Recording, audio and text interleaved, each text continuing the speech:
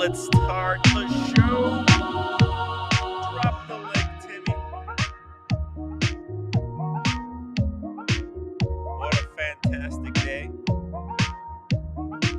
I had a wonderful day. Hope you guys had a wonderful day as well. Let's hit that upvote button before we get any further. Okay, I just like to get that upvote out of the way so that we can focus on the Watch Talk exclusively. Well, maybe not. All right. Hey, how's everybody doing? It's Sunday night. Welcome to the show. I hope you guys are pushing water. I just went to exercise with in the park with the roommate, came back. We had amazing dinner. It's just a great day. I'm ready to talk some watches.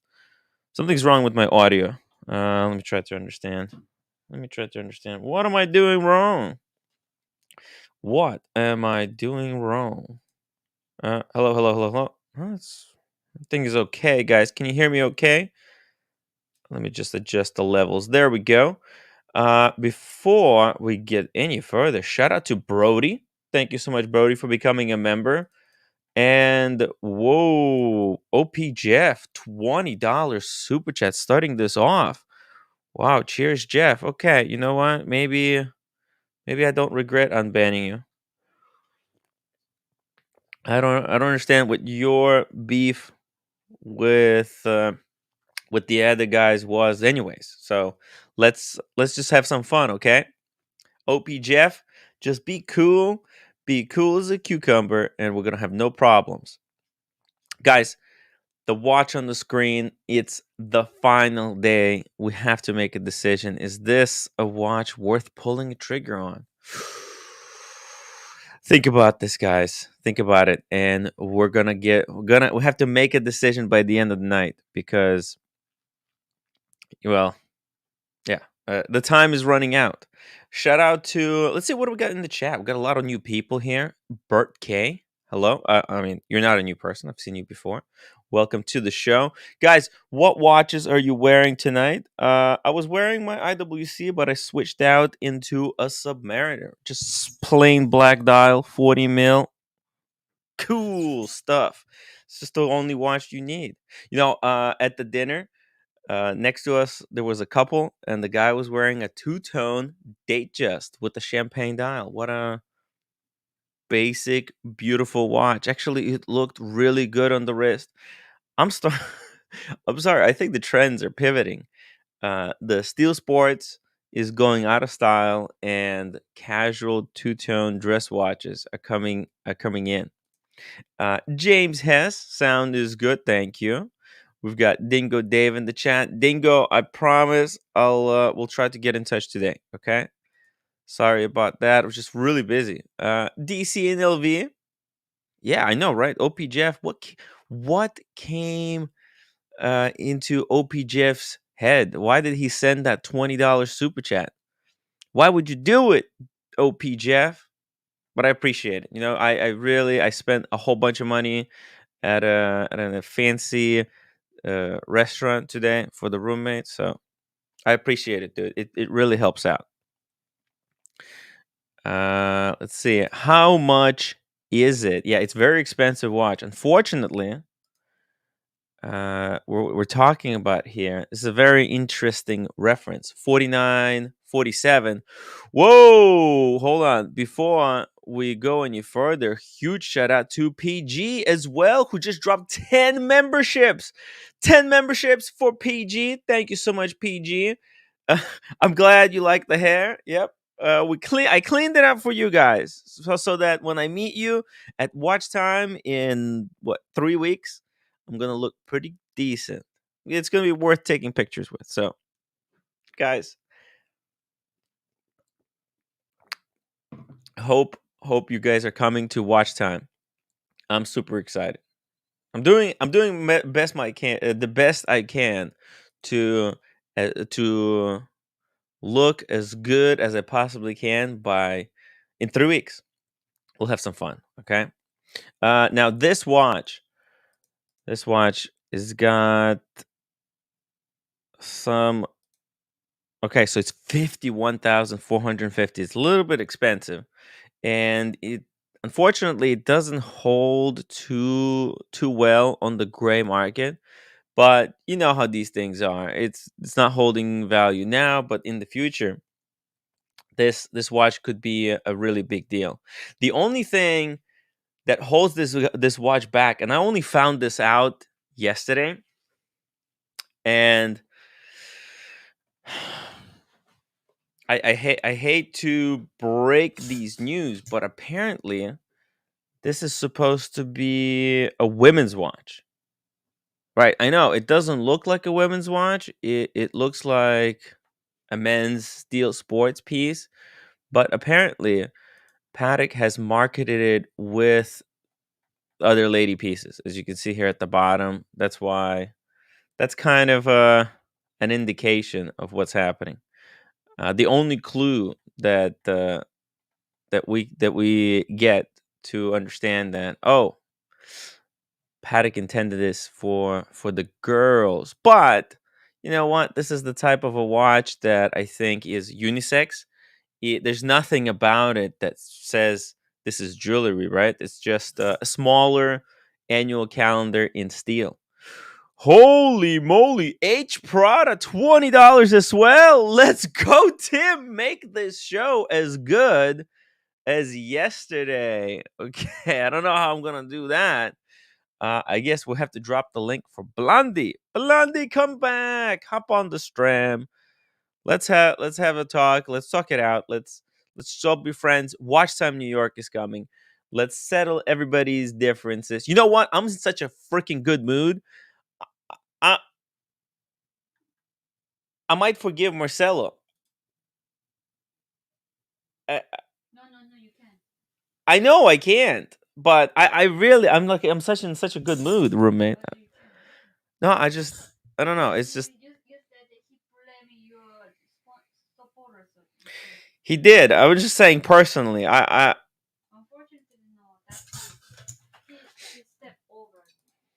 know. What he did is unforgivable. But I'm just saying, I'm in such a good mood. Let's see it. H Prada, and I'll try. Trust me. I mean, hang in here, hang in there. Okay, and we'll see where this show goes. You never know what might happen. So, let's just drop the link for if anybody else wants to hop on the stream with me. Let's see. We've got Bala. It says it looks bad with the subdials being that small and centered. Just looks off to me. I understand what you mean, but this is a very practical and very functional movement. It's a Patek's old school, robust kind of. This movement has been around for so long that Patek has basically perfected it. It's small for what it does, and what it does really effectively. Now, we could go, for example, to Lange, right? Where you can get an annual calendar that displays the same information in a much more legible way. But that watch is going to be a lot bigger. Don't forget that this watch, right, is only 38 mil by 11 mil height. Okay, so it's very small. Yeah, in these pictures it looks kind of imposing, but it's the size of the Daytona. Okay, that's how you guys should imagine it. It's a pretty small piece. Uh, OP Jeff says make men's with all, Tim. Aw. Yeah. Hey, Dingo Dave says, hey, forgive Marcelo if you like, but go easy on us, Timmy. Okay. Oh. The watch apprentice, Tim Wright Marcelo, has spilled his guts to the haters. I know he said terrible, unforgivable things. Right? He made up all kinds of bullshit too. Um, I don't know. I'm just in a really good mood. I the awesome one. Never forget myself. I know. It's kind of funny, but that's just how I'm feeling today. I'm feeling really good, and that's how it is. The awesome one says, I want to impress the ladies one day. Retro Mercedes can do the job, but two doors are expensive. Two doors are expensive, more expensive than the BMWs. I understand. Cars is the best way to get the ladies. But you know what? You don't need the car. Just take her to a great dinner. That's it. Food is the best, right, roommate? Yeah. A long, long time ago. Hey, look at this. Tim, you should get Austin instead of Marcelo on the stream. That would be great to watch. Hey, I'll reach out to Austin. He has tried to take a little bit of a time off from streaming and just YouTube in general. He really burnt out because Austin, he has put so much work into his channel, but he just doesn't know how to, I don't know, maybe how to work it, because he's a shy guy, and I think people don't give him enough credit for what he does, and Austin doesn't know how to ask uh you know to get more credit. So it's a weird situation, but let's get him on. Let's get him on. Would love to talk to Austin some vintage Rolexes. D Wood says it would match Jay Leno's uh sartorial sensibilities. Not sure what he's talking about. Hey, Diego is in the chat. Am I banned? Okay, you know what? I'm gonna go through right now. I'm gonna unban everyone. Okay, let me just check. Let me just check how much. Well, except those vicious, nasty trolls, right? Remember those nasty, crazy trolls? Yeah, let's. Okay, I'm just gonna unban.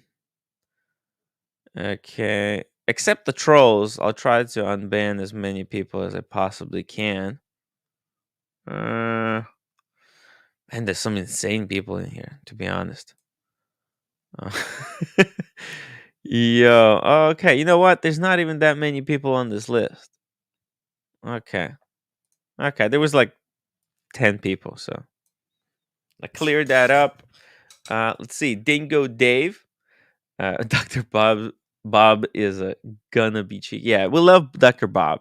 Doctor Bob's nightmare. You have really outdone yourself. Even Jeff likes you. We got Eddie's Fossils. Tim, how do you feel about the bench press competition at the Watch Time New York? I think we should have a dance off. That's I think what we should do. The two watch communities should compete each other against each other in a dance off. That's the only way to settle it. Okay, that's the schoolyard way. H Prada, holy moly, $20 super chat. Tim, good vibes attract good vibes. Vibes. Forgive everyone and unban everyone. Let's go. You can do this. We will be in the chat spreading love. All right. Cool. Thank you. Thank you, H Prada. Hey, you know what? Yeah, Marcelo, he totally stabbed me in the back the way the Judas did in the Bible. But you know what? He's fucking desperate, man. That restaurant is dead. All right, nobody's going to his restaurant. Super expensive rip-off food is not what people are looking to buy right now. So Marcelo is just trying to survive any way he can. He'll fucking stab. You know what? We're just lucky he's not throwing mommy under the bus, because that might be next. So be careful around Marcelo. Okay, he's hopefully the money he got for selling me out helped him save the restaurant. So that's the most important thing. But yeah, I'll try to be as forgiveful as I can. Now, back to this watch. What do you think? By the way, roommate, you're not a fan? What do you think? This is supposed to be a bit of a women's watch as well. No, Not your style. It's not a woman's watch. it doesn't no matter. It's not my style. I like how the dial, the pattern. It's it looks like fabric.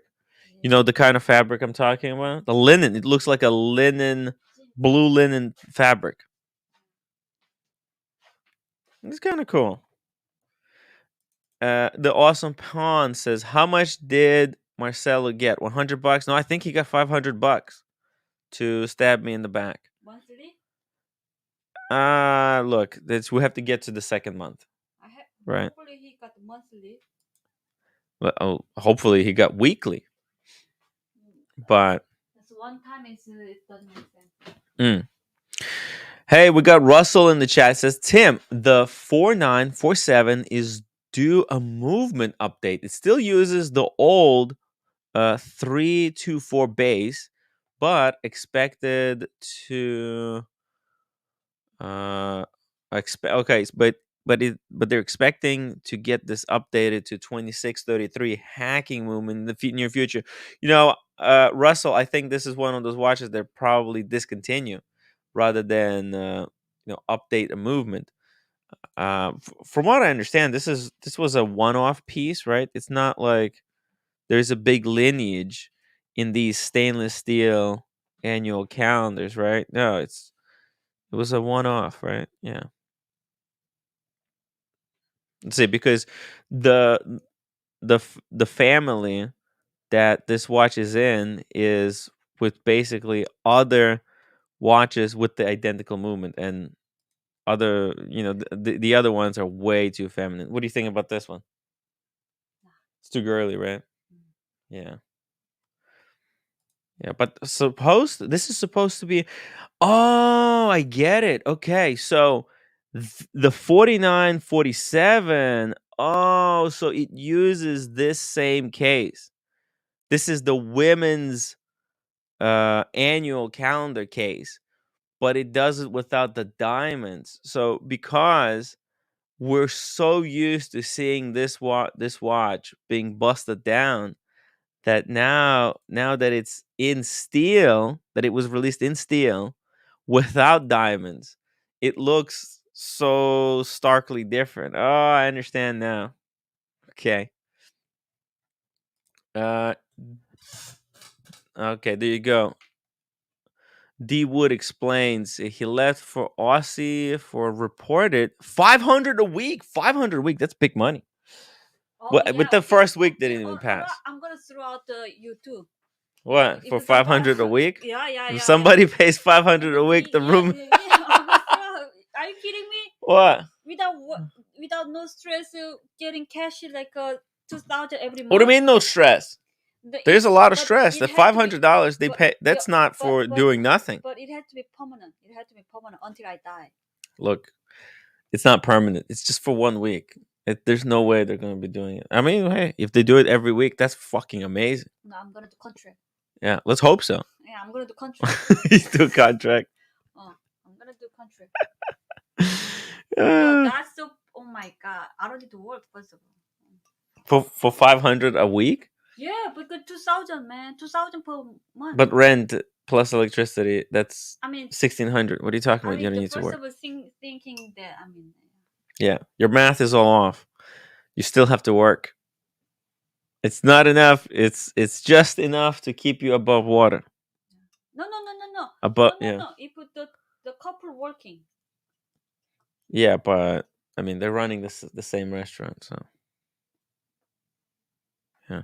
Hey, we got Erin. Erin, how are you doing, honey? Hey, she says COVID. Erin got COVID. Yeah. Erin, I hope you're okay. Hopefully you're recovering. Are you feeling a little bit better than a couple of days ago? Whoa. Something's wrong with her audio. Let's see here. Russell is giving us. Whoa. Oh, okay. Erin is feeling better. And by the way, she says she's from Fairhaven, Massachusetts. Thank you, Erin. Hey, just make sure you're okay. Make sure you're drinking plenty of water. If you're feeling not well, Tylenol, right? Tylenol. Yeah. Okay. If you share the fever. Yeah. No. Hopefully, do you have a fever or no fever? She looks okay. Yeah, she looks Actually. okay. Yeah. If she's really sick, she can come up. Sure. Mm. No fever. Ah, Yeah. okay. That's great. That's fantastic. Okay. Okay, Aaron. That's good to hear. Uh, she says, "Will still date me one day in Italy." Yes, but don't tell the roommate. Okay, as long as the roommate doesn't find out. No, no, no, no, Uh, no, no, no, no. It's okay. The 500 per week. yeah. Well, Five talk to hundred. Marcelo. Maybe he can give you the number of the guy that helped him with that. Okay. Whoa, something happened. Uh, so wait, let's see. What was the last thing Russell said about this piece? Is that it doesn't have hacking seconds, right? But you don't really need Well, how much hacking people talking seconds on about this. this one? I don't like this watch. You don't like this watch? No. Damn. This one to giving the wife or girlfriend? No, no, no. Just for yourself. Ah, Yeah, it's an interesting what is the watch, no? dial size? The dial size? If men 51? No, no, no. It's not 51. It's 38. 38? Yeah, it's small. Too It's small. it's slightly larger than Yeah, yeah, your yeah. It's yacht master. it's too small for the men. No. It's slightly. It's wearable. It's really wearable, No, no, actually. no, no, no. It's not good for the men. Mm, Too small. okay. Let's see here. What do we got? Oh, hey, Double D is gonna hop on in 5 to 10 minutes. Very cool. I'm gonna drop the link for Double D. Meantime, King watch charts. It's just yeah, it's not doing well. The watch charts. It's not a very good index, No, to be honest. people Yeah. doesn't have money. That's the thing. It's not a watch drop. I want to buy, but no money to buy. That's the thing. Yeah. Yeah, it's okay. It's all good. Like there's a lot of watches out there. Yeah. The prices have come down. That's listen, people don't have money, but the prices of watches are adjusting. What you talking about? The what price is coming down? Yeah. Even I looking at the watch that I want, it's too expensive to buy. What the fuck talking about? Yeah. Well, you have your best watch. We can sell that one. No, but we shouldn't. What would you go with your second watch, roommate? No, I'm telling The you, Patek? the Pedicle literal but too expensive. Yeah. These AutoZone. But do you have to get it new? Yeah. You can. We can probably get this one No, no, no, no used. And yellow, no yellow, no, yeah. no No, no, yellow, no. Obviously, no this. the this one, the Yeah. Tiffany blue. Yeah. He should get this one, right? Or the AP39. He should get this Patek instead of the other one, right? Instead of the calendar. Yeah. No, This but one. this is a little bit more difficult to get, from what I understand. And it's not as like This it's one not that impressive. or AP39. You know the busting dial. EP busted dial. You know the dial. You know. The AP. No, I don't know. No, that I show you the. You know. Hey, is this like AP trying to do a little bit of Paddock reference, right? Because that basket weave looks a little bit like the Paddock dial, no? Like the tapisserie. No, Pedic, I like the number is so cute. Mm. Uh, One day Retro says, "Welcome back at the Stream Element Spot. We love our Element Spot." I don't know why I signed up for that. I don't know how to take it off, turn it off now. It's a weird situation there. Stephen L. Whoa, thank you so much for the £3 super sticker. Oh, it's a reminder to hit that upload button. Guys, upload the stream if you haven't yet. I already told you guys half an hour ago, Yeah. so If I have money, mm, either this one Calitrava, yeah, AP, the busting one, the busting one. no idea. Aish. Royal Oak, the busting one, new one, New one, Royal Oak. Okay. the red one, the busting. Oh, the 15202. It's Not this one. you're Oh yeah, talking about this one, yeah, that's yeah. one, that's one. Yeah, but that's, this is the latest release Yeah, either from me. this one Yeah. and Lange, the Richard, the 1815, the 1815. the Lange, Oh, Richard Lange. yeah, that one. Lange, Yeah, the deadbeat seconds. She liked the yeah. Richard Lange deadbeat So seconds. so everything is the not watching barely drop. Just I Hmm. don't have money to buy. That's the thing. Mm, Everything expensive. it's expensive, yeah. No, Yeah, everything went up in I can price, so afford. yeah. So just save. Just calm down. You just want too many things. Yeah, I don't want anything. I'm so happy right now. I'm I'm in such a great mood, right? And I want Miu Miu the cardigan. Hey, we got some super chats here that I have to address. Dr. C, $5 super chat. Newest Alpha Crown video. Josh hopes the robbers come back because it won't be pretty. Soliciting clients in high end restaurants. Gray bear market. Let's pull it up. Uh, Mike and Josh. Okay, here we go. Ooh, manager, stop filming. Manager catches us filming people's watches at the restaurant. Oh, ouch. Okay. Okay, let's see. You guys want to watch this? This could be an interesting altercation. Let's see. What do you guys think about the etiquette of filming at a restaurant? Yeah, that's not good. It's not good. Yeah. I because I do that. Sometimes we have dinners with on the live stream. That's why I'm asking you to go outside. Yeah. Okay. Oh, you mean film on the table outside? Yeah, that's what I do as well. Like whenever we're doing like a dinner and I can stream it, like kind of Outside. Gonzo stream it. I try to get a table that's as far away from other people, preferably outside. Now we're going into winter, so might not be able to do that, but. Or go to the like out of business restaurant. Hmm. Okay, and so he says soliciting clients in high-end restaurants. Okay, we're gonna talk about this in just a second. We got a super chat from Lucha Bedic. Mark, $10 super chat. Cheers, Mark, Tim. I hope you have a great show, and thank you for everyone's support and well wishes for me and my new Zenith Defy Skyline and Omega Aquaterra. Peace out. Let me pull it up for you guys. Shout out to Mark, who just got two watches. We were gonna do an unboxing, but look, some things came up, and Which guy? yeah.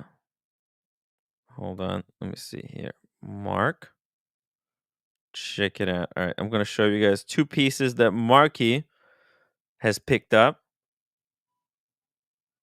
One second. Oh, here we go. I'm just sending photos to my phone. All right. Okay, so we're gonna look at the Mark's watches, and then we're gonna come back to Mike and Josh video, I guess. Okay, let's do it this way. First watch. Let's take a look at the Omega Aquaterra. Green dial. Teak. Freaking beautiful. This is one of the watches that Joe Kramer had back in the day. Fantastic watch.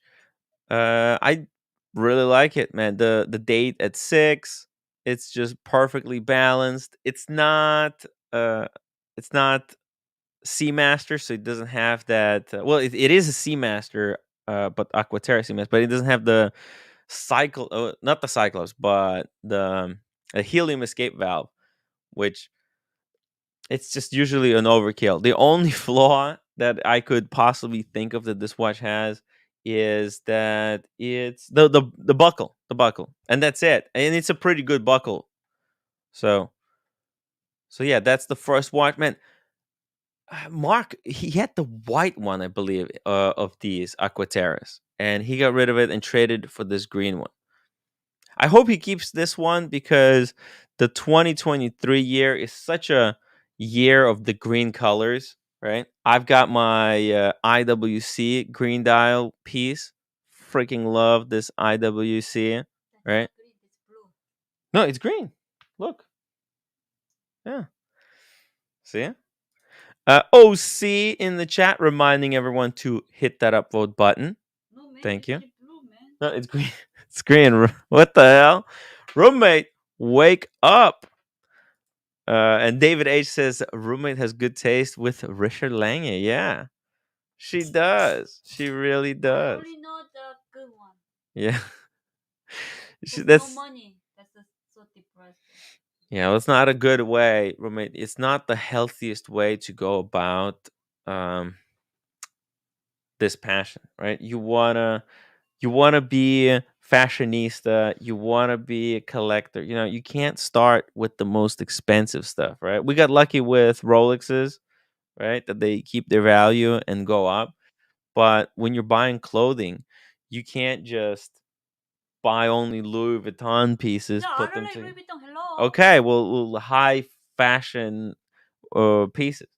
First, I'm telling you, roommate, focus on thrift store clothing, No, put together no, cute outfits, and then, once you got enough practice putting no, together outfits, then you can start no, buying no, more expensive stuff. no, no. All right, well, okay, you don't want to listen to me, that's fine. Not listening. I don't want too many item at home. Okay, well, let's get some experts on the panel. Uh, hello, Double D. Welcome to the show. What's up, buddy? Hey, just taking a quick look at Mark's two new watches. Oh, nice. Yeah, ever since he left the watch community, he turned over his entire collection. It's crazy. He got this Aquaterra. He Yeah. basically, he got the job and he's like, "That's it. I'm just getting a collection of my dreams." Boom. Aquaterra. He wanted this one. I think he had the white one, correct? That he sold. I know he had one. I don't remember what dial it was. Yeah, I think it was the white one. And then he got this one. This I don't think anyone in the watch community has this. I like that. That's the Skyline. Yeah, I can't wear it, but I like it. It's too big for me. Yeah, you know what? I really like this watch in ceramic. The Oh, black ceramic. They released it at Watches and Wonders, and I had a chance to play with it a little bit while I was there. Insane piece. The quality of the ceramic is like AP level. yeah. Mm. I mean, people may not like Zenith's designs, but when they put their minds, I mean, they do things well. It's just sometimes it's not always the nicest to look at. Mm. Oh, that's Louis Vuitton. Oh, I think that's a key holder. Oh, sorry. Roommate says, "Oh, he's got a Louis Vuitton belt fob." Oh But as yeah, you can yeah. see, it's not too thick. Uh, I think his came with two straps as well, and he said it's kind of a very easy change system. Nice. I'm not sure if it's a quick change, but he has both bracelets, so that's pretty cool as well. And if you notice here, if you look up close at 9 o'clock, it's Hmm. got the running seconds, and that's Right. tenth of a second running seconds. So this Yeah. hand runs around this subdial 6 times a minute. Okay, so if you watch closely, you can see Oh, how nice. fast it's going. So it takes advantage of that 38,000 beat rate thing that they use. That's right. They took their 5 hertz movement. Basically, you know the chronograph, the tenth of a second chronograph movement that they have, the El Primero, and I think they somehow modify it to get that in here. Holy shit! America just dropped 20 memberships. Nice. Holy moly, America! Cheers, buddy. Dude, freaking epic, guys! I would open a bottle of wine right now, No, but we gonna do yes, exactly. I'm doing a diet. I'm freaking. I'm gonna be taking care of my health up until watch time New York. Then we're gonna go ballistic. not her shape. Yeah, yeah. I'm gonna get into shape for you guys, and then we're gonna, we'll rock New York City. It's going to barely survive. By the way, start practicing your dance moves. We're gonna go against the other guys, against Have the a dance, Fat Club. dance off. What? Huh? No, somebody said that the my pajama to upgrade the Louis Vuitton pajama. No, I don't like Louis You don't Vuitton. want to upgrade your pajama to Louis Vuitton? No, yeah, no. The Louis Vuitton, the design is horrible. Okay, but which one is good? Miu Miu? No, for right now, the Miu Miu, the cardigan, Mm-hmm. and the Max Mara, the classic, the coat, you know, Okay. and Sakai, the the skirt. Okay. Go take a break. All right. Full knee stuff. She's gonna kill me, man. She's gonna kill me. Hey, Sure. we can even we can get you a new shirt next weekend for your watch time. You know, you got your hair and everything. Get you all ready for to look Yeah. good. You know. Yeah, exactly. Maybe I'm coming to Philly. We're gonna go to King of Prussia. We're gonna hang out. We're gonna do some stuff there. Okay. Sounds good. Hopefully, OC is gonna be there at Small G. We can do a little get together. Yeah, Tony's usually better on Fridays, but I have Mm. to. I'm going to talk to him this week to see if he can make it as well. I hope so. Yeah. I haven't seen him in a while. Oh yeah. Definitely get in touch with Tony. I have a gift for him for the garage. Nice. Yeah, roommate. Give me the sign. I want to show you. It's so cool. I had this forever. Watch this. For his speakeasy for his garage. Yeah. Oh, that's nice. Yeah. That's an official lower. There you go. That's an official Jack Daniels poster. It's made out of metal. Wow, it's too. in really good shape too. Nice. Yeah. Where'd you get that? Actually, Daniel have the leather jacket too. The roommate got it from Jack Daniels when she was working at the liquor store. Oh, that's right. She worked at the liquor store. Right. Yeah. Nice. Good Yeah. pull. Very nice. She got it because I think they had a really big order of Jack Daniels, and Jack Daniels gave these to the liquor store. That leather jacket. And the leather jacket or no? Okay. I would take a jacket. What size blazer are you, Tim? What jacket do you wear? 42. 42. All right. Yeah. I got a big chest, a big fat chest. Yeah. Look, I've got a system. I'm changing before watch time. I'm gonna be doing a lot of exercise especially because we're going into winter. It's gonna be the last time I'll probably be able to do this kind of thing because then the weather is gonna get too bad. And it's true. And as everyone knows, you can't exercise in winter. No, I got a nursing job. That's why I quit the liquor store. She got a nursing job. That's why she quit liquor store. Yeah. Yeah, no, because I got the working permit, so I can work. Logan Hall says, Tim, if you ever come to Tennessee, I'll take you out on a tour of Jack and Daniels. Yo, I think actually, isn't Jack and Daniels in a dry country, like in the place where you can't drink alcohol? I think their county. I think that's right. I used to hear that the county that they're in is dry, but I don't think it's a big deal. But yeah, I think it's an ironic thing. Okay, maybe not that many people follow. I mean, it is kind of a. it's one of those things where you could probably still buy at liquor stores, but they probably don't have any bars in that county, and it's probably like a county that's like tiny. Like really small one, probably. Yeah. Maybe it's just a legacy law that nobody even like follows anymore. There's a Right. lot of like legacy laws in the Do not you just know in the that United States. up until like you can look them up. Some of them are wild. Like in New Hampshire, on Sundays you weren't allowed to buy a toothbrush and toothpaste at the same time or something like that. It was some crazy while on Sundays. It was only on Sundays that you were not allowed to buy like the weirdest thing at this store. And because I was up there doing business and somebody was telling me about these, I was like, you guys are fucking with me, right? And they're like, no, seriously, it's the law. But I don't remember exactly what it was, but you guys can Google it or whatever. But it's Huh. funny. Yeah. Whoa, H Prada, $20 super chat. Tim, let's pop those bottles. Let's fucking go. Hey, maybe a drink, maybe one drink. No. Oh, I mean, H Prada really wants to go. I mean, I want. Hey, Prada. I'm gonna mark this, and then I'm gonna have a drink. I'm gonna basically take notes of everyone who bought me drink, and then at Watch Time New York, I'm gonna have to do a drink for everyone on the list. That's not going to go well. I'm gonna get hammered. I've seen Tim get absolutely hammered off of 2 Johnny Walker Blacks one time. So I don't know how that worked. Okay, that was something.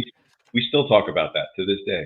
Tony Yeah. Tony looked at me at the bar while you went to the bathroom, and he goes, "Where did you guys come from? Were you guys drinking?" And I was like, "Oh, this is our first drinks." He's like, "What the hell's wrong with Tim?"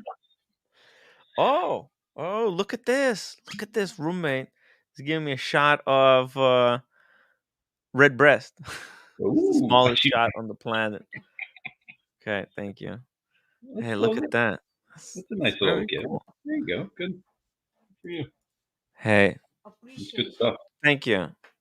To H Prada. There you go. That's a little bit for for the night. Cheers. Cheers, H Prada. I really appreciate it.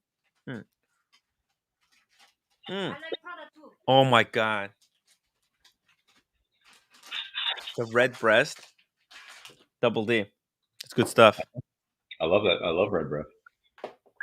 Red breast freaking hits the spot like nothing else. H Prada. We're gonna drink the whole bottle while we're there. I know. I don't know how I got so hammered. You know, it's. I'm still to this day. I don't understand it. It's It was kind of weird. like with Diego. You know, Diego had 2 glasses of wine and then he went crazy. Well, he was drugged, so Maybe potentially. There's even the suspect I heard. There's been an investigation I ongoing. heard about the investigation. Yeah, that's funny. Hey, do you think Diego this time that he's in the city, you think he's gonna have the drink cover, A little sippy cup. the So that the sippy cup cover is, so that oh, people can't slip you anything. and we just ruined a really good joke. We should have showed up and given him a sippy cup when he got there. Be like, here, we don't want you to get drugged again. So here's your sippy cup. We can't do it now. Damn it. Ah, wait. I think I got it. Drink covers for it's this is what he needs. Oh, with Let me this show you. Here we go. A second. This is what Diego's gonna need. Okay. See, this is like it's like a rubber slip-on, and you can put your straw through it. Nightcap. It's called a nightcap. You see? Right. And then you can put this on any drink while you're out. Oh, and you can wear it. Oh, that's very convenient. You can wear it, pull it off, put it on. Oh, shoot. So the rubber piece is attached to the little kind of a Daniel Katz What, sports wrist thing? wristband. Yeah. It's great. We'll get one of these for Daniel Katz as well. The nightcap. Yeah, because when you're in the drink in the bar, you don't know who you're talking to. People are funny. or could get funny. So, hey, there you go. It's an interesting invention. LV wants to know what's my email. It's hello@timwright.com. Hello@timwright.com, guys. Good It's avatar. very easy. Diet starts tomorrow. I think a little bit of that little bit of whiskey is not going to do too much damage. But hey, we got Patricia Teague, smallest shot in the world. You see, I said that. That's what I said. Small shot for small people. Boston Collector wants to know about reaching into a mailbox to get your mail. Hopefully, America sorted that thing out with his contractor and doesn't have to, have a fight with him anymore. Because, but you know what? On the other side, he's gonna have the most beautiful crop of flowers this year. Okay, but those are the most fertilized flower on the planet now. Sure. Okay. So here we go. What do you think? Oh, I watched this. Oh my god, these guys are terrible, Tim. They You are watched just. it? I thought these were the good guys. I thought they Yeah, were good guys. I had them on the stream a couple of times. No, they turned out to be terrible people. they might as well be Anthony Farah, in my opinion. Like they're just. Shit, I what don't did know. they do?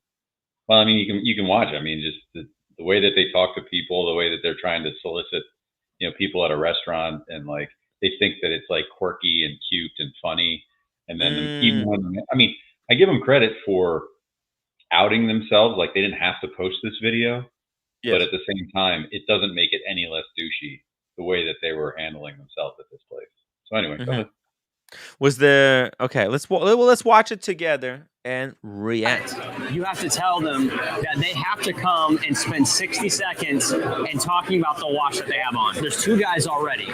All right. And it's a guy in the pink. Oh, this is a Yeah, disaster. the thing is, I think you missed the very beginning. They're going to send. Yeah. They notice people with nice watches, and so that they're going to send over drinks to them. But the condition is that they have to come over and talk about the watches or something like that. I get it. Okay. Well, I understand the idea for the video, okay? I can sympathize. But it just yeah, it doesn't work. It doesn't work because they're in a loud place and they should have shot this outside, I think. Well, it doesn't work because you're bothering people. Like when you bother Yeah. people, it's not to sell them anything. Like these guys Right. have an ulterior motive where they are watch dealers, so they want you to come over. They're going to give you a card. Like I don't know. It's the vibe is just totally different than anything that I'm used to. I understand. I'm actually also trying to think about. So let me explain. So there was this incident a couple of days ago. This crazy live streamer, uh, Johnny Somali, right? Johnny Somali, right? And the guy's just real dick, Okay. and he got arrested. But he broke so many rules while live streaming. It's because, and look, these guys, they're not live streaming, so I don't even understand why they had to record at a restaurant. It's not a very good environment for recording videos, but I guess they wanted to interview people for the video and talk about their watches. But let's see what they were told, because I could see this go the right way and the wrong way, and I think they Goes screwed the this wrong up. way. It goes the Yeah. wrong. Pink shirt and the guy next to him. And so he has an AP offshore, and the other guy, it looks like he has a Pepsi Rolex. So there's another Rolex right here too, then. we'll buy them their next round of drinks, whatever it is. But they have to talk. They have to come talk to us for 60 seconds about the watch they have on. They should have just bought these guys drinks and said, Yeah. "Hey, nice watches. We're watch people. If you want to sit next to us, there's no like." The thing is, it's just like buying. So I had a great move when I call it a great move. I don't, and anybody can steal this because I don't go to bars to pick up girls anymore. But I would do this thing where I would send an entire table of girls a drink, and I would tell the waitress, I'd be like, "Hey, go send this girl." If I would notice if like somebody was hitting on them or something like that, and I'd be like, Yeah. "Oh, that's go send them the drink, but don't tell them who it's from." I would specifically say, "Don't tell them it was from me," Right. because anytime you do that, they're going to be very motivated to find out who sent them the drinks. And then you also look less douchey because you said you didn't want the recognition, so they can. It sounds It's probably a expensive. 70% success rate. But these guys should have just sent those guys over drinks and said, "Hey, nice watch, no conditions, no anything," and hope that they came and talked to them. You can't. You know what? I found an even better way. You know, the way they should have done it. They should have just walked up to the guys themselves and said, Right. "Hey, I Okay. noticed you have nice watches on. We're watch YouTubers. We're gonna be shooting a watch video talking about wristwatches. Would you be interested in talking watches with us in this YouTube video? You know, we'll buy you drinks, obviously, for sharing your story." You know, Tim, I'd love to do this in airport lounges because it's free. You Yeah. send people shots of free alcohol, and then they come and talk to you. I bought you a drink.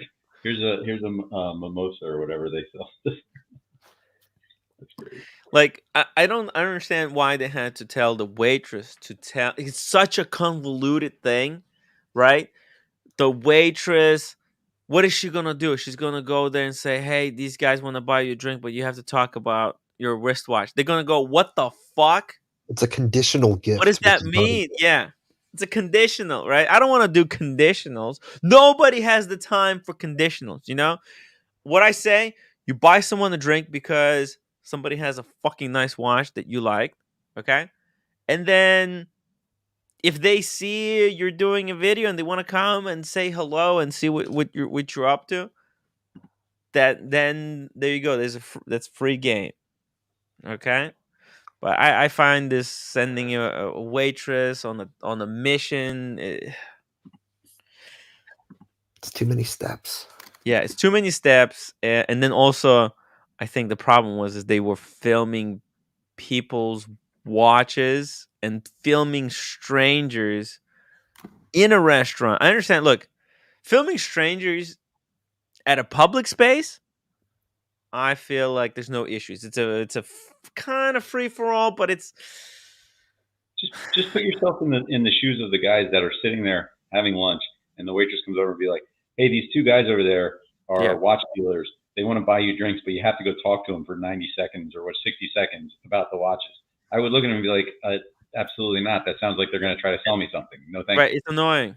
I'm not going to It's do that." also it's fucking it's a headache. It's an entire puzzle trying to solve. Like what the hell? What is going on? Because most people who are wearing watches, they have no idea what the hell you're talking about when you say, "Hey, yeah, we just want to talk about your wristwatch." They go, "Why would you want to talk about my wristwatch? What the hell?" Because they want to sell you something. Makes no sense. Lucky bastard, $5 super chat. What day are we doing Philly? If you're available next Saturday, I think would be the best day. That would be the best. I can try for Friday. Friday's tough for me, but I can try for Friday. But Saturday would be Friday the or best. Saturday, yeah. Saturday would If be best. Saturday would be better, yeah. Tony, if you could do Saturday, that would be fantastic. Okay, let's keep going because actually, this is a good educational video, I think, for me about and try to improve my own etiquette when I'm in public, whether I'm recording or streaming. Although I do try to be like whenever I get someone on the stream, usually I try to be very positive with them. And Tim, But I'm gonna give you somewhat of a backhanded compliment mhm, here, but you also give a very very different vibe than these guys. You're a lot more goofy and lovable and things like that. These guys are obviously like pitch people, like they're salesmen-y. Like it's just they right, right. vibe. I don't I want to be see. approached by these guys at all. You are kind of like, all right, I'm in. What's going on? What's with the hair? What's with the, like, okay, talk to me a little bit. I'll give you 5 minutes. Like, but these guys, no way. I got you. Oh my god, I see. I see. Because what they're trying to do right there, they see that there's a guy with a watch. They're trying to make him into their potential client in the future. Sure, absolutely. They want his number. They're like, "Oh, just give us your email." I'm like, "I'm not giving you even my burner emails. You're not getting. Like, I'm not." So many people that want to know Wait, your information today. it It's gets wild. it gets even a little cringier. So you go ahead. I don't want to delay Is this. he Eddie. wearing the Negroni? By the looks of it, right? Let's see it. What is he wearing? Yes. All right. We'll see if this works. There's a Panda Daytona, and What's the idea here? The idea is we're trying to build relationships, get clients, and who doesn't like a free drink? The bar is where it's at because I looked around and I didn't see any other watches. it is. It's a Negroni. Yeah, because guys wearing Pepsis and whatever the AP that they pointed out, they're hurting for money. They need free drinks from you guys. Yeah, right. I mean, listen. Nobody would like refuse a free drink, but if there's work involved, like I think they fucked it up. They handled it the opposite way, right? It just makes it so awkward that the condition is attached to it as they're Right. accepting it. Because normally what you could do is you could guilt them into giving more of your time than actually asking for it up front. Right. I agree. Yeah, it's a very, very poorly made sales pitchy thing. I would still be pissed if they came over and then halfway through the conversation, I realized that they were trying to sell me something, but at least, they would have got halfway through the conversation. Yeah. Because otherwise it's just going to get shut down. If someone's like, oh, they want to talk to you, and then they buy your free drink. Well, at that point, the drink's not free. Absolutely. Right. It's a condition. Right. I mean, you're paying for time. Yeah. You're paying for 20 to 30 minutes of somebody's time with a drink. I mean, depends on the bar. I mean, if it's a very expensive bar, it could be worth it. Or it could be, I mean, if the guy is on a hot date, he doesn't want to fucking, talk, waste his time talking watches. I mean, where they should do this. So, I mean, people who are at a restaurant are very intentional with what they're doing, right? They're there to eat, get the fuck out, or there to socialize and get the fuck out. Where they should do this would be at airport lounges where they literally have nothing else to do. Yeah, people might welcome talking about it. Yeah. Yeah, it's the easiest place. You can't get into the airport lounge though that easy. You have to be flying. Yeah, they won't let. Well, they have to fly places, don't they? Or they all fly private. These guys, no, I don't think these guys. Yeah, I know. I was just hinting at TV. I just don't understand. Why not just do this at a watch event or put together a watch event? Do it at all. Why not just build your business without going to restaurants and haggling people to buy your watches? Can't they have a better use of their time rather than essentially in-person cold calling people? Yeah, this is the worst kind of a cold call. Think about it. Where did they get this? Where did they get this idea from? Anthony Ferrer used to push that whole thing. He's like, I do my best work at Nick and Sam's. I just I tip the waitresses really well, and they go find people with nice watches for me. So that's what these guys are doing. But there's a difference, right? Anthony didn't make his money selling watches. He made his money scamming people. Right. Yeah. He actually didn't make any money. That's the Yeah. So that's completely different. He's the product isn't selling watches. The product is having people believe you can sell watches, which is what the whole YouTube platform was for. Flipping watches. The best thing for them to do in a situation like this, send a drink over there, say, hey, nice watches. And if those guys come over and talk to you, you let it organically happen. And hopefully, you give them a card and say, hey, if you ever in the market for another watch, give me a call. This is also it's unvetted cold calls. This is you're typing a number into your phone randomly and asking. Right? If they went to an event or if they were at a place where they know people like watches, where they know people, where there's a volume of watches being sold, that'd be way different. If they're at watch time, where it's it's watch enthusiasts, they might actually want to talk to you because they're in the market for this. That'd be completely different. But these guys are some guys at a sports bar enjoying their time watching golf. I guess that's what's in the background right there. I think these guys would get thrown out of watch time pretty quickly. Because I think they would do that and they would do it a lot. And I think people would complain and then they would get asked to leave. Actually, Watch Time New York could be a good place to get Leads. contact. Like if people want to do videos with you or like show their collections, right? If they can find people who would come to their premises to do a collection kind of video, right? Or to come to their place and talk watches with them, right? I think it's just they're just bothering people Their vibe is all wrong. It's just all wrong. without like unsolicited, right? It's best to do it in such a way that people want to come to you and ask what you're doing. Because when people are coming to you and say, "Hey, what you doing?" and you say, "Oh, I'm actually filming a video here about wristwatches. I see you have a wristwatch. You want to join? You want to comment on your on something?" Yeah, that could work, but yes, that's why I said like right. They should have sent the drink. So, and when the guy gets it, says, "Oh, whoa, who's this from?" and you can the waitress can say, "Oh, it was from those guys," and he can say, "Whoa, whoa, guys, thank you. Why'd you buy me a drink?" And she's like, "Hey, Right. it's watch. We're talking watches over here. You wanna talk some watches with us if you have time?" And then if he says yes, there you go, great. If he says, "Oh, sorry, I'm on the date. I'm very busy, but I appreciate the drink. Let me get your card, guys," or something, Yeah. right? At the very end, just talk watches with them at the very end. Give them your card. Be like, hey, give me a call if you ever need anything. And that's at a restaurant. That's all you can do. Or you're just I like, hate filming at a restaurant. It's so goddamn loud. I mean, every time I was at a Centurion Lounge yeah, or at some kind of bar, it's always so much noise around you. Very tough to film. It's best to just go in, just talk to people. And that's it. And don't you'll see not how this try works to out sell for them. anything. Yeah. It's Go very ahead. easy for me to talk to people because I'm not moving product. Right. That's the point. That's the Yeah, point. yeah.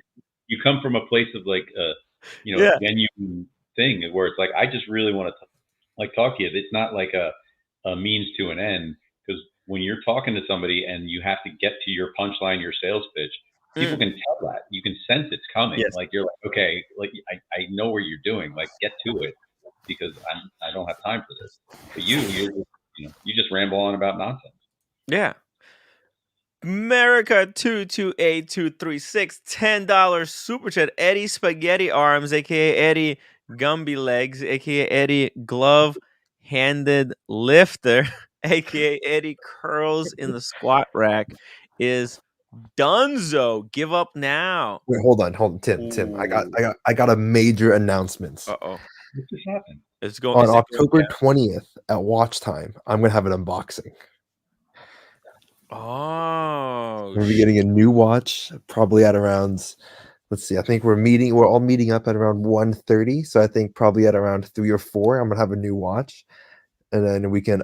It's secondhand watch. I'm picking it up from somebody in the community, but we'll have that unboxing. And you guys have seen this watch has been unboxed on your channel before, but I'm gonna be unboxing it again as it becomes mine. You're switching hands. Yeah, I know. And then it's over. It's over for my watch collecting journey. It's over.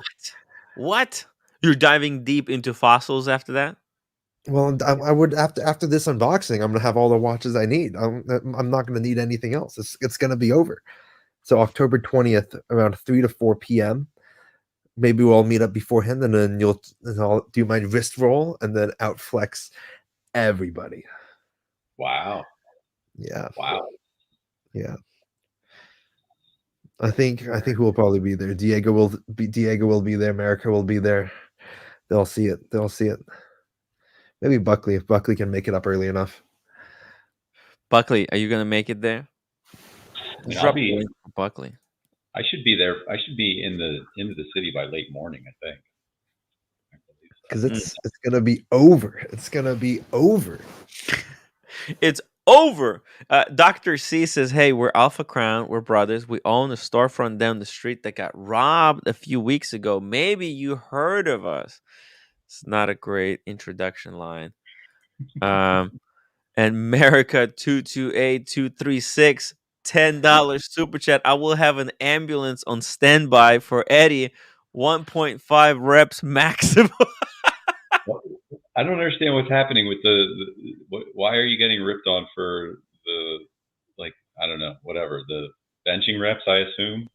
What's happening? Dude, that's how I'm gonna get my new watch. That's how I'm gonna get my new watch. Oh, all right. That's how I'm gonna get my new watch. Fair enough. Interesting. Can you tell us a little bit more about this deal? Well, the deal is, so I mean, Watch Time New York is happening, I guess, that weekend. But earlier on October 20th, there's the main event, right? And that is the community combine. Where essentially it's the community combine, but with one activity. And that one activity is 225 bench press. So we're gonna see who is the strongest performer out there. So some people have their money on Diego. Some people think Diego will get 15 reps of 225. Buckley is convinced that he can do 4. Wow, Buckley where are himself we can do doing this? 4. We'll figure it out. We might have to do it in one of our hotels that has a gym, or we'll go get like a day pass at someplace, or we'll all sign up for a free trial at Equinox on the same day. I'm pretty sure if we go to like a gym and we tell them that we need like just a couple of minutes for this kind of a thing, they might just let us in to do it. Yeah. So Hey. 20 people need 2 minutes each. Yeah. They're just trying to settle something here. Yeah. There's a lot of money riding on this.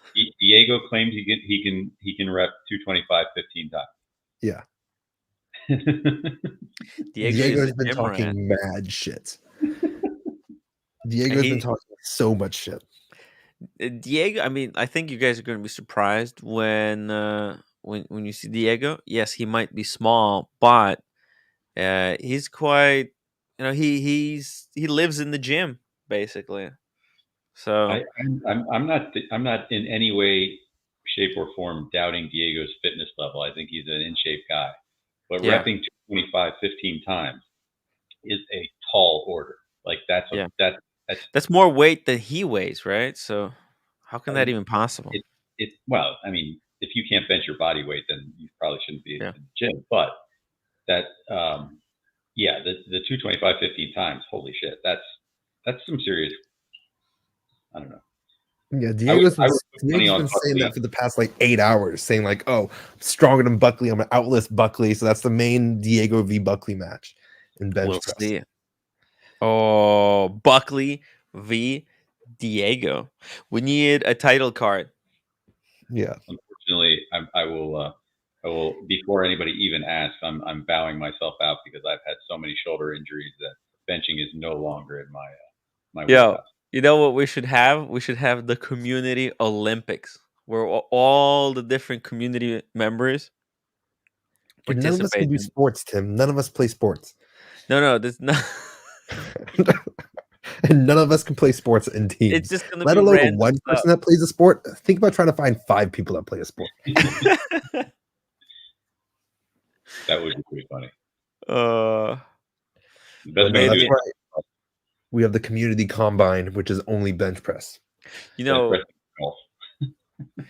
We're not too far from a park over there. We could have a running competition. Who can run the fastest? Yeah, none of us can run. I am slow as a motherfucker. I can run for a long time. I just can't run very fast. Like nobody wants to see a bunch of 30 and 40-year-olds attempt a 25-meter sprint.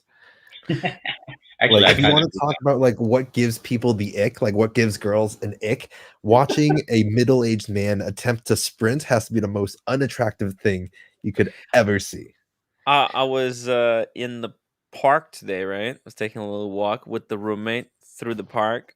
Oh my god, there were some people who were running and they were barely running. Like they were just hobbling. Yeah, like at that point it's better to just walk, right? Yeah, like if we have this race, like I guarantee at least 4 knees are gonna get blown out. And then we're gonna have 4 extra tickets to watch time. Actually, now you're making me self-conscious because I actually did sprints at the track yesterday. Now I'm like, how do you think you looked? Were people staring at you in awe or in fear? No, I mean, there was nobody there, so I'm glad about that. But I'm just wondering if like people in houses nearby were just like watching me, like this fucking guy, which is fine. It's good. It's a good workout.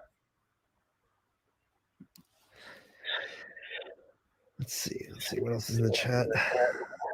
Eddie will be attempting a strict regimen of Soviet guerrilla steroids and ribeye steaks for 3 weeks. It won't be enough. Surrender now. Oh, it's gonna be easy, America. It's gonna be easy. I'm gonna blow everybody out of the water. I believe that.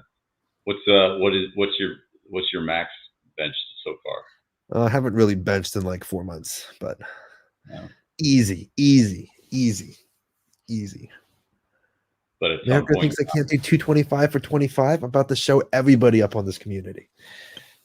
225 for 25. You're talking like NFL combine shit there. Yeah, but it's not that. America 22836 $10 super chat. Eddie will be attempting a strict regimen of Soviet guerrilla steroids and ribeye steaks for 3 weeks. It won't be enough. Surrender now. I think resistance is futile, Eddie. It's will over. It's be over. I'm gonna conquered. blow this out of the water. You will be conquered, Eddie. Slain. Like there's zero doubts in my mind that I can do this. Like this will be easy. Can't we just have a push-up contest? Do we really need to do the column weight? Well, then Diego's going to win, right? And we can't have Diego win. Yeah. We can't. We can't just let Diego win. It's the edge. He gets the edge in that one. He already has the Aquanaut, so we can't give him another title. Yeah. Diego can't have all the titles. You know, he's like the trophy, like a trophy cabinet. He's got all of them. No, but this is what we can do. If Diego attempts to bench 225, we can give him a participation trophy. Okay. I'm gonna make one.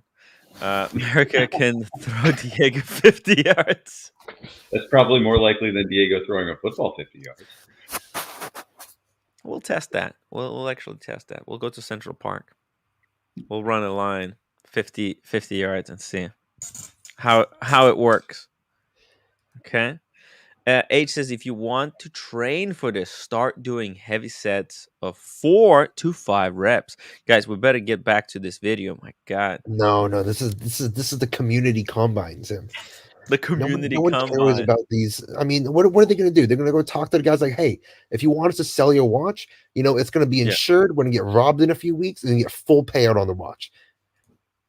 That's what they're trying to tell. Hell of a sales pitch. Did they actually say this, or no? They got interrupted, right, by the sales. No, by the manager. Let's see what happens here. When the manager walks up, how they react to this, because he looks angry.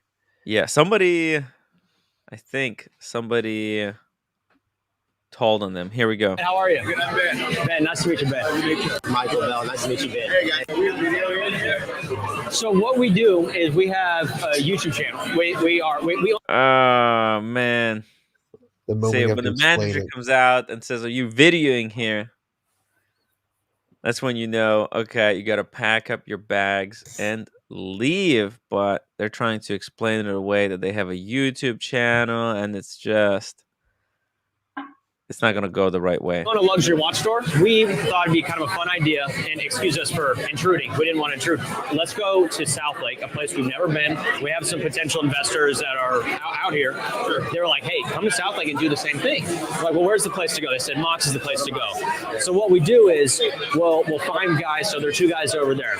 They're each wearing probably about $40,000 worth of watches right now. Oh, my God. Yeah. So we just go, hey, buy those guys a drink, but all they got to do is come to us and for 60 seconds talk about their watch. So we just put it on the channel. So that's all we're doing. I think that's all cool. I need authorization. I think it's awesome what you guys are doing. Yeah.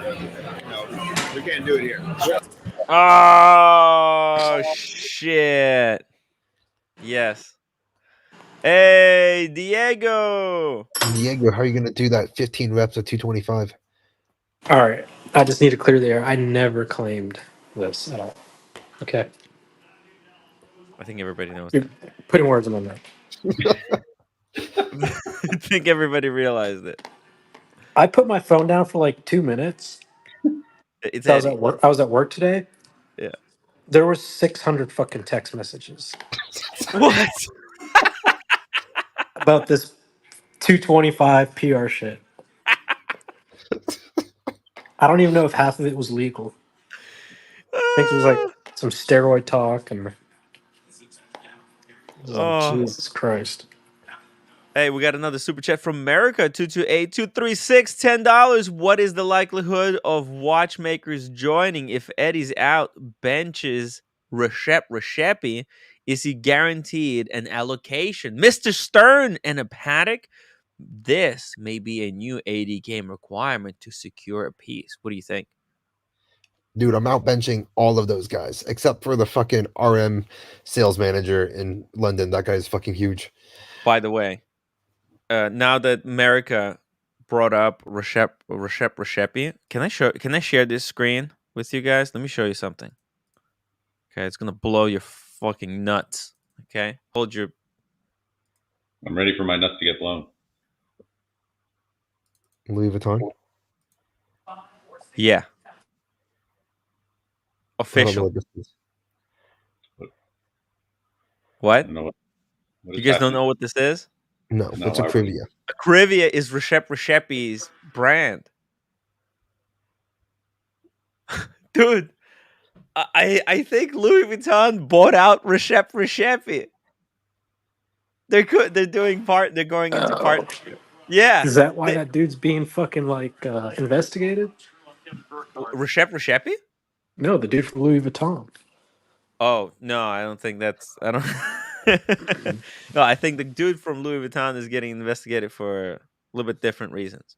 But you know, him joining Louis Vuitton, basically partnering with Acrivia, Reshepi's brand. This is fucking one of the most brilliant moves I have ever seen. And actually, what I think, if Louis Vuitton was smart, they would hire Reshepi and they should just buy out Acrivia and make him like the director of watchmaking, like But high the end director of watchmaking. watchmaking is that guy's grandson.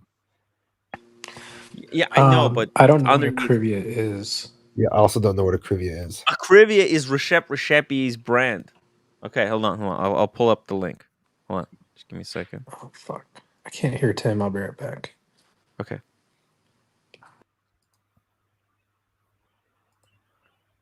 Acrivia. Okay, I'll show you guys. Acrivia, as you can see, All right. So what's a Crivia? Acrivia is Reshepi. It's his before he started making watches under his name. He said like he felt that it was cheesy to call a watch under his name. And who So is Reshepi? Yeah, it's Who, his no, I company. said who is Reshepi? Reshepi. Well, right now he's like the George Daniels. He's currently his Who's watches. George Daniels? Who's George Daniels? George Daniels, the fucking most famous watchmaker that died. I think Reshepi, by current standards, would be considered the most important watchmakers alive today. I think Is this one of the dudes that like makes 2 watches a year and charges like $6 million each? he makes a little bit more than that, but you're gonna know the watches Is that that he made Reshepi? Wait, go up. Is instantly that the geezer? because you've seen his watches before. Ew. What? Looks disgusting. Dude, Sorry. Tim, this Fossil looks like Boys a energy. TV. this is the only watch that he's for that This he is made. all right. So now I understand why everybody's like, this is big. Yeah. That Acrivia has been purchased by LV, which Well, maybe they're going to be able to give him like, hey, instead of like 50 pieces a year, let's do 5,000. Yeah, you can use our Zenith factory or our Hublot factory. I think like Yeah, Tim, I don't see the hype. This watch looks like shit. It's one of the most coveted watchmakers, watches in the world currently. That's because they sell 5 watches and 6 people want. I mean, as a kid, as like 14-year-old, he was an apprentice at Patek Philippe. There's probably like 100 other apprentices at Patek Philippe. I know, but I think he was the youngest. This one is Yeah. the one. Must be nice to know you don't have to go to school. Advertisement? Well, I mean, it's a watch school. No, last time you Yeah, I said know. They're like, don't worry, son, you don't need a real job. Just go and hang out at Patek Philippe. How but I mean, how did he get into that position? No, I mean, maybe his parents owned a lot of Patek Philippe's. I'm just Maybe they're joshing. pretty buddy. That's pretty cool, though. I mean, he's been in it, you said, since 14, and he started at Patek. I mean, the dude obviously knows what the hell he's doing. yeah, The dude has a respect for horology. La touch. Yeah, that's pretty Yeah. cool. yeah. His watches are so finely made. Like it's GPHG winner. I mean, it's like almost every. I mean, every time he's in any category, these watches win. I was at the watch stand one time, and there was a guy. I was interviewing. I was looking. I was doing a live stream. I was looking at watches, right? And the guy came up to me and I said, "Hey, can I see your watch and show it on the live stream?" Right? And he said, "Sure." He took it off. He gave it to me. It was a Crivia, and then he like walked away for 5 minutes. Oh, jeez. Oh, Yeah, my God. Yeah. we I freaked think I out. We're like, remember "Oh my that. god, no!" I remember that live stream. Yeah. Wait, Yeah. Tim, how much are these watches? Like $6,000? Like 600,000, right? Yeah, I What, mean, like on yen? auction, that's how much they go for. Yeah, Wow. That's so funny. How much does it cost to service these? I don't know, but whatever the service, I think like you're still making money. Like the watch will appreciate, and you don't want there to be too many, right? Like the limits is what makes this hobby fun, right? The fact that there's so few of them. Look at that, Arnaud, Jean, and Reshep at Acrivia. Now there were rumors that he was gonna do a collab with Chanel, but Chanel. I don't know what happened to Chanel. Chanel, they screwed Little up. too low brow. Yeah, they screwed up. I think they missed out. The way too expensive, but quality is not. Wait, Chanel is do people like this watch because of the design or the person? they like it for both. I think it's definitely both because the design is interesting. It's for there's only so much you could do with a simple two-hand design for a wristwatch, right? But he has been able to produce a watch that looks interesting. The case looks freaking fantastic. The dials, they're always different and interesting, and his movements are extraordinarily complicated. And he even bevels the insides of the gears. Okay, so you know how there are bevels on the bridges, right?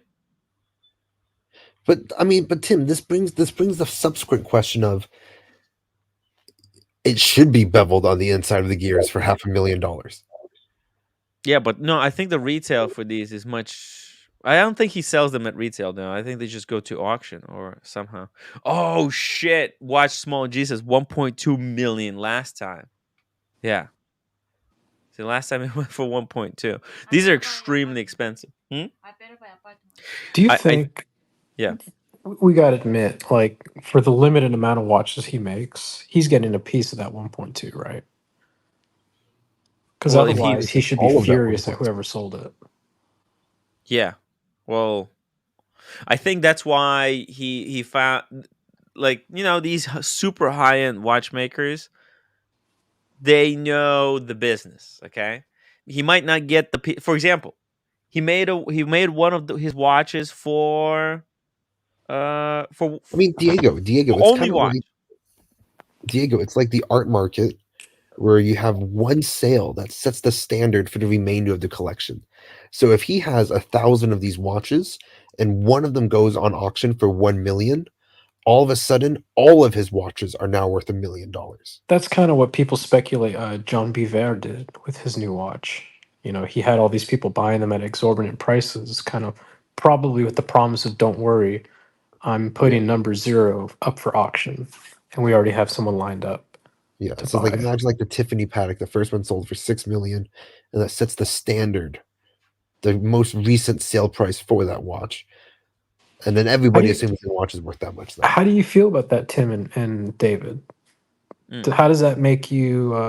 I know that we're talking like this guy's started in 14 years old and all that, and Mhm. horology and this and that, but child labor. I mean that's a lot of money. Like, is he greedy or what do you guys think? No, I mean he's put in his time and everything. He's basically letting watch collectors dictate how much he charges for his watches. So he makes a handful of watches. They're very desirable. A bunch of people buy them. One goes for auction at 1.2 million. Now the That's next not how it auction, works, guys. No, but, no, no, guys, slow down. He but the next is in circles of like his company. Yes, he's the watchmaker. His name was on the dial, Double D. But I yeah, think he works with so many um, industry insiders. Like he works with people who run auctions, right? He knows how to work the scene Is because he like an industry plant? yeah, no, but I think the way his watches rose to prominence, it wasn't just because they were good. He had extraordinary amount of help. Like to get the tools that he's making these watches, I bet like this was either lent to him or given to him or maybe it was lent to him under contract. We don't know, right? So he's working with certain people out there that are kind of taking care of him and managing the money so that he can focus on his passion.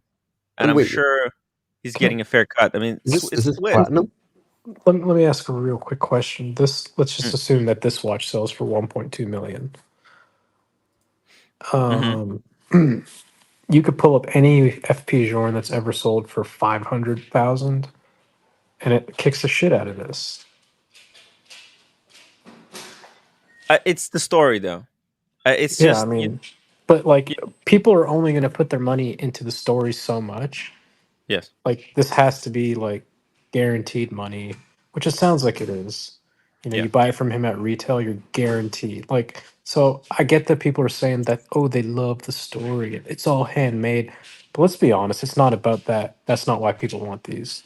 It's the 1.2 million. I wouldn't be so cynical, Diego. Not everyone just chases the money. I think in this case, it's not the pursuit of money because if he wanted to make money, he would be making shitters and pumping them out quantity over quality. Look, No, look at not fucking not so Fortnite. much. Tim, Not so that's much the watchmaker. I'm talking about like people that covet these watches. Like, oh, one of these days Uh, I'll get one of these. It's oh shit! Of course, dude. like If why, you dude? buy You this can get an fucking FP watch, Jour for like 200 grand that kicks the shit out of this. you'll be fucking set for life if you get this watch, Diego. You know this watch can open a lot of doors. Okay. Because it what? can get you in touch with a lot of people and then you can obviously in a couple of years resell it at an auction, right? There's going to be auctioneer if you buy this watch, you realize auctioneers are going to be calling you and emailing you daily. And look, I'm not trying to be cynical. I just say all this as I'm looking at the back of this movement, and Yeah. sure, it's beautiful, but like, sure, a simple princess cut diamond's also beautiful, right? But it doesn't mean it's worth 1.2 million. Like, this is very basic. This looks very basic to me, what I'm looking at. Wait, it is does. this a 980 platinum case? Yeah. No, it's Um, this is not basic, Diego. This is anything but complexity. Look, the insides of the gear train is beveled and polished. yeah, that's not, Okay, Like so it takes a little bit more time. I that's mean, just time it's not consuming. like, That's you know not what I hard mean? to do. no, no, Um, no, no. And he also developed this movement. He made this right. movement. So this comes down to like once you get to a certain level, because I'm glad you mentioned the FP Journe comparison, Diego, because so the people who go after this and who aren't going to sell it for the 1.2 million on the aftermarket. Like they're only worried about the flex war between the guy who's wearing the FP Journe and him. So like in the elevator flex, if there's a true collector who's wearing an FP Journe and a true collector, they're both billionaires, so they can afford whatever the hell they want. One has this on, one has the FP Journe on. This guy, in his mind, wins the flex war. And that's probably why these people buy these watches. Yeah, I mean, that's a big part of it too. Yes. It's all about the create. So like what you're I'm saying, more so thinking, how did the watch get to 1.2? You know, Diego, you're absolutely right, because think about it. Think about it. Why is Mona Lisa so expensive?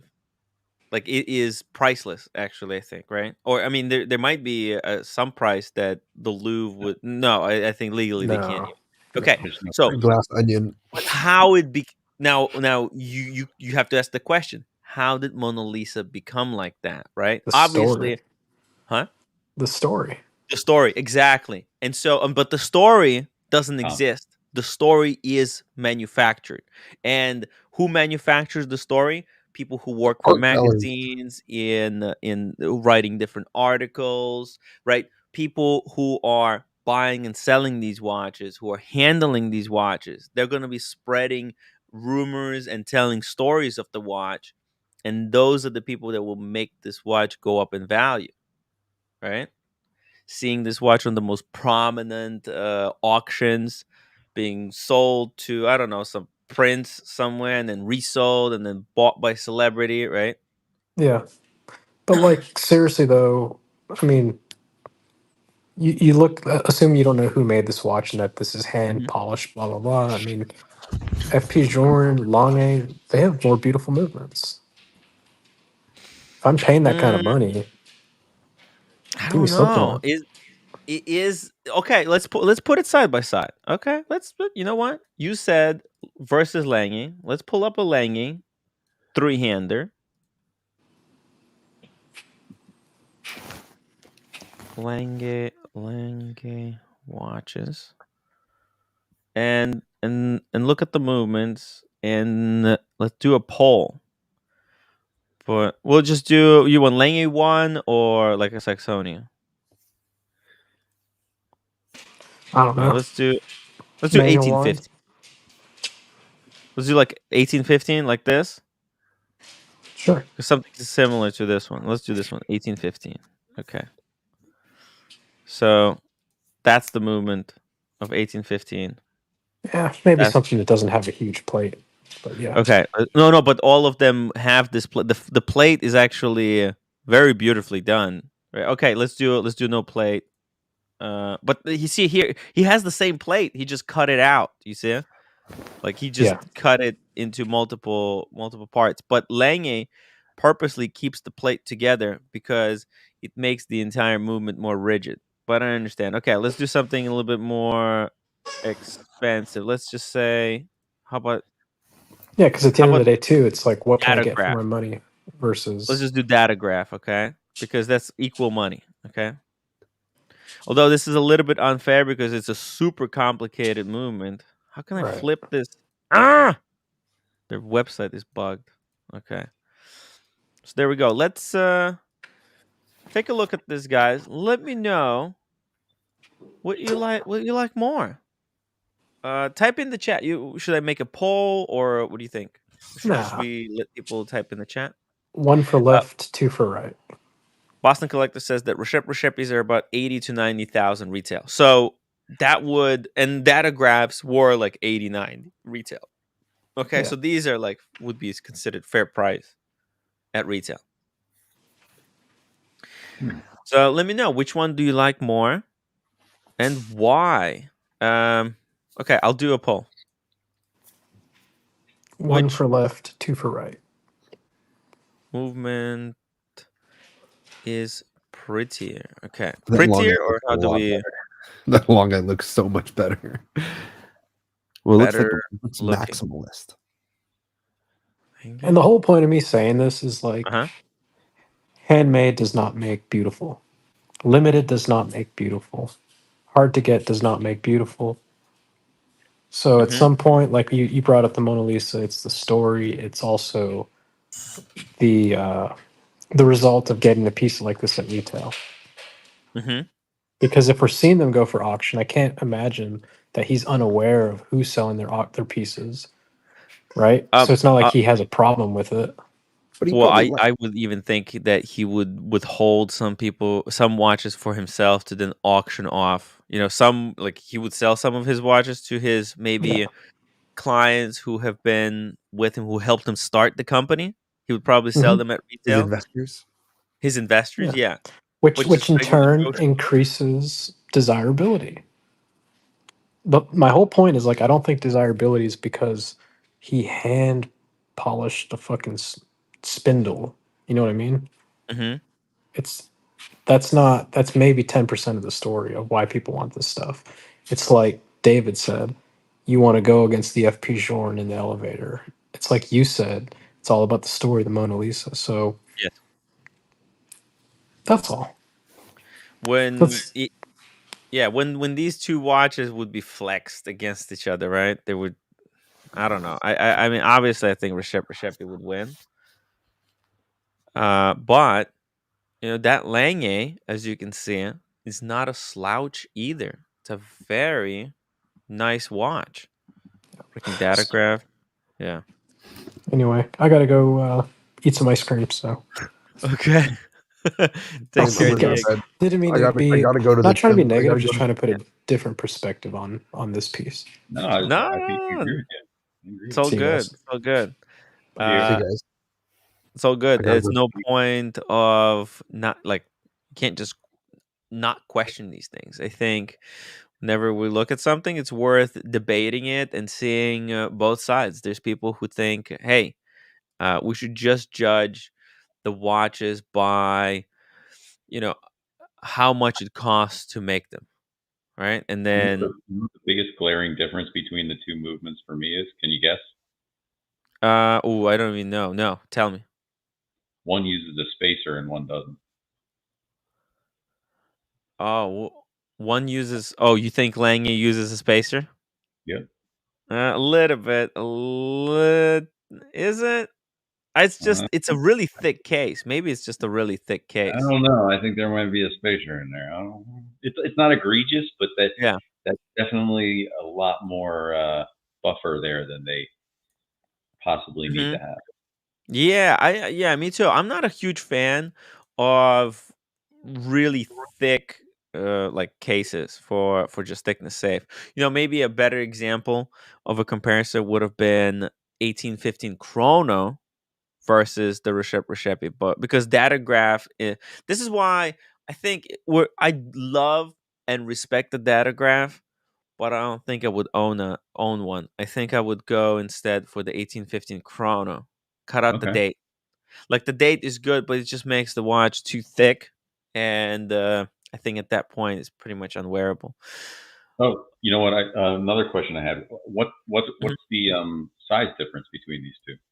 So, like, overall. Oh yeah. Let's see. The Resheppi. I don't think they say, but they're all pretty much identical, right? They use the same case. Let's see. Did they say the size? I think it. I actually recorded it. I have a video of the current Resheppi that's being. Let me see here. Pictures from Only Watch. Because it looks like it should be like a 38-40 maximum, but I'm Hmm. afraid they're going to come back and be like, "Oh no, it's a 43 or something like that." And I don't know that. I don't know that that would be a good look. Hmm. Let me see. Oh, that's the Maurice Grossman. Where's is this? No, that's the Konstantin Chaikin. Where's the Resheppi? What the hell? Was it this one?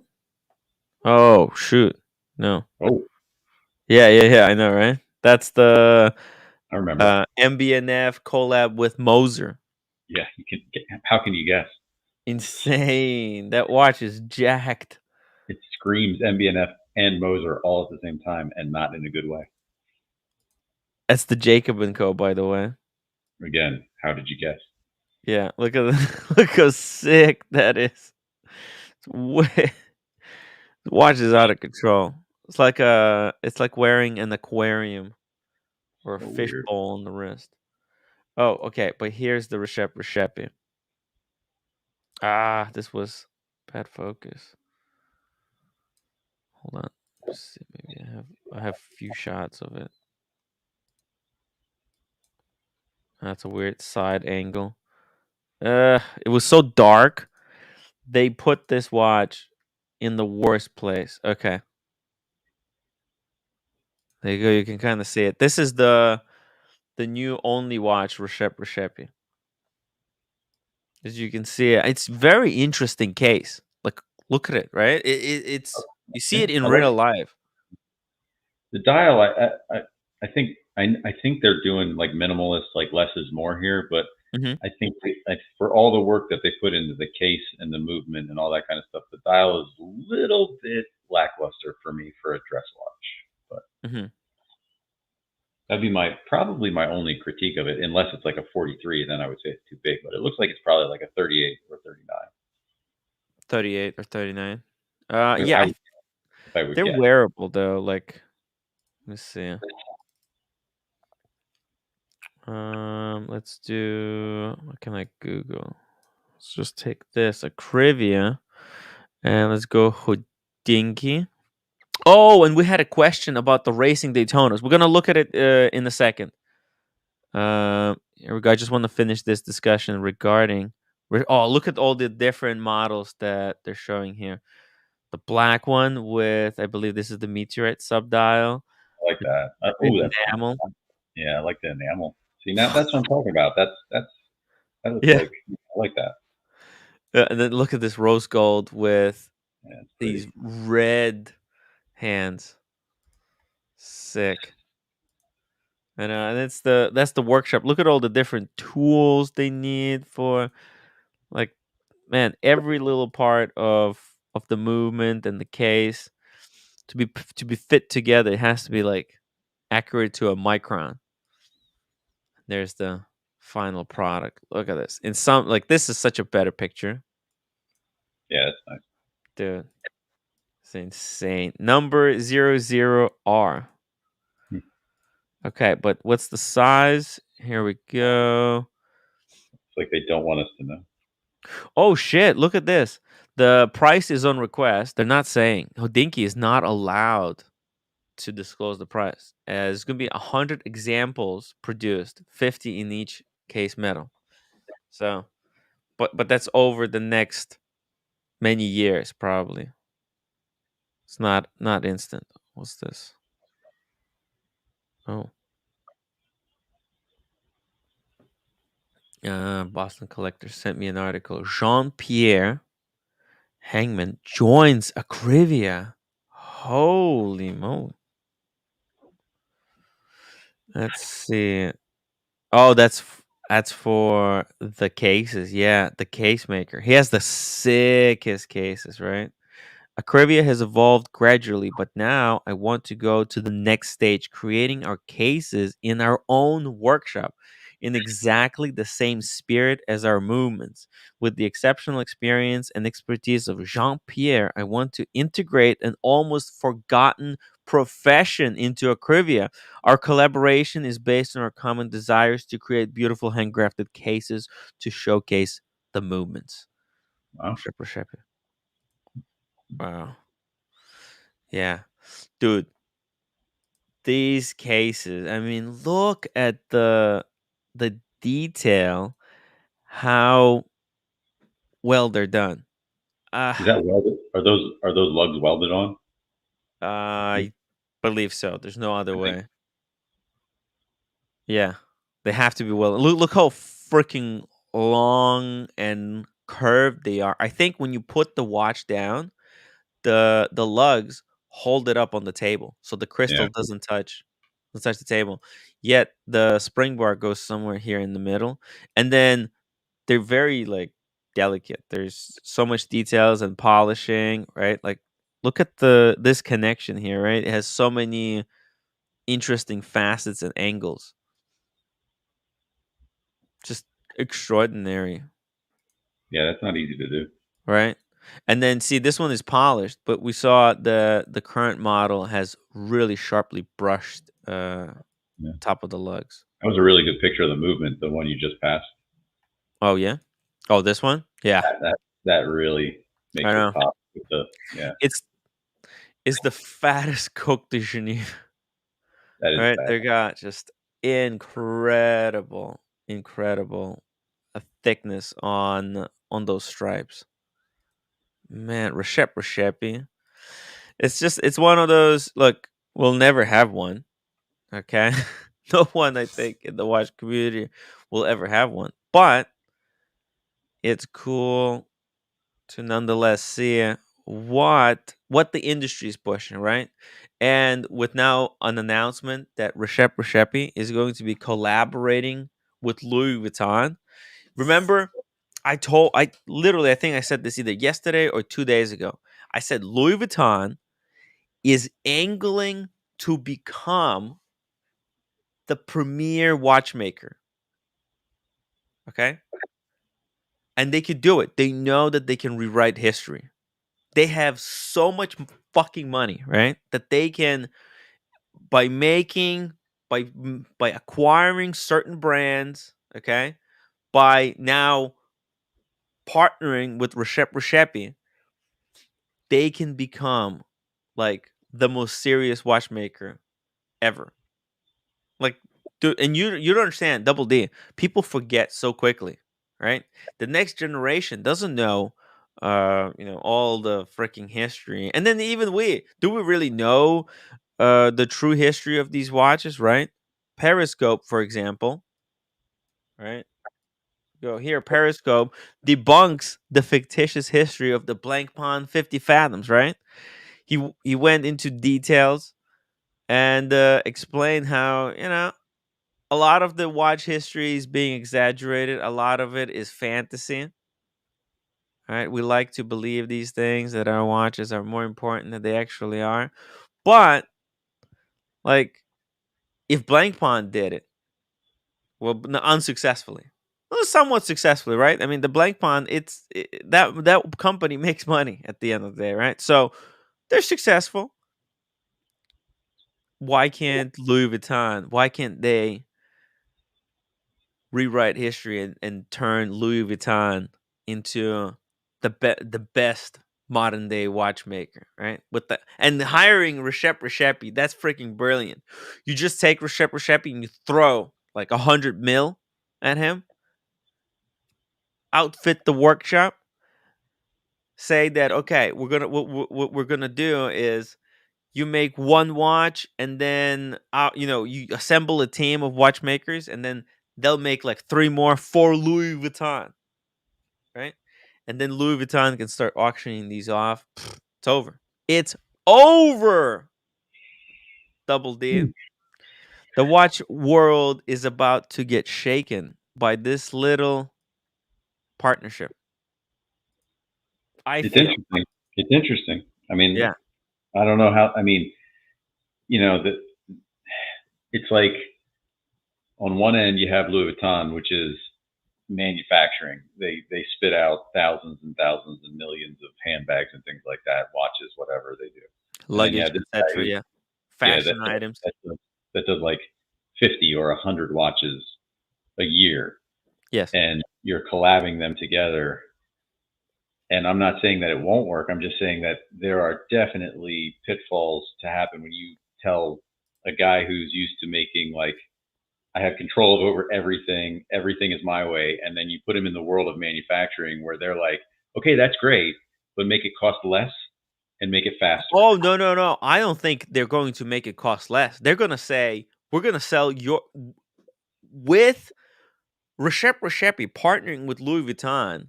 You know how he was limited to charging 80,000 for his watches, right? Because that's how much Kari Voutilainen charges for his watches, right? Right. By partnering with Louis Vuitton, you know how much Louis Vuitton charges for their watches? Fucking $4 million for some complications. Is that right? Yeah. Let's actually I check. do not follow Louis Vuitton They have watches. some insane complications, kind of wacky. It's none of it is any good. Louis Vuitton. Okay.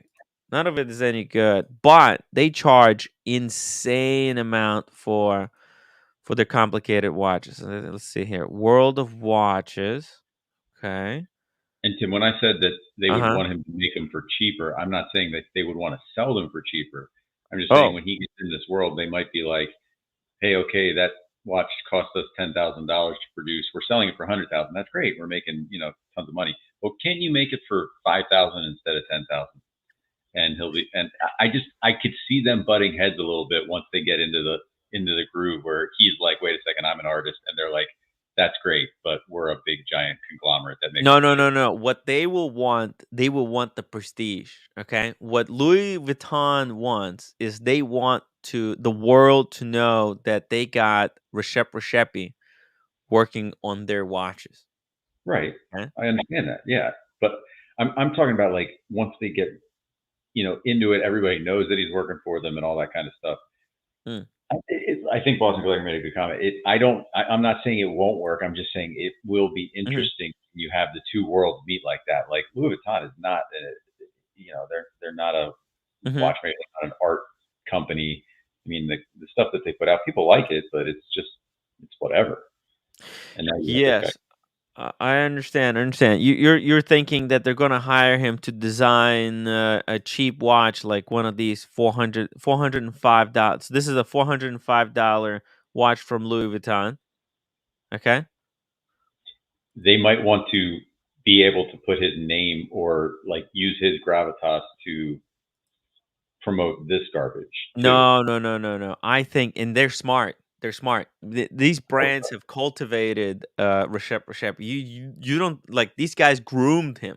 Do you understand? To be the watchmaker that they want, because this is like he's a great guy. Oh, here we go. High watchmaking. Okay. Oh, these, yeah, I This is remember when we looked at these, yeah. okay. Yes, exactly. This is where they're gonna put him in. Okay. Okay, I see what They're you're saying. gonna put him next to these watches. Okay, because this is the stuff that they're like, oh, it's actually, huh? Never seen that one. Okay, it's pretty interesting. They just ripped that Okay, off. Yay. yeah. Little floater one. Mm-hmm. This is interesting. I don't understand this dial, but wow, I don't flying care. tourbillon. Yeah, that's the Louis Vuitton tourbillon. Where when it's like this, it looks like a V, and then when it turns, it's an L. Huh? Oh, great. No, and don't get me wrong. I was just playing devil's advocate. I don't know that it's Yeah. not going to work. It is going to work.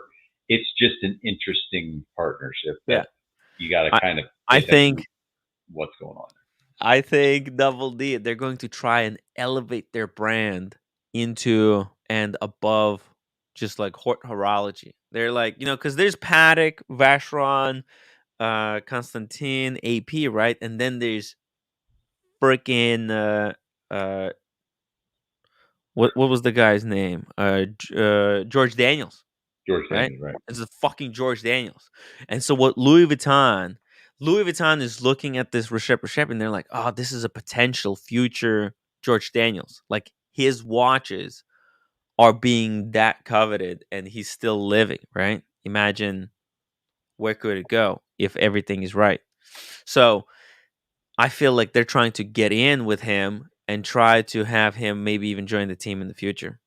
But they're trying not to overpay for him.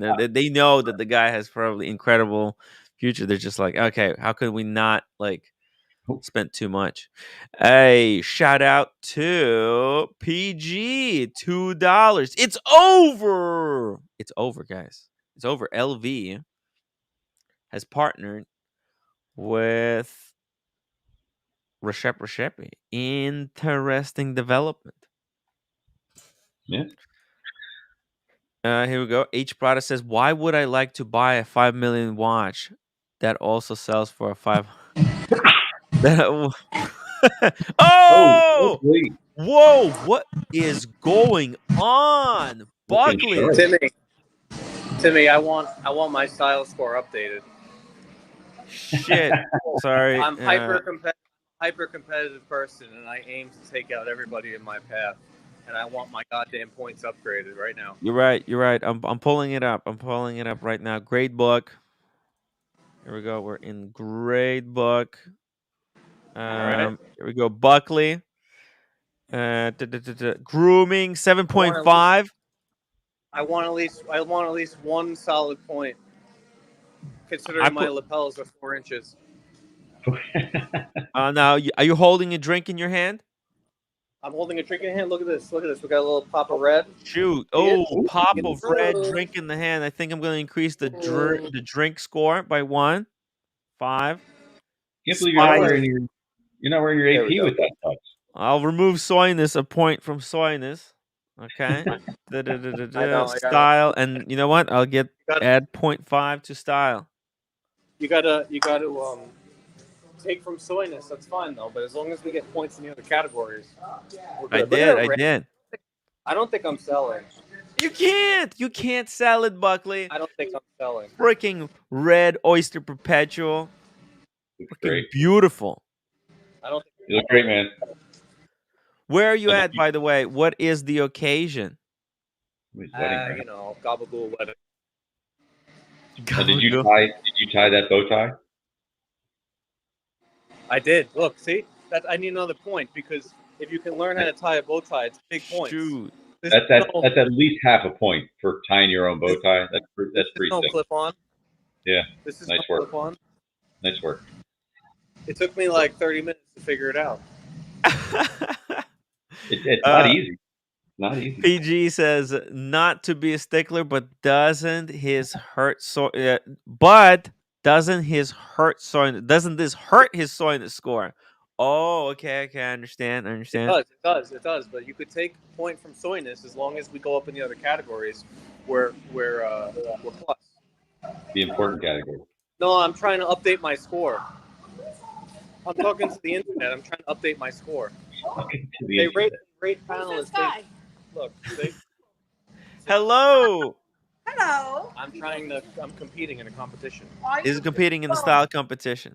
This is my son-in-law, and he's going to win because he's good-looking and he's dresses to the 9s, to the 10s. He does. We're not disagreeing. He is minted tonight. He's like the next James Bond. Oh, that's a stretch. That's a stretch. He is. He really is. After a couple of drinks, Buckley's going to have to go on the mission, like we spoke. I gotta win.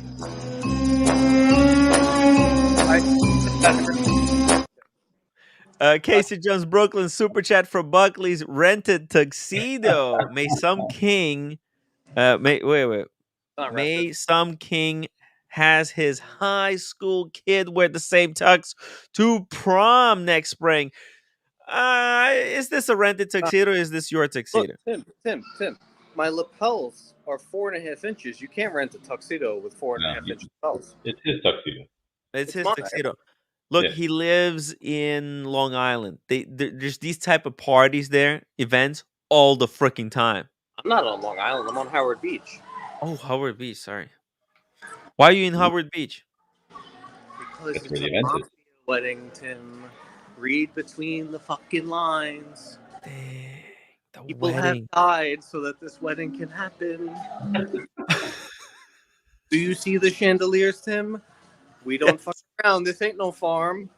This is insane. Like, that chandelier is out of freaking control. Look at it. It's a kilometer long. It's a great venue, man. Awesome. Brody, $5 super chat. Tim, look at Buckley's hair. That's how you go properly high and tight. Okay, By the way, Buckley, I'm loving the hair.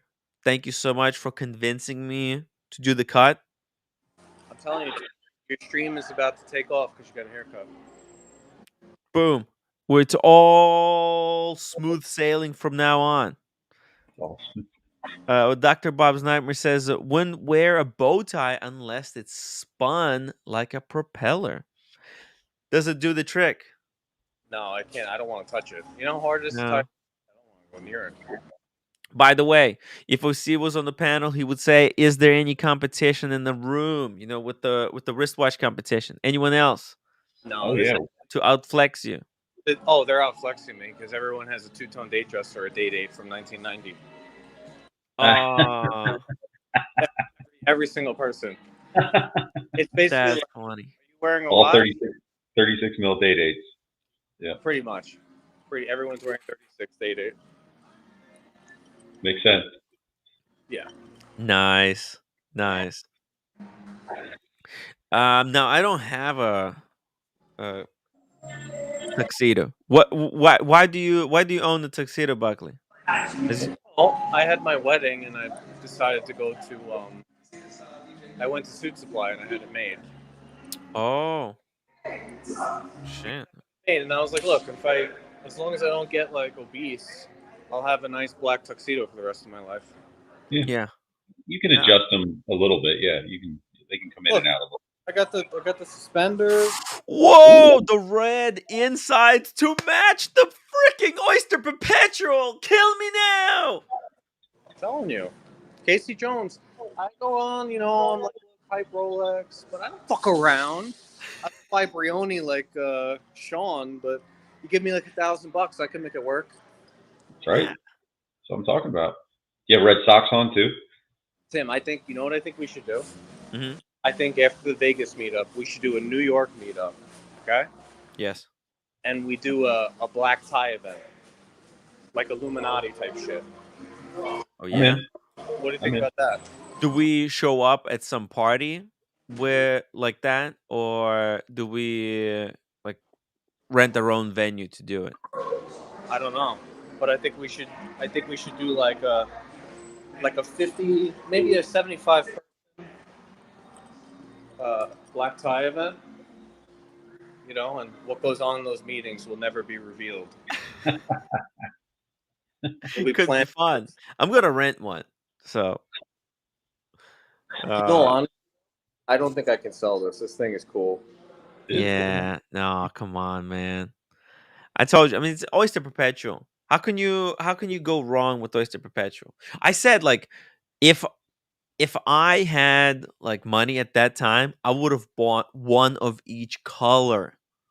That's how amazing those Oyster Perpetual. You should get more, Buckley. Don't think of selling. Think of which other colors you should add. No, I have one. One is enough. I don't believe in doubling up on Rolex models. I think if you're going to Daytona, you have a Daytona. You move on to a GMT, you have a GMT. I'm not in for 4 or 5 Daytonas. I think that's a little bit much. Do you wanna chime in on what you think about this collab, this announcement? People don't get it. Okay. Now I don't know, Buckley. Do you understand this? No, I have no idea what you're looking at. Okay, you don't know this. You don't know what this collab means. On the screen. A Crivia with Louis Vuitton. Rishepi and Louis Vuitton are doing something. Yeah. Yeah, I don't know.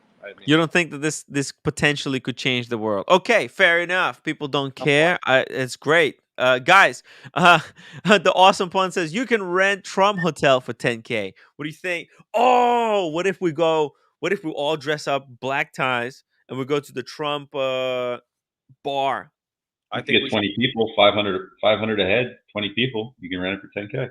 I really think for a couple $100 a head, you get a dinner included and you rent out a room. We could have a super secret black tie Illuminati Tim Wright, and we can plan taking over the world. Tim Wright in the black tie edition.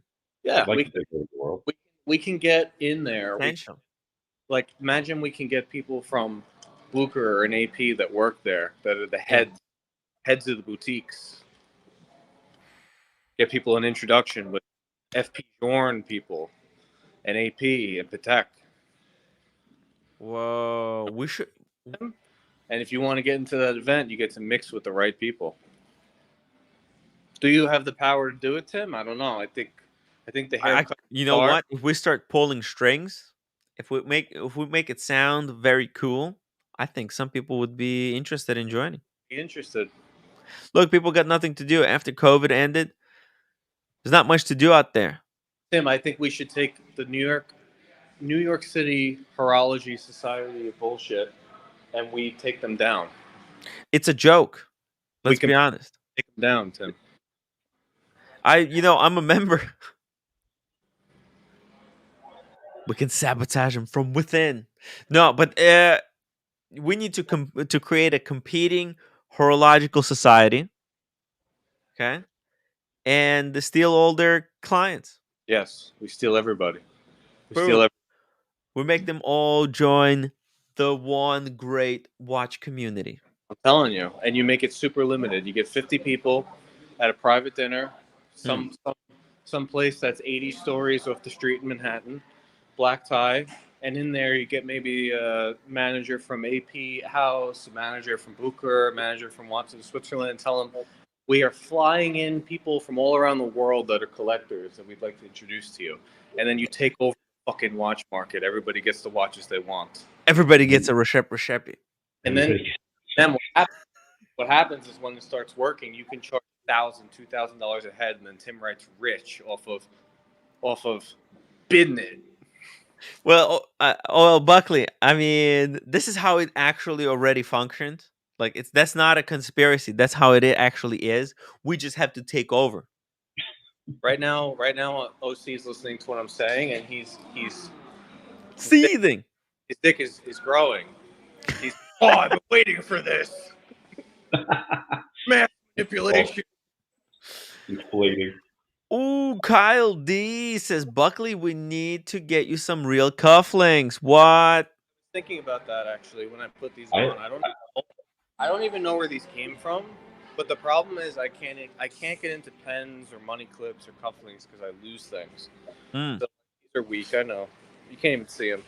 I have some relatively inexpensive ones that I wear for non-special occasions that are like they look like little watch gears. They're pretty cool. Like it's just a little thing. It looks like a little watch movement. Like a little movement. Oh my god! They sell those on Amazon. Are they just a little bit too cheesy now? They're cheesy. Yeah, somebody got it for me as a gift one year. I mean, I think my nieces got it for me or something. So I wear it. You gotta get creative and you gotta lean into being a savage. We need to be savage. Right? I mean, look. I'm telling you, man, people want what they can't have, and we only have 50 spots at the New York City May meetup of black tie. The black tie community. The watch community black tie edition. I love it. I'm in. Hey, guys. So if you want me to put you down on the black tie edition, super chat now, like just so that you're put on the list. Okay. We'll talk about the other fees later. We'll put everybody who's interested on the list. Okay. Tim, they put the pasta out, and I'm hyper competitive. So all I needed was the points. Yes. And now it's done. I have no more use for you. I'm sorry. I have to leave. Dang. Super chat or use your membership super chat to let us know you're interested in joining the Tim Wright Black Tie Edition. That's it. I'm telling you. That's it. Run with it. We're gonna do a new club that me and Buckley are starting. It's a very exclusive club where we tell the truth, what we really think about wristwatches. Okay, I'm telling you, we're just bullshitting here on the show. Okay, yeah, the reality, the watch market is freaking dead. Okay, it's not funny. Tim, what this is going to turn into is everybody's going to get a coin that's part of the group made out of gold, and what you're going to do is you're going to walk into like Patek Philippe and they're going to be like, we don't have anything, and then you just put the coin on the table. Yeah. And they go, all right, take them in the back room. Oh, I like that. A special or a wristwatch, a special wristwatch. Like John Wick. I'm telling you, people look like Kyle D, Evan G, everyone. Kyle D, boom, let's fucking go. Use your memberships chats if you're interested to let me know to put you down on the list. I'm making a list now. Right. Good. Have a good night. Buckley's onto something here, I think. Yeah. Because like we could have the society in different cities, and the coins are what get you into the meetups. So like if let's say Tony at his speakeasy has a meetup in Philly, you have to bring your coin as part of the watch society to get into the thing. Yes. We could be the douchiest people ever. We could be very, very douchey. Blue, exactly. We could be very, very douchey. We can be the douchiest watch society ever. Kyle D. And we got Evan G saying, "Can I bring my sword cane to the black tie event?" Of course, of course. That actually might be a requirement for everyone. I kind of want to know why he has a sword cane, but that's another conversation. The better question is, why don't you have a sword umbrella, Double D? That's a good. You know what? I actually used to when I was a kid. I found I worked at a kennel, the dog kennel, and one of the magazines I was in, like with all the newspapers and everything, was this knife, like order, like a catalog, and they didn't check your how old you are, because you weren't supposed to be able to order stuff unless you were like 18 or something. Anyway, I ordered a bunch of like knives and swords and stuff like that. I think I still have a couple of them. I don't know what the hell I was doing. Oh my God. Daniel Katz, thank you so much for 279. Let Tim know. Not interested. Daniel Katz doesn't want to be part of this black tie thing. Why not, Daniel? Why not? Come on. He already sees what's going to happen down the road. The power's going to go to your head. You're going to start making political, party changes and things like that. It's gonna snowball into this whole thing. We're going to be the stonemasons here. I'm going to put Goldfinger is on the list. Let me put him down. He texted me, Goldfinger. He wants to be part of the society. Goldfinger, thank you. You can put me down. I'll be part of the society. Thank you. Double D, part of the society. Hey, here we go. Daniel, why don't you want to be part of this black tie society? Is this black tie event in New York or what?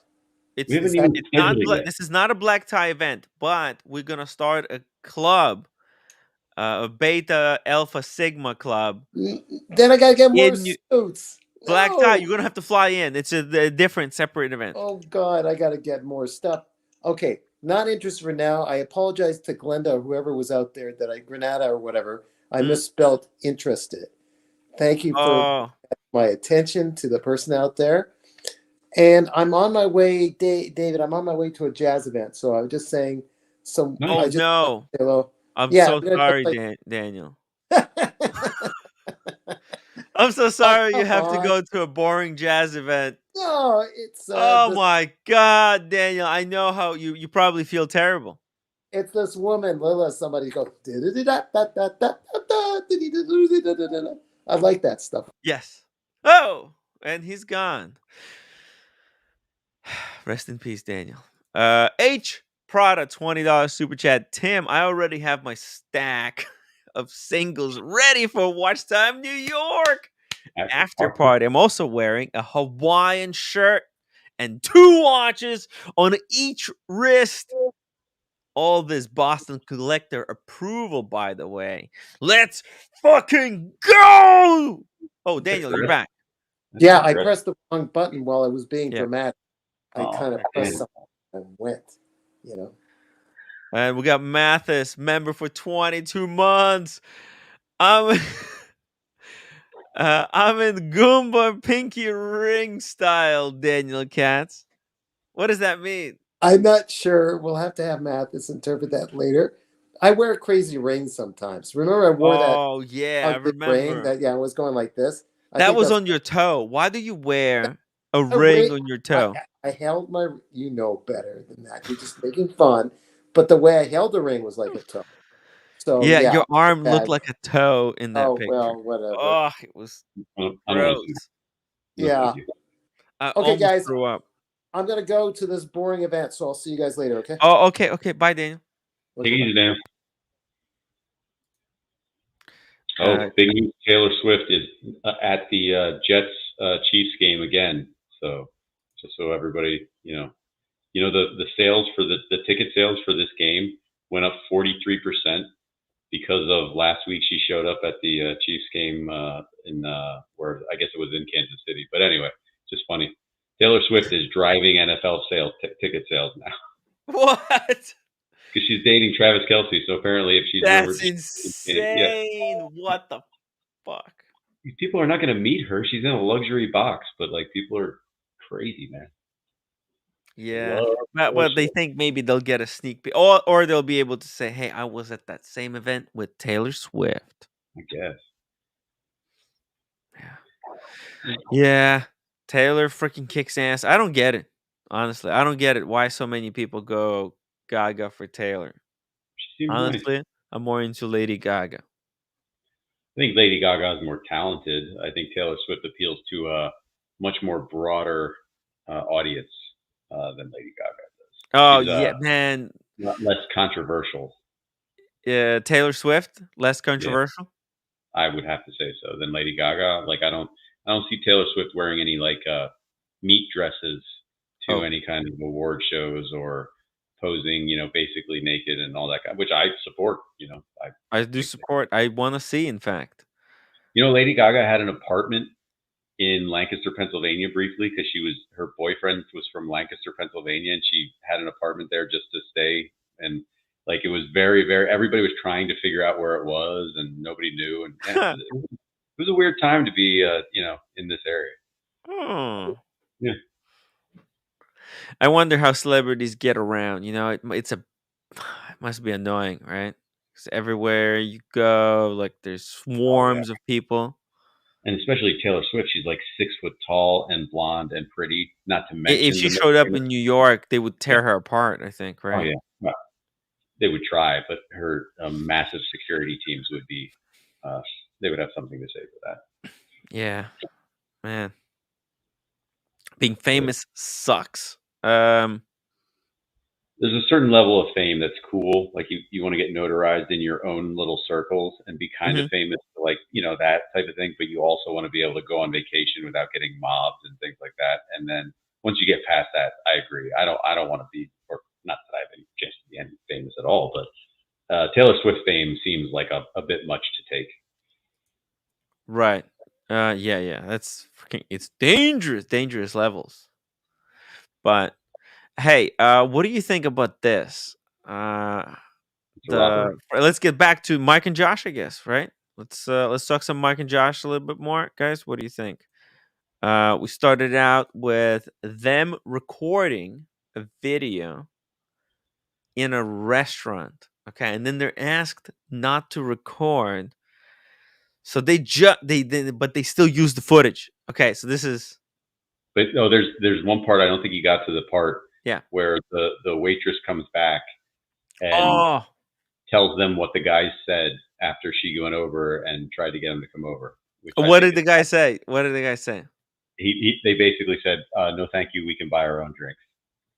So, oh shit! Yeah, those guys are wearing Rolex, right? They're not. Exactly. Yeah, one guy had an AP and one guy had a Rolex watch, something like that. I forget what they said at the beginning, but yeah. Yeah. So yeah, they sent the drinks, or they denied the drinks. Yeah. Oh my god, man, this is so cringe. This is so cringe. Bad, it's bad. Man, I can't. I don't think I can watch too much of this. It's just, man, making videos is hard. I only started watching some of these guys because you had them on, and I was like, all right. I mean, if they're gonna support Tim, I'll check out some of their videos. The first one that I watched was this one, and I was like, oh man, it's levels. The cringe levels are out of control. By the way, I'm a huge supporter of how they're doing this captions, forced captions on us, right at the bottom. It's probably because the audio in restaurant is absolute garbage. Speaking of interesting, hey Brian, there he is. Hey, so I'm doing stuff around the house, working on a project, and then you guys go and start talking about loaded walking sticks, and I'm wondering why. Oh, excuse. Why don't you have your own? Whoa. You know what? If somebody said you have to bet $1,000 on who has one of those, I would probably pick mine. I also have a toy lightsaber too, but this works better. Oh my god! You know what I have? I have a exact it's like a real samurai sword, but it's from the Highlander movies, so it has the same handle as the Highlander sword. Yeah. But you can't get by with saying that you've just got a walking stick, when you're carrying a samurai sword. So no. Can you take one of those into a plane? No. You have to put it in the suitcase and check it. Oh. You cannot carry it on. Then it's no problem. Yeah, you can check. I mean, hell, you can check Rambo knives, in planes. Yeah. You just can't take them onto the plane. I do need to get a new tip for it because the tip is pretty shot. So you literally looks walking. Fantastic. What are you talking about? You actually use this as a walking stick. Oh, it's great if we there's been a couple of times where we've gone off for a little walk into the woods and just to use it as a mainly to knock down cobwebs and shit, but yeah. And the other cobwebs. Well, the other really good part of it is this end of it is really heavy. So if you whack something with it, I mean, it freaking hurts. That's what I was thinking. Like the blade, that just looks a little bit like that could be used against you. Like, it's a little Tim, you want to see questionable. You want to see the coolest knife? Am I allowed to show knives on here? You want to see the coolest knife I own? Oh yeah, sure. Well, maybe we'll bring it out. Bring it out. I'll get it. I'm liking. So how big is this walking stick? Like, can you actually like walk with it? Like, how would that look like? How would walking with it look like? Give us a demonstration, sir. I can't get a wide enough angle. No, but like here, stand look, up I'm standing up. It goes to my leg. Okay. It goes up to there. And so how do you walk with it? So you just like hold it like that? It's not. Listen, it's not. If you need a real stability stick, this is not it. Yeah. Yeah. Oh, so how would you use it? Or is it just for decoration, just for fun? It's a gentleman's walking stick that happens to be loaded with an 18-inch stainless steel. Yeah. Blade. Toy. Shit. That's not really sharp. But well, I'm pretty sure if you lean into someone with that, yeah, they're going down. Yeah. Look, if you had a 3D show, I could poke at people. Yeah, this could go through the other side. Careful, you're gonna poke me in the eye. Hey, careful with that. Careful. I only got one working eye, dude. Stop. Yeah, you poke your eye out. It's dangerous. This is my favorite fun knife that I have that I kept from when I was like, I don't know, 20 years old or something. Oh, shoot. So it's got a giant brass cobra head on it. What the heck? That's that's a cleaver. Fucking, that's something from Prince of Persia. Is that what you shave your head with? How'd you know? I knew it. Oh, what? That's badass right there. Use that to shave your head. Yeah, that would be cool. But no, this thing sits in a closet. This thing's never cut anything in its entire existence. It just sits in a closet. So. It would be cool to get a shot of you looking like you're shaving with that blade. Yeah, this thing's only been out of the picture. This thing's only been out of the house 3 times and never out of the neighborhood, really. and as well it should be. I mean, like, I don't know what possessed me to buy that 20-some years ago, but it's like it just sits in a closet. It's not even like, even if you went camping, you wouldn't take something that stupid and big with you. It just doesn't make any sense whatsoever. Here comes Mr. Rhinestone engraved gold lame knife. Hey, Sean. You guys said Prince of Persia. I'm no prince, but since you said Persia, I showed up. Somebody rubbed the lantern and I showed up. I think a prince would be a demotion for you. Oh, yeah, please. Right. How you guys doing, man? Good, man. Hey, I saw your latest Instagram post. You and the wife look amazing. Oh, thank you. At the French place we went. Yeah. There's a hole in the wall. David, there's a hole in the wall, so to speak, hole in the wall. It's actually really cool, but it's in a little strip mall, and you won't even believe that there's such a great French place there, and the best spot is by the bar on the marble countertop, and great service, and they have really good food. So we had late lunch over there. I dropped her off at home. She's gonna go see there's a theater performance that play. Her friends are at, and and I don't feel like going, so I dropped her off. But anyways, yeah, it was good. Thank you. So kind of the you. nicest way possible to say that sounds really boring. I don't want to go to your friend's theater group thing. No, it's just that I dropped her off. I'm gonna go chill. I'm gonna go sit down, do some writing. I was gonna listen to you guys, and then go back home and get a good night's sleep because I got a busy week coming up. So I wasn't gonna stay up till late because after the play, they're all gonna go out and it's gonna be they're gonna be out till late. So nice. I figured out. Here, guys, do you want to hear this V8? Always. V8, whatever.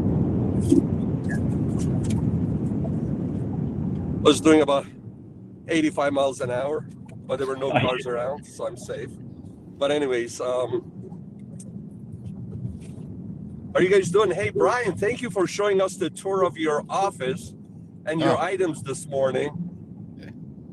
You would be my favorite uncle. There it is. Did you guys see that? Did you see Brian's tour of his office earlier? I did not. No.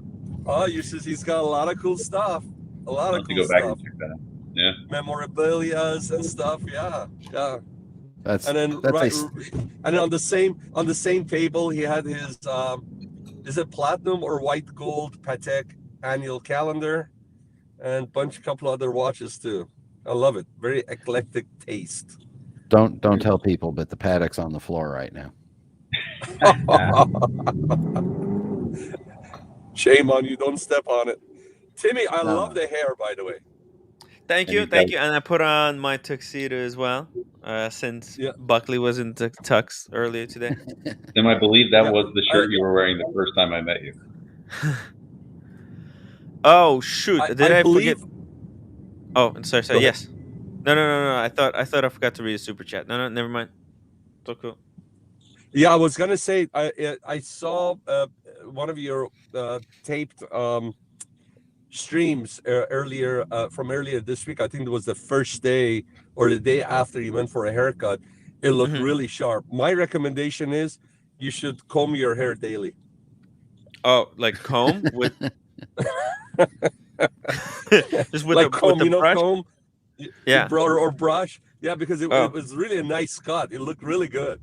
Yeah. Oh, you okay? Oh my god! It's the truth. It's the truth. Thank you. Okay. Yeah. So just comb, but now it's okay. No. Yeah, style it because I know you like to take your hand and you like to have that disheveled, like really natural look. Yeah. But when you got such a good haircut, it's good to style it every day. And necessarily it shouldn't be shampooing every day because your hair is gonna go dry. But you should try to comb it and style it every day because it was a nice cut. It was a clean cut. Oh, okay, gotcha. Okay, well, I'll try something tomorrow because today, I gotta be honest, I went to the park. I took like the longest walk with the roommate. Then we went to a restaurant. It was just weather was really nice, windy. But yeah, the hair is a mess because I was out whole day. And then I came home, took a shower, and then I started the stream. I only had like 10 minutes to prep. This whole day went for the roommate. I just it looks good. Are we still gonna do a haircut for you here or no? Yeah, I think I'll no. I don't think we need it. I'll clean it up. I'm sorry. Yeah. We'll leave it on in case you want to do it. We'll do a haircut. Right. We'll see. Yeah. Maybe it'll need fixing. Yeah. But I can't believe it. It's about. It's about. You 4 started weeks down talking the about road. hair. You started talking about hair, and Double D fell asleep. Yeah. Sorry, guys. We have a lot of people. It's actually very insensitive to talk about hair because we have a lot of people in the chat without hair, and I don't want to make them feel inferior in any way. No. But then look at it, guys. Look at the guys. The last thing I would want is to make other people jealous of my incredible hair. I mean, fuck! It's amazing. What is this hair? Is so lustrous, so good, man. It The looks good. texture, and it's just got perfect amount of grease. It looks good, man. It looks good. The highlight looks good. Who talked you into it? I think I'm Buckley threatened to sorry. beat I'm him. sorry. It's just I can't keep. I can't. It's just. I think he was under who ta- threat of not being let into watch time. Oh, Right. Yeah. It was David H. David H. convinced me. David. Double Yeah. D. Sorry. Nice No, job, the other Convinced me man. to get the cut. Yeah. Was it Yeah. you, Double D? No, David H. The other Oh, David. David H. Oh, Okay. yeah. Not All Double right, D. very cool. Yeah. Yeah, it was. I liked it, honestly. I liked the other hair. I had fun with it. I held on to it as long as I could, but it just was impossible. Yeah. By the way, a watch related question, Sean. What's your Yeah. thought on the Acrivia Louis Vuitton collab? You have I don't. a Who's Acrivia? I'm not. that's I'm Reshep not familiar with. Reshepi. Oh, are you serious? Yeah, yeah. Oh, Louis Vuitton bought him. Maybe Well, bought him. why? Yeah, well, Why would maybe why they would did, or maybe this is their first step into eventually buying him out.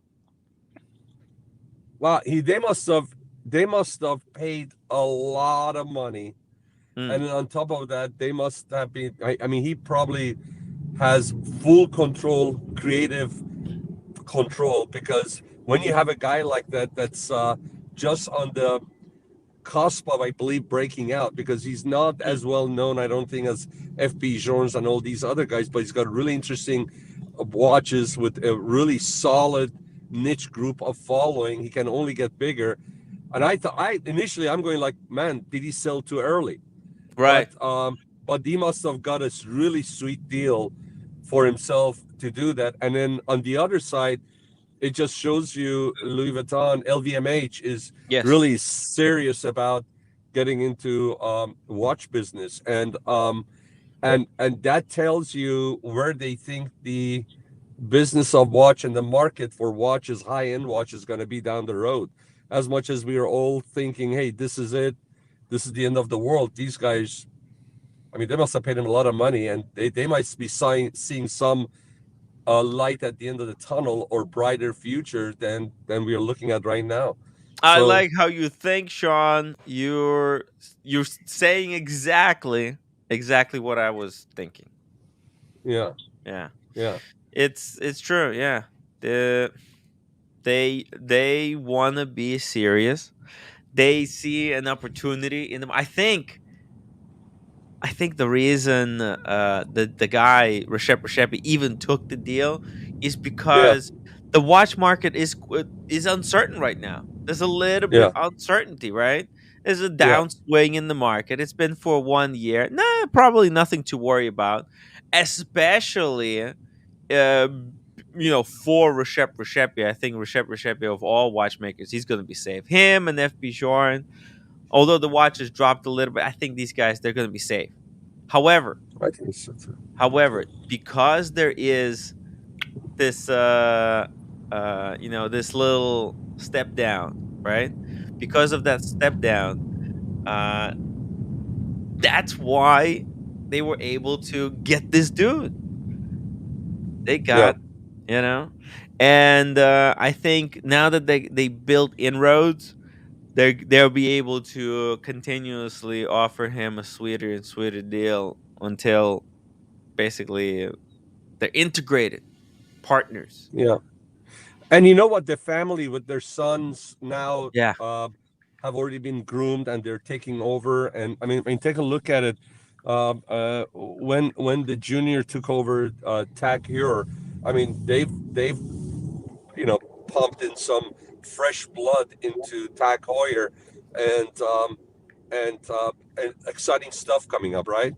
And you never know, they may drop the name TAG and go with Heuer and come and use their glass box and use the new technology, the new look with the glass box, and reintroduce some of their older watches, but in the new case, new format, and all of that stuff. And I think they're investing in the next generation. I think they're basically saying the family's here to stay for the long run, and they're putting their money where their mouth is, basically.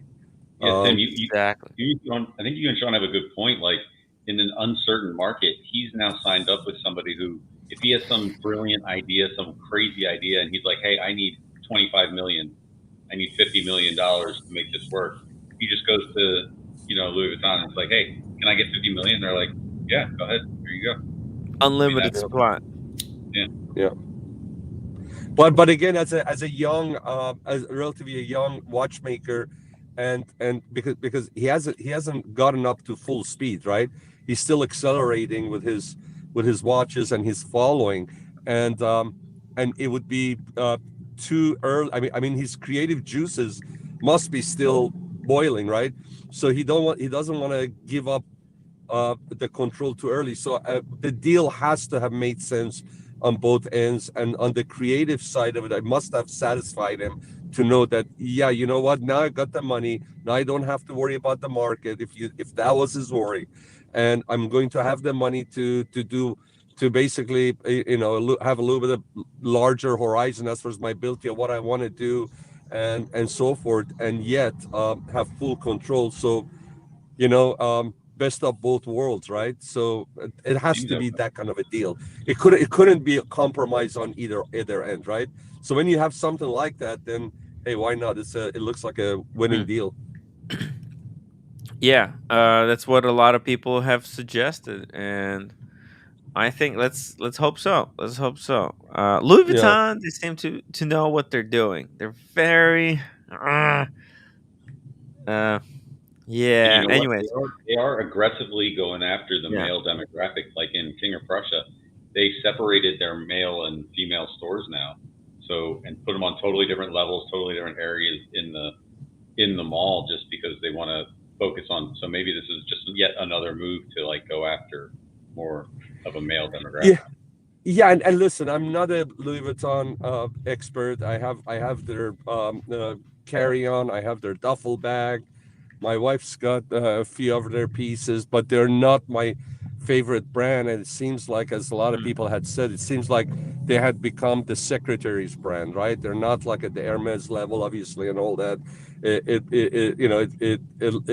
If you would go to an office, you would see the secretary also wearing the Louis Vuitton bag. So I think they were just, I think they just wanted to widen their horizon and maybe, make sure they're keeping that prestige by bringing new, fresh stuff into their arsenal with the high-end watches and all that. Just keep the name, the brand, fresh and keep it at top.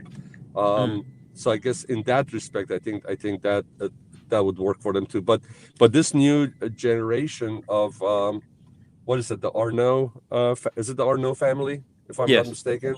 Okay, so with the these guys in their 20s, and they seem to be sharp, educated, honed in. They cut their teeth in the business, and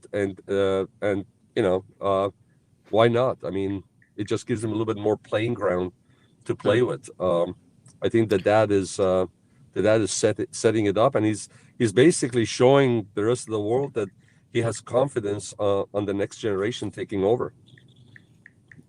That's the way I look at it. Yeah, I mean, this is going to be very interesting to see how it develops. That's a good picture of the movement right there. I like that. Yeah. Cool. And he's like, "Oh no, the page doesn't exist." Anyways, I mean, yeah. Who are the people who got the chance to be the first to be able to buy these watches from him? How did they find out about him and his brand? So now I the don't question think it was, is, yeah, go ahead, please. Because I don't think it was like traditional. Like most people who probably bought from him were like either his friends or in the industry. I'm not sure. Yeah, it's a small circle of people that just, the word just got passed around. Now, Rishepi, what is that going to do to his pre-merger watch value? I think it's What actually would going to go up because I think LV so too. is I going to think make so it too. a Just look at yeah. Jorn. His brass movements are coveted, and they go for more money than the old gold movements, right? Because it was just the original. Look at the Lange one, the original. They're valued a lot more than probably the improved version. And at least the romantics, they say, hey, you know what? That's when he was really truly independent, and probably, and if you're a fan of his, even with the merger and all this, there's a lot of good stuff. A little bit of romanticism is going to be gone, right? Because now it's more like corporate, right? And Right. that maverick, that romantic sense is gone. So probably that alone for his fans and followers, those earlier watches would have that added value, right? So yeah. Wow, that's a really good point, Sean. Damn. Yeah, because it's like he sold out, right? And there's no nice way of saying it, right? He sold out. That's how it works in this industry. But let's see. I mean, maybe it Yeah. will lead to better things. He's a good guy though, so you know, it's it's not necessarily a bad thing. By the way, this is a topic that I was asked to discuss, and I completely forgot about it. This is about the Daytonas, the racing dial Daytonas, which if you guys are familiar with them and if you have a favorite one. So let's see. So some of the racing dial Daytonas, I think this black one, right? That would be.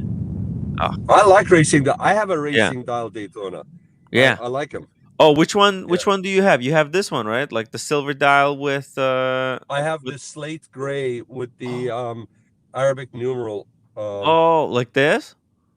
with the red hands and Oh, all of that. Jesus.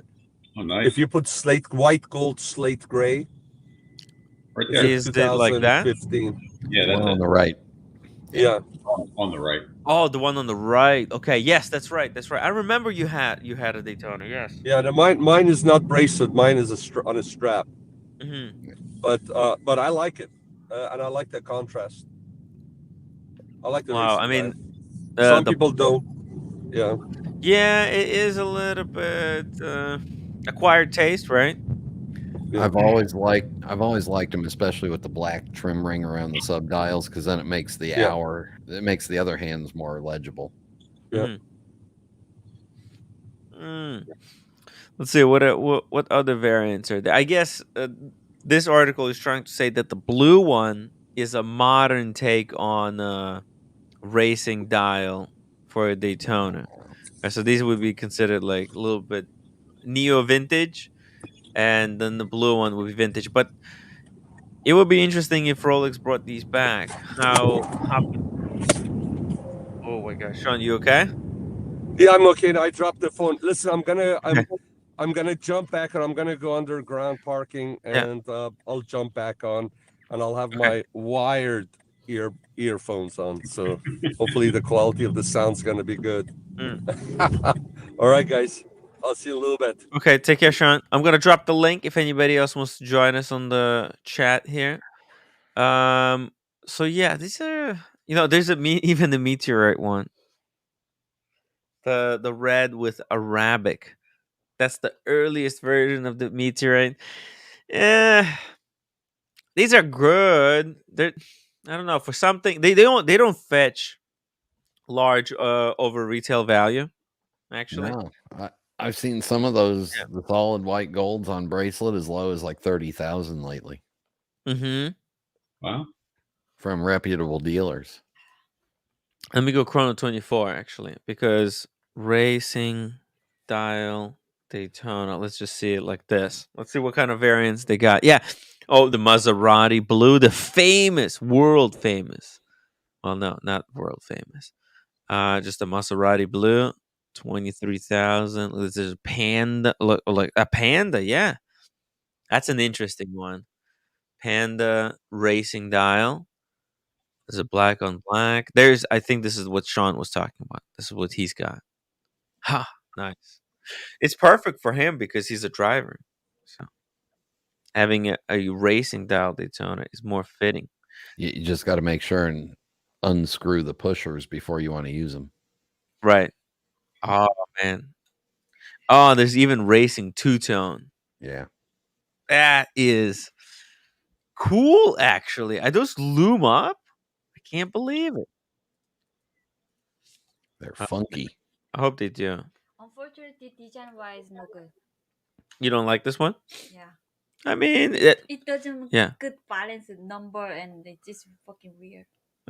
Yeah, it looks a little bit strange. I get it. Weird. Well, that's why it doesn't go for crazy over retail value. It's just a couple of thousand above retail. Daytona is now like 19 for two-tone. They shot up. No, either your Panda. Yeah. Yeah. This one weird. Hmm. Yeah. It doesn't good design. Yeah. You like my Panda more? I mean, this one's got the. It's like this. Look at the number. It's really weird. It's really weird. It's not good design. Well, there you go. Some of them are not very, very good design, but it's the beauty is in the eye of the beholder, roommate. At the end of the day, all right. There's some. Oh, damn! Pretty nice. There you go. There's some sexy ones. Okay. You can kind of read that one too.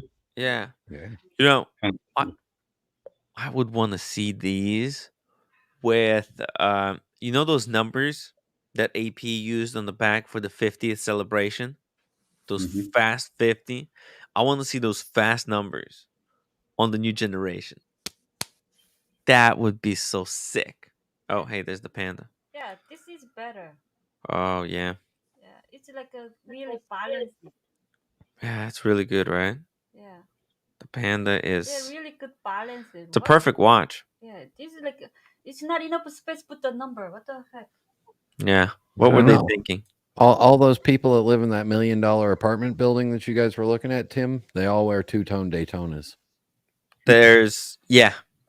And the guy who was at the restaurant next to us was wearing a two-tone Datejust. You saw that? No. He did.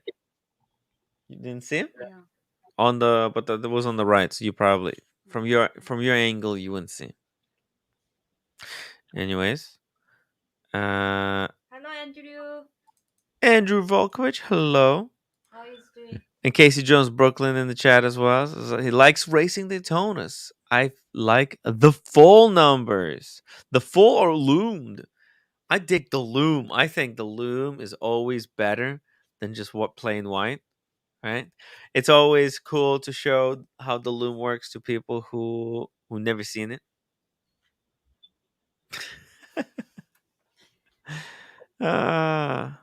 Funny stuff. H says there is a Buckley AP Codeline 59 green on European Watch Company. Oh, did he sell it already? Green. No, $38K. Oh, that's a lot of money. That is a lot. Let's see. Oh, 38.5. Didn't he get his for like 30? He got it for 27, I believe. After all the rebates. Yep. He should flip it. Right, Timmy, I gotta go. Okay, Brian, take care. Getting late for me. I'm old. I know. It's Sunday. It's Sunday night. Yeah, be up at 3 o'clock in the morning. Here. Yeah. Double D. Do you also have to go? No. I mean, in a couple of minutes, but okay. So we'll do 3 hours. We'll do another 10 minutes and wrap it up. Work for me. Yeah, that'd be cool. Yeah. Brian. See you guys. Bye, Brian. Bye, roommate. Nice sword. That's a freaking nice sword. This is pretty sweet. Yeah. Yeah. Let's see. We've got what else do we got here on the European watch company? Look at this. 5167 is still dropping 56.5 on European. It's cheap. Let's let it keep falling. You know, my AD doesn't want to sell me the 5167. Soon they're gonna be calling me. Soon? Yeah. Well, As soon as they fall below retail, they'll start yeah. calling you. Yeah. It's hard. Yeah. 5960 chrono. This is freaking nice.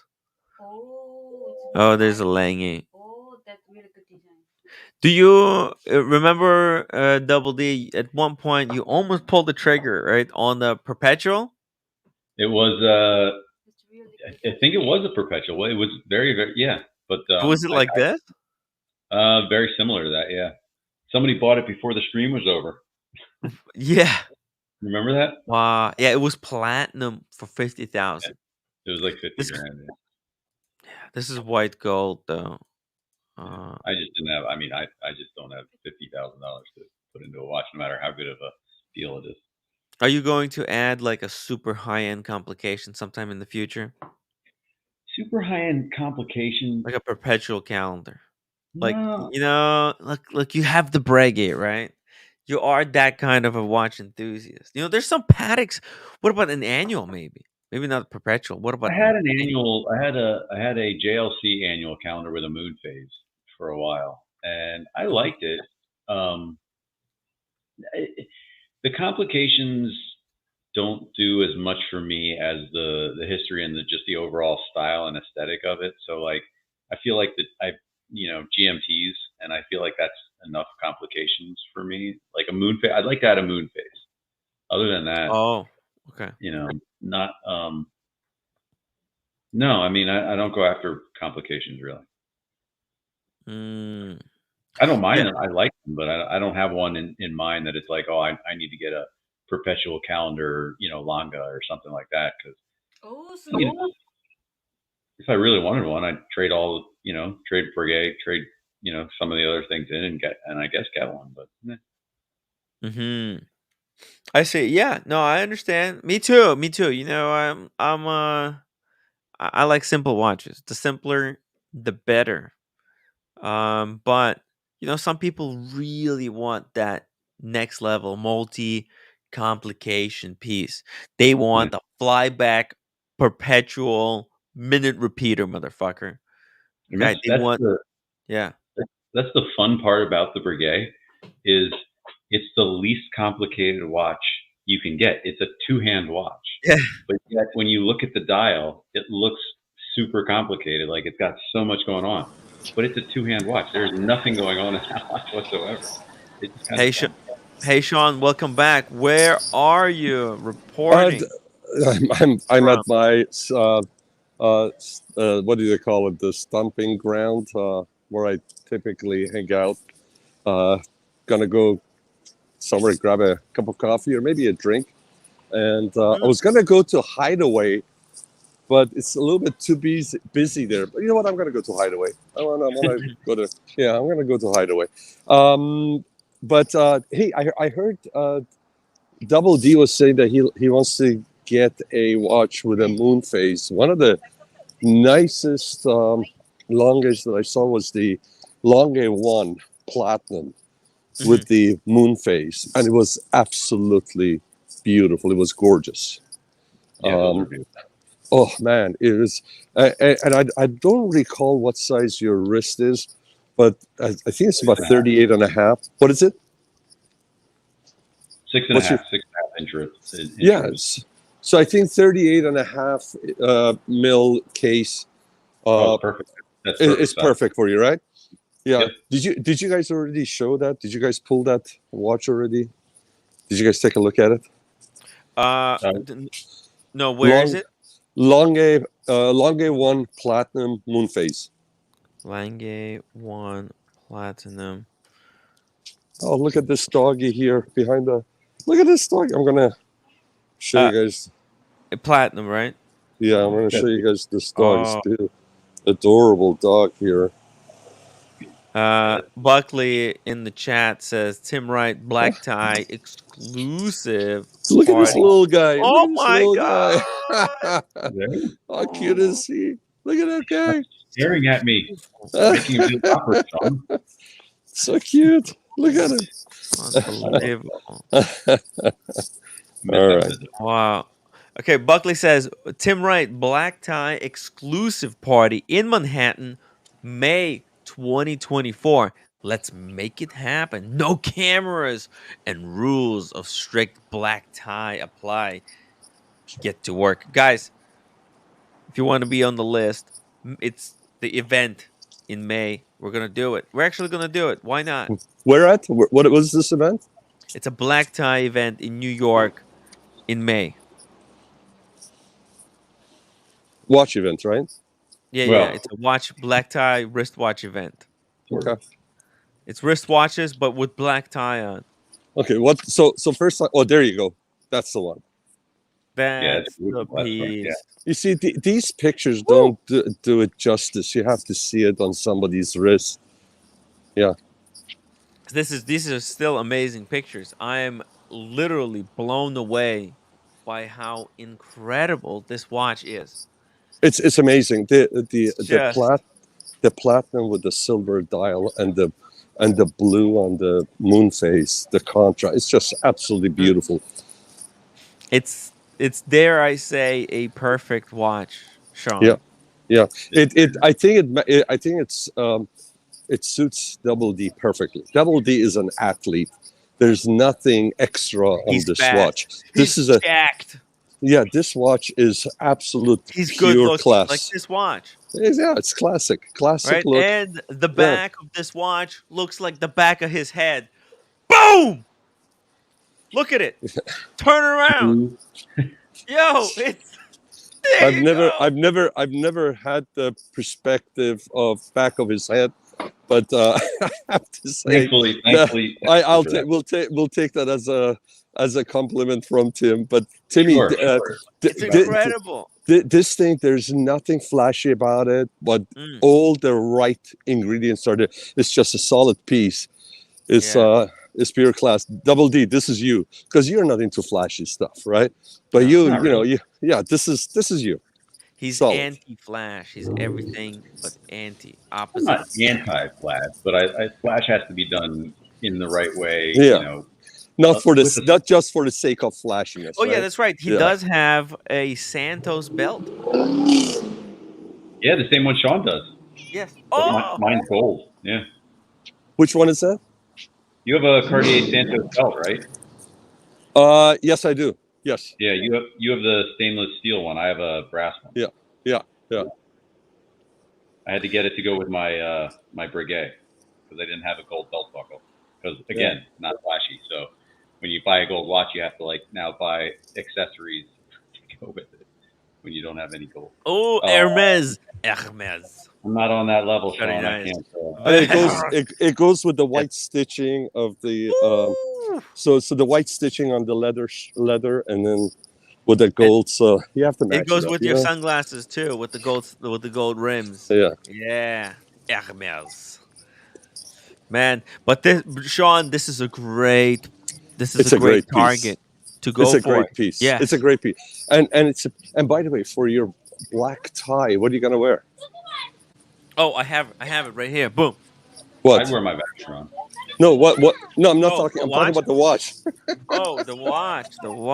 Oh, I'm gonna have the surprise. It's gonna be a surprise. Maybe a panorama. Traditional is a perfect tuxedo. Yeah. So what I would recommend is, in case you still have your dad's 5196, go get a black strap for it, and put a black strap on it and wear it to the black tie.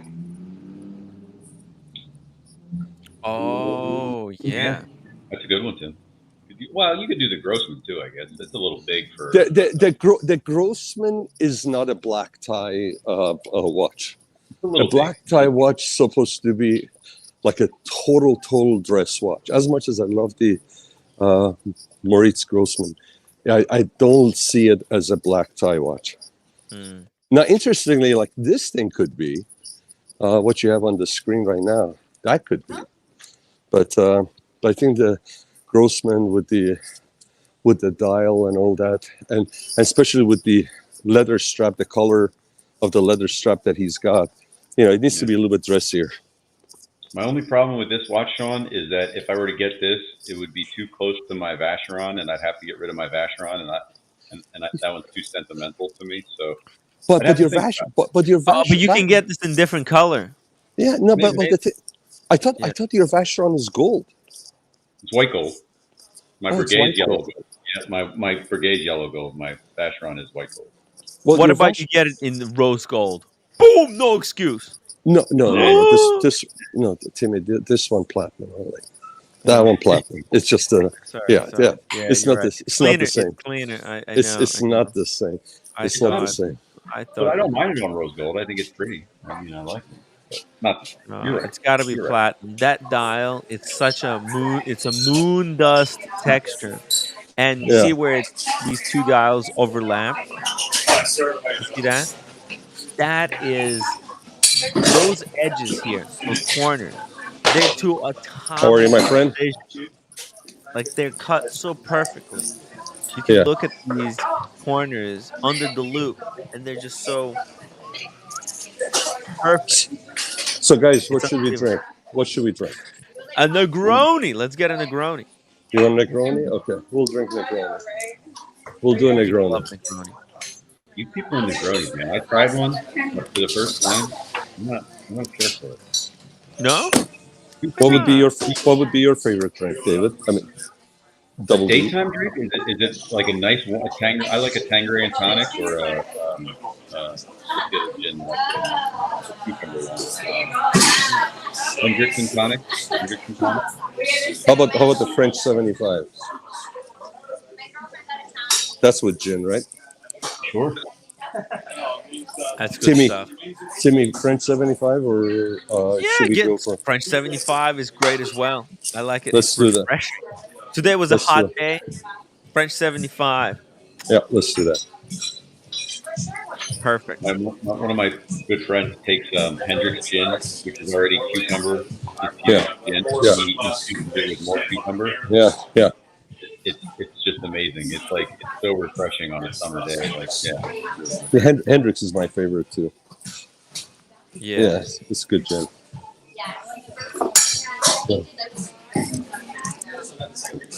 Today was such a crazy hot day. Oh my god. It was very warm. I passed out when I got home. I passed out for like an hour. I was cooked. So, David, your white Vacheron black tie watch. Yeah. Perfect. That's my black. That's my pure dress watch I have. Yeah. I agree. By the way, what do you guys think about our RAM? Is that cars? Is that cars? No. It's a 6701. That's the one that. Oh, that's my favorite. That's my favorite. That's the one I had on my wrist. Yeah. Yeah. This is in rose gold. Yeah. 173. Sean. Hi, my friend. How are you? Let me have a French 70, please. Yeah. I lost reception. I'm sorry, you guys. 173. Double D. Yep. Oh, I'm just gonna mute Sean. Oh man. Oh, his phone's stuck. Okay, sorry. He has terrible internet connection. Hey, at what price point, Double D, are you going to buy an RAM? It's not so much. Well, first of all, they'd have to come down to a level that they will never come down to be affordable to me, and they'd have to completely change the design because it's just not me. It's just I respect the engineering and everything, and I think it's cool when people get them, but I can't imagine myself wearing one. I really just can't. Yeah. Hey, Sean, how's your internet reception? Can you say something? Oh no, I think we lost him. Damn it. Frozen. You know what they say? It's proven true. The wealthiest people on these streams. Internet just doesn't work. You never see my internet fall out, do you? Nope. And mine's the best. Basically, this is how you rank. The poorer you are, the better your internet reception is. My internet's been perfect every time, so there you go. Hey, Johnny, look at this. My reception. It's pretty good, which there you go, which means, I'm pretty poor, yeah. Yeah, you're probably, I mean, based on your reception, I would say your net worth is below $1 million. Safe to assume on mine. It's too good. You see, it's not as good as mine. Okay, but it's pretty good. Yeah. Maybe 2 million, below $2 million. Okay, we're somewhere in between Yeah. there. We're in the range. How are we doing tonight? We're good. We're good. We're just having like the best day in the world. I'm just having fun. I just thought I'd see if I could join on a normal night. Oh yeah, sorry about you tried to join in yesterday, and then the show fucking exploded. I need to bring it up, but yeah, what happened yesterday? Did I miss something? Nothing happened. Nothing. It's just me. I think me and Blondie we made up. That's it. We're friends now, from what I remember. Remember. Cool. Nothing happened. Yeah. We're friends now. I think that's. Okay.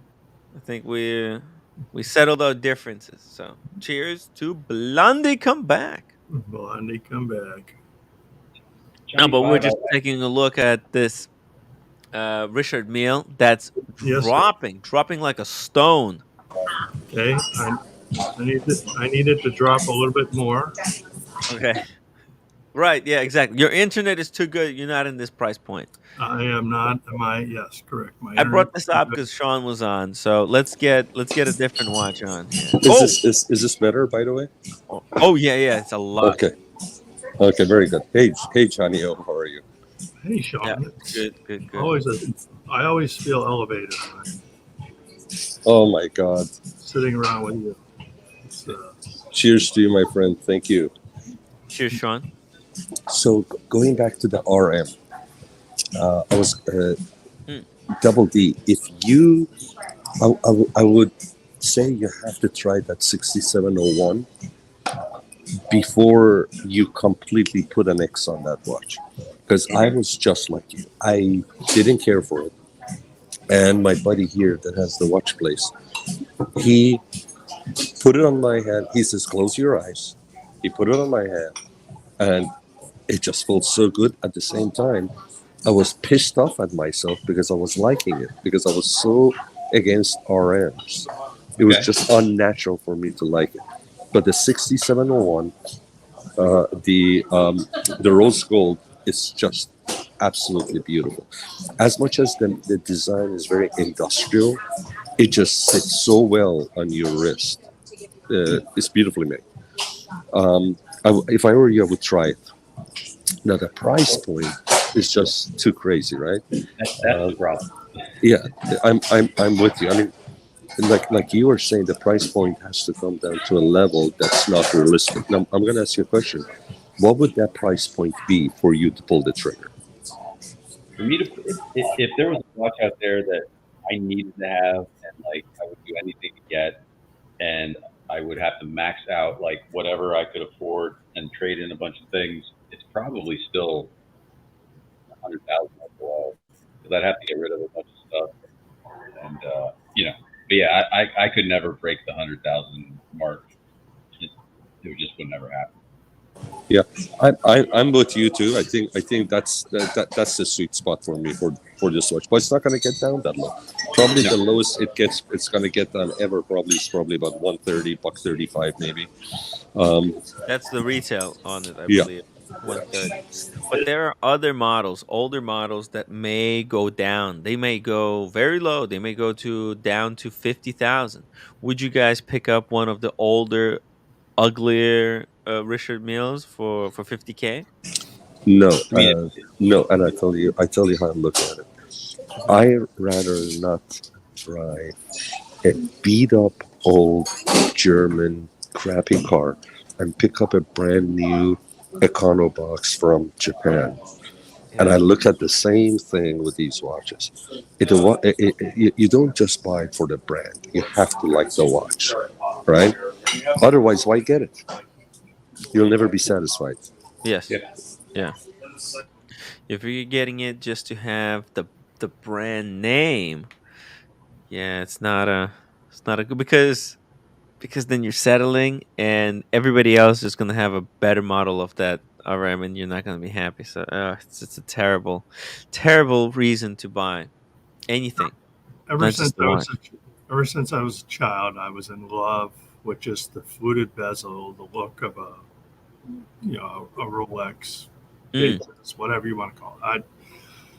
Since I've been 10 years old, I've loved yeah. it, and now I own a couple, and I love wearing them. Uh, I could get into some dress watches that are some Vacheron or some white gold, some I just don't wear dress watches. But I appreciate the beauty of all of them. I mean, they're Hmm. incredible. If I could find some, good deal, Diego sent me one a week or two ago, and I was like, oh, that was pretty interesting. It was, this was under 15 grand or something. It was like this Wow. gorgeous watch. What would be the most expensive you would even consider spending on a wristwatch? And that could be you could take in consideration like if it's a watch of your dreams, comes once in a lifetime, and you would sell all three of your watches plus add certain amount of cash. What Am would be the maximum you would ever spend? am I staying married or? Yes, no watch is ever worth. I love my wife, but uh, um, just like David, it's somewhere sub 100. It's hmm. I don't know. Yeah. It's I feel like maybe not now, but maybe in 5 or 10 years, these could be below 100. You And I think? think, yeah, I think so because this is a mass-produced model. This is one of those models that they pump out not to hold value, but to kind of be accessible stepping stone. But remember, if you buy RM on the gray market, you might be banned from RM retail. So it's dangerous. So when you're buying it, you're either getting a really good deal or you really don't care about money.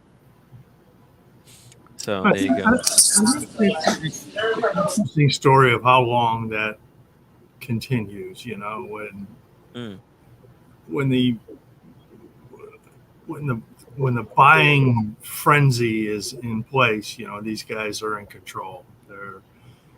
And now is it a buyer's market or was it the seller's market? It was a seller's market for a long time, right? So yeah.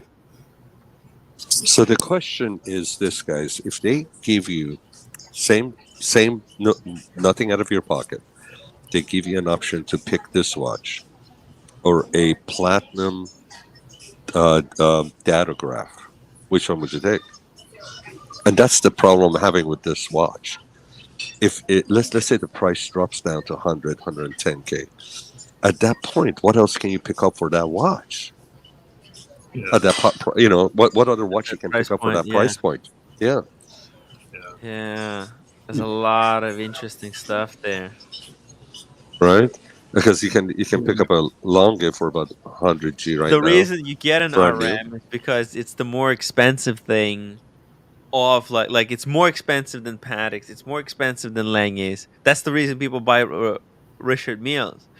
If Richard Milles dropped down to the prices of Pateks APs, people are not gonna buy them. Like, why would you buy it? Why would you buy them But at that but point? but Timmy, that's the problem with this brand for me. Mm, So you're telling me you're buying this because it's a more expensive watch. That means you're basically telling everybody if you're yes, wearing a Patek or a Lange or all that, my watch is more expensive than yours, that's it. and That's the that's whole that. point of this And brand. Yeah, and that's not why we buy. Pardon me? No, that's not. Thank you. yeah, That's not why we get these, yeah. but and the fact that if truly, and I don't, I mean, we have some really well educated, known watch collectors in our circle, and those guys buy these watches for the right reason. But I believe you're right. A lot of these douchebags out there Yeah. that drive the Lambos with the chain hanging from their neck and wearing their RMs, they're wearing it because of the flex. And that's the crowd that I don't want to be associated with. And that's a turn off for me. Exactly. And I, you know, I like this watch. I would wear that watch hmm, at a quarter of that price. You know, you know. yes, I, I like the look of it. I think it's cool. It's sporty. I could wear that around. I play golf. I do this. Play it probably sports. should have been. It probably should have been quarter of this price. But hey, that's the point of this brand, is to be above other brands. Right. So, Casey, yeah, I'm not interested at that level. yeah. Casey Jones, Brooklyn, $2 super chat. Will Richard Mealy drop as low as Frank Mueller?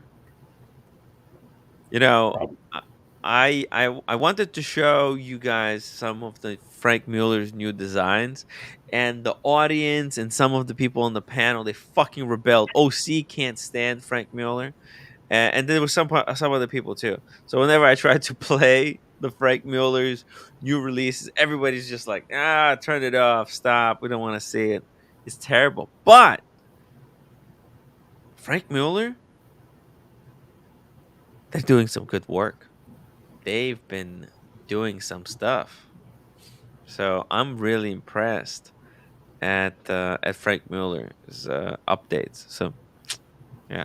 By the way, George Varghese in the chat, he says MSRP on our RAM 6701 is about 130,000. So it's still way above retail. I love this RM, and it's a signature RM in my honest opinion. It is. It really is. It's their perfect two-hander with a date. This is like the This is my greatest. favorite. This is my Yeah, favorite. Yeah. it's the greatest RM that they have made. You know, I thought that I really liked the new one. Let me just check here. 1 second. What was the This reference? is Timmy. Huh? This watch, which is their entry watch, is just like the AP 15202 or the 16202. It is true to the brand, and it's their.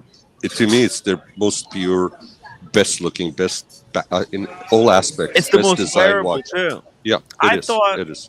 I thought I was in love with 3001. That's the one with the power reserve that looks like a fuel gauge. But then I read that it's 17 millimeters thick. 17. You know how Wow. thick that is? 17 millimeters. It's huge. All right. What So is this thing? What is this? What is this? Like 12 mil? this is nothing. I think this is like 8 Ele- actually. Oh, is it that? I thought it Yeah, was yeah. a little It bit is thicker than that. ultra thin. Yeah, let me check. Let me check. Oh. It felt Yeah. really slim on my hand too, but I Tim, thought I it got was to get thicker than going. that. Double D, thank you so much. Have a good night. I think we're gonna do like another 12 minutes, and then we're gonna wrap it up. So take But Good care. night, Double D. how Good night. much was Johnny, that Sean, always a line? pleasure. Take care, brother. How much was Same that here, brother. line you guys were just showing before? Oh, I one think I second. think I think I think they go somewhere around Uh-huh. 50K if I'm not mistaken. For the Lange. Lange Platinum. Oh, nice. Let me see. Let's pull up a Hodinky article on these. I think it says it's gotta say at the end what the thickness is. Oh, no, they do. Okay. Yes, look at this. The thickness is 7.75 millimeters, Sean. It's That's insane. nothing. That's why Yeah, it felt so good. That's why it felt so good. I told you. Yeah. I mean, it's cool. It's Yeah. cool. There is no doubt about it. It is cool. All right. Look at the hands. They're so perfect. You Polished know, on the you know, edges. you know, you Brushed. know those screws on that dark case look like Mont Blanc emblem. Yeah. Oh, Yes. oh The yeah, yeah. special screws. It's really cool skeletonization, it's perfect. And there's even this display thing here over here which says WDH. And that just shows you in which position your crown is in. It's so intuitive. It's like showing this. Right now you're in winding.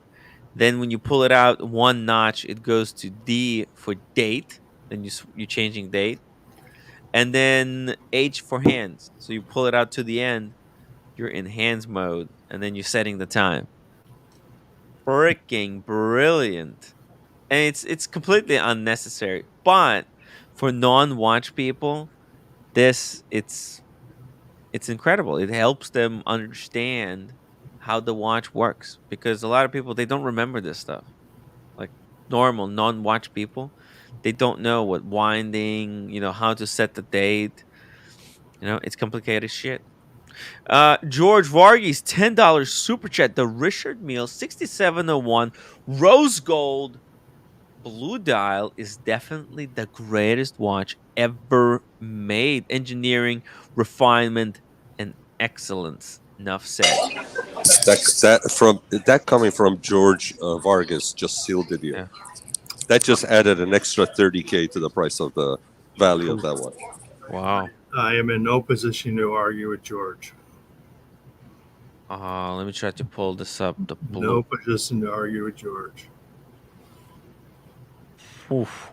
Oh yeah. It's the let's see here. I think they gotta have the picture of it. Oh no, this is the picture on this one. Okay. So I'll just show you. There's one for sale here for 189,000. That's the piece. Look at that. It is just incredible. I don't know why they say it's a blue dial, but That's it. Those are great shots. The side profile yeah. that tells Yeah. you how beautiful the watch is, and Yeah. just look at the way the strap is connected to. It's just like Mhm. seamless. Yeah. Just like one straight line.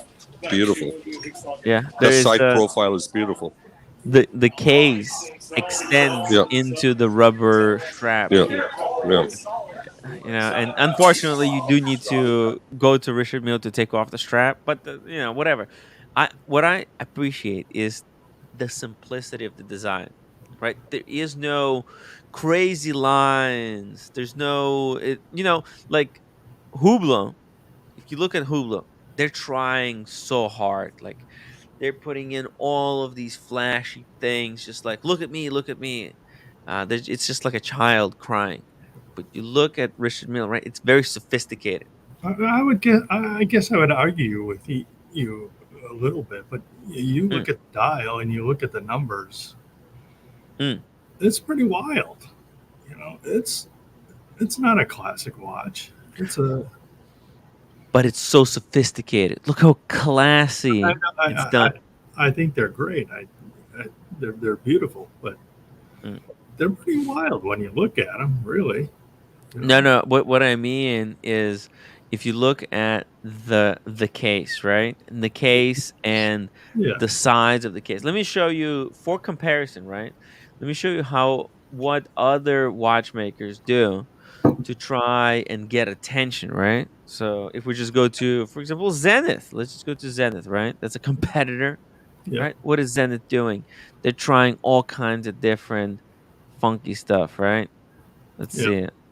Let's go to their Chronomaster. No wait. What's Oh, their Defy. newest Okay. one? The Defy No, Sky because Defy, whatever. still Zenith watches maybe. For some reason their website is not working. Maybe because it's half page. I don't get it. Okay. All right. Let's pull up like. No, but I've seen the one with Yeah. the Well, like something like this. Let's see. Oh no, this is the full ceramic one. This is actually pretty crazy. But their chronograph defies. Let's see. If we just go down a little bit more, we're gonna find them. Are we gonna find? I'm looking at all the. Oh, here we go. This is something along those lines, right? Because right, carbon. They're putting in green lines, right? Like look at the bracelet, the strap. You see, it has all these notches. There's every part, like there's angles every which way. Every facet is something is happening, right? no, Like there's so much going on in this watch, I feel. the dial, even the dial is it's screwed up. While I say the RM is complex and weird, it's in the background. It's not in the foreground. Yes. You got the numbers. It's just it's subtle, I guess, in the way that it's built. Subtle but flashy. I don't know. How do you do both? But they've done both. Right. There's somehow they managed to do both. Like they could have added more. They could have added a pattern on the strap. They Mm-hmm. could have added a pattern on the underside of the strap, right? Look, even underside of the strap doesn't have anything. It just says Richard Yeah. Mille. That's it. Yeah. They made it so simple, to counteract the loudness on the dial, and it balances it out. It's very harmonious watch. I feel like there's a lot of. I understand what you're saying now. Yeah. But, if you focus in on what's going on underneath, you're like, wow, that's pretty complex. But yes, you step back, you go, okay. Yes. It's pretty. It's gorgeous. Yeah. Oh. Yeah. It's almost like a piece of jewelry, isn't it? It's especially on the back side, the way the case on the back curves. You can just you can even if you never put it on your wrist, you can just imagine how it's gonna hug your wrist. It's just beautifully made. Beautiful. Yes. Yeah, it's so nice. I adored this watch, honestly. Oh my god. There was a short moment where I really fell in love with that 3001, but my god, it's thick. Yeah. It's this thing. I look at it. It looks incredible. It doesn't look that thick from these images. They hide it well. It looks good. And especially here where the watchmaker is putting it together, you can kind of see, look at it, and think, that movement is thin. Yeah. Right? That looks thin. You look from the back. Okay, that's thin. That's thin. That's workable. Okay, cool. And then you look from this shot, you look, hey, that looks great. But it's 17 centimeters. Or 17 millimeters. Sorry, not centimeters. Dirk Diggler, member for 13 months. Tim would rather hook up with a Sheen versus Blondie. What does that mean? What does hook up mean in this question, Dirk? Also, we got H Prada. Where is your money safer, in your Daytona or an RM 50 years from now? How much do you think your Daytona will be worth versus how much an RM would be worth in the 50 years? It's a great question. Great question. Timmy, I just sent you another angle that I haven't posted yet of that RM on my wrist. I sent it to you on WhatsApp. Okay. Oh, let's see. Oh, on WhatsApp. All right. Oh, I didn't get it yet. I'm sorry, I missed it, Sean. Did you pick one of these up? No. Like I said, my friends here that have a watch place, he knew I'm not a fan of Richard Mille, so he surprised me and he put that on my wrist, and I had conflicting feelings. I loved it, but I was like, I was just like, my brain was saying you don't like it, and my heart was saying you're loving it, and it was just like, it's just beautiful. So I took a few photos, but again, at that price point, you have other choices, right? But this is a unique piece. I mean, you know, if I for that price point, if it comes down low enough, that's in the price point of a datograph. And let's say, okay, I get a datograph, or you get one of the Pateks. Those are not as unique. This thing is unique. It's different than anything you have in your watch box, right? And By the yeah, way, it's this is special. Daniel Cat sending us a picture. He's at a bar. I think he said he's at a jazz. He went to a jazz bar. Okay. So he's not going to be performing. He's not going to be doing stand up over it, I mean, hey, right? there's a microphone. He should just grab it and start cracking jokes. By the way, guys, last night at the Rose Bowl, there was no connection. I was trying to do Instagram Live or jump on the stream while you guys were on, because we had when you guys were on community channel, uh, first time ever at a Coldplay concert. It was freaking amazing. Have you ever been on a Coldplay concert? No, I have never been Oh to a my Coldplay. God! I But can I see why love people go Coldplay. to this. No, the show they put Yeah. on with Really? they have you wear these wristbands.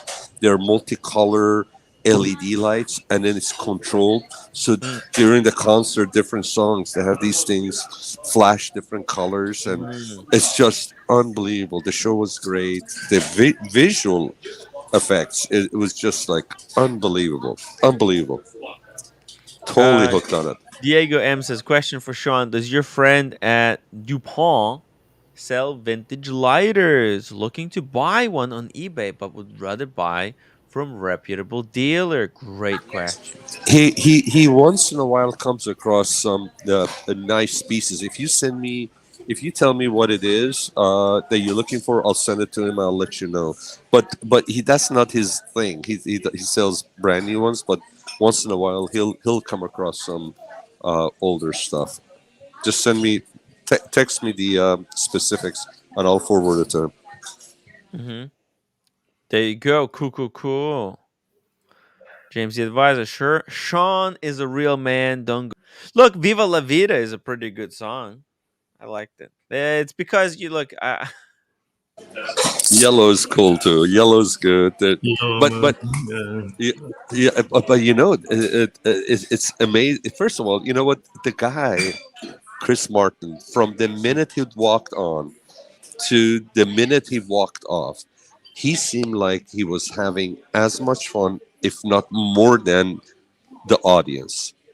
He comes across as if he really enjoys doing what he's doing, and he connects with people. He pulled up this girl that had a sign that said, "It's my 21st birthday. Please sing Evergrow," and he pulled her up, and he spoke Spanish to the crowd, and so there were a lot of Spanish speaking people there. So he just connects with people so well, so well. Diego, I got your text, so I'll ask him.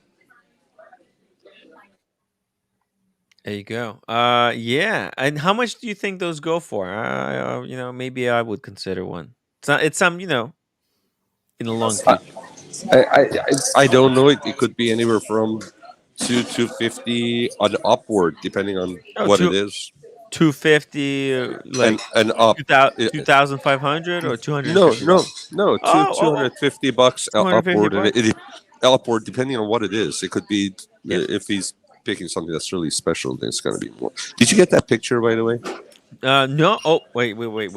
Something came in. No, I didn't get it. No. Okay. All right. Stuck in the WhatsApp hell, I guess. Dang it. It's that WhatsApp. crummy internet you got there, bro. I'm joking. My cellular phone I'm signal joking. was bad. I'm joking, bud. I'm No, joking. I do have poor reception all the time. I always have poor signal.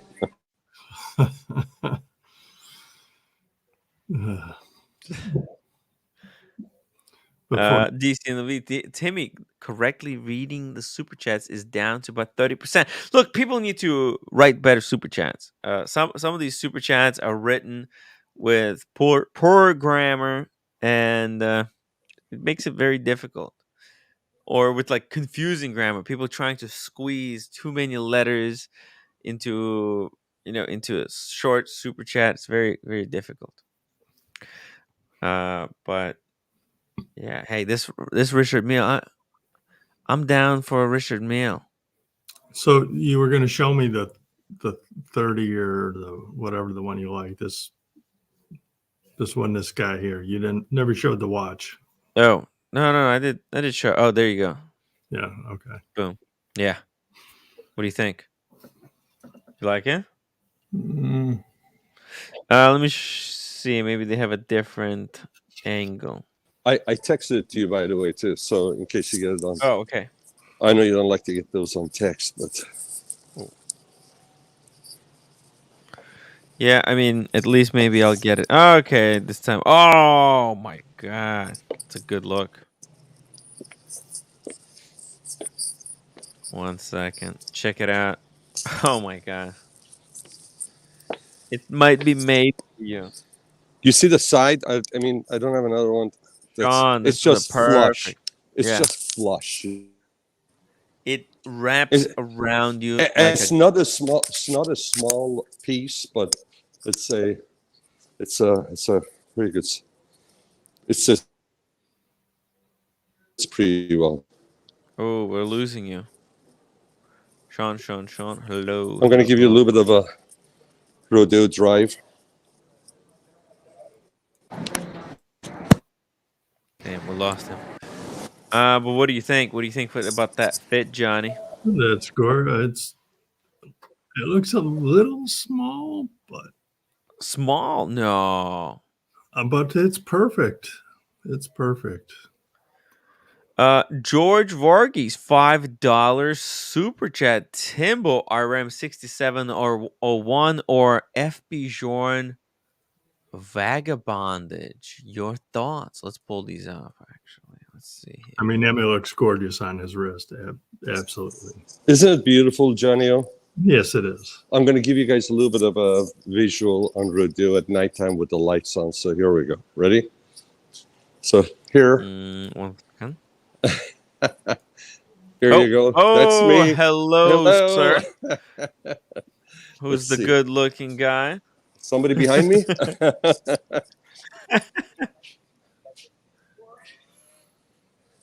I hope the signal is good. Yes. Is this your hangout? Are you here every day? I live about a mile and a half away from here. Yeah.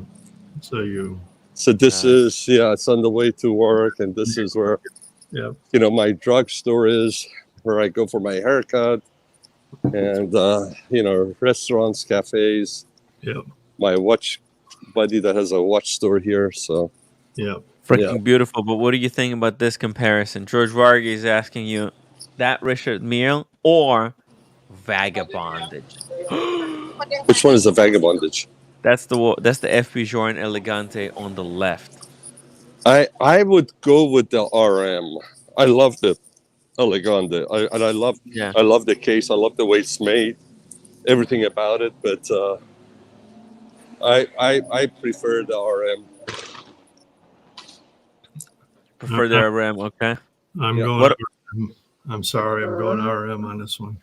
Whoa, really? Oh my god. But guys, you have to understand is that this is an extremely rare, extraordinarily valuable watch. It's very tough to obtain. Well, that's why we're here, for you to educate us. Yeah. Even though educate us. Yeah, even though on the dial, the dial surface, it looks very simple. It's actually It kind of works like a star wheel.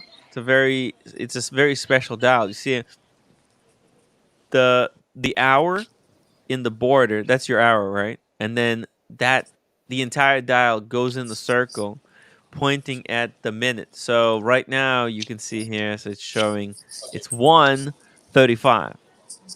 Okay. And then when it gets to the top, it switches to the 2 o'clock. Right. So it's got a very interesting way of displaying time. A very unique way. And it has a balance spring right in the center, beating at you. This is one of the most incredible movements ever. Right? So it's a two-hander, but it's a very complicated two-hander. I don't know. Maybe I'm crazy. But I don't know. It's something about this. I mean, it's FP Jordan.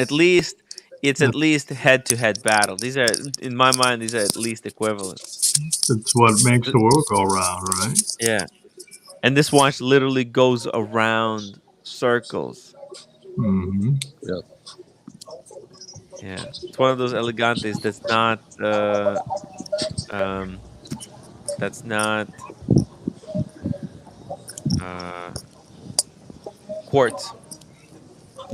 It's the choice that makes markets and makes value and makes things trade. You know, one versus another. And then there's also this one. One second, let me pull up. Here we go. This is the Vagabondage, and this is the Vagabondage 2. Okay. This one is also freaky. Okay? It's kind of like Zeitwerk, right? But it has a little bit different way of displaying. So it's at 10:10. It's showing 10:10 right now. Hours and minutes. So every minute it jumps. What do you think? How about this one? Could this be better? Oh, that's not a good picture. I don't know why that didn't work. Okay. But yeah.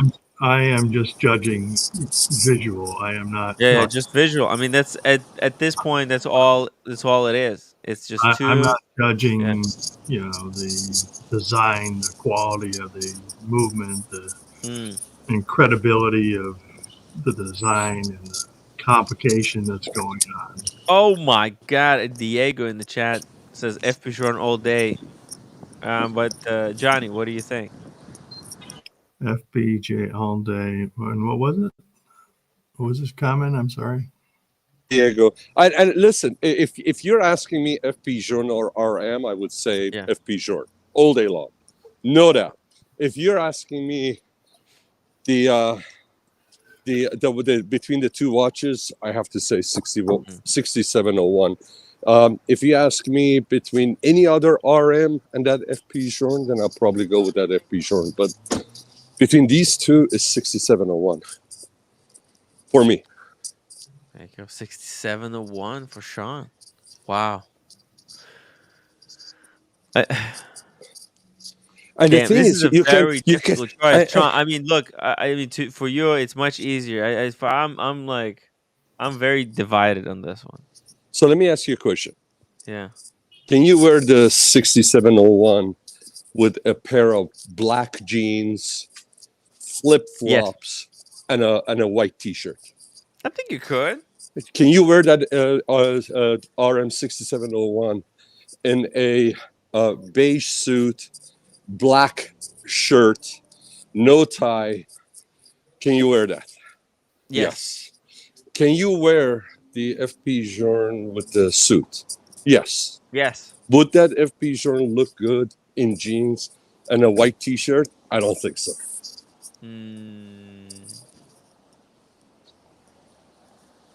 It's too dressy. If you're talking, too dressy. Too dressy for me. It's not. It's not. It's not a. The beauty about this 6701 is it's thin enough that you can wear with a suit, with a cuff, with a shirt, and sporty, dressy. You know what? Versus the FP Maybe. Journe is not But sporty. But this FP Joran, you could probably put it on a rubber strap, and then once you put it on the rubber strap, boom. Would it look good? Would that watch look good on a rubber strap? Yes. I mean, let me ask you a question. Would you put your dad's 5196 on a rubber strap?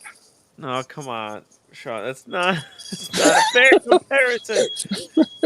Speaking of unfair comparators, so OC.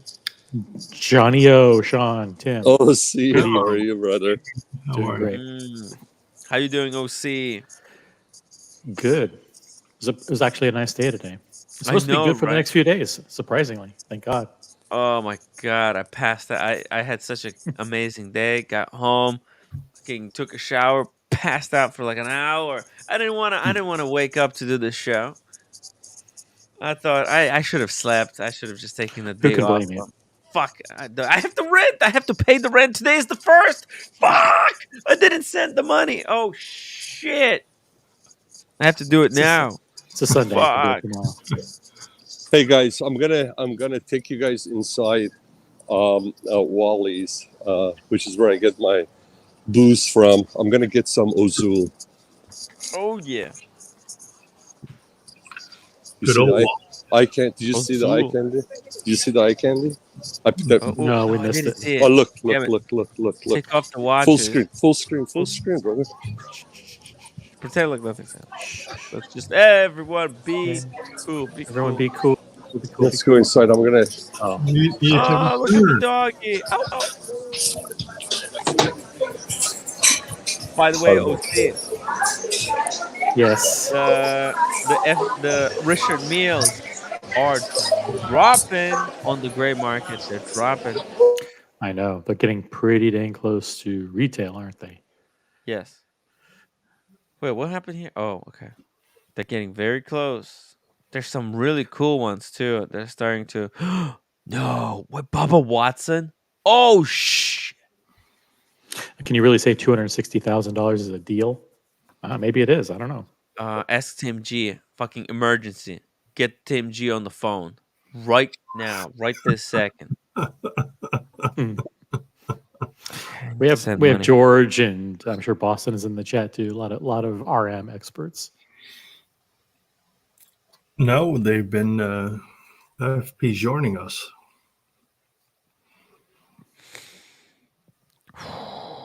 Okay, sending the money. This is painful. Today, yeah, today. What? Where's the button? Okay. Fucking rent. God damn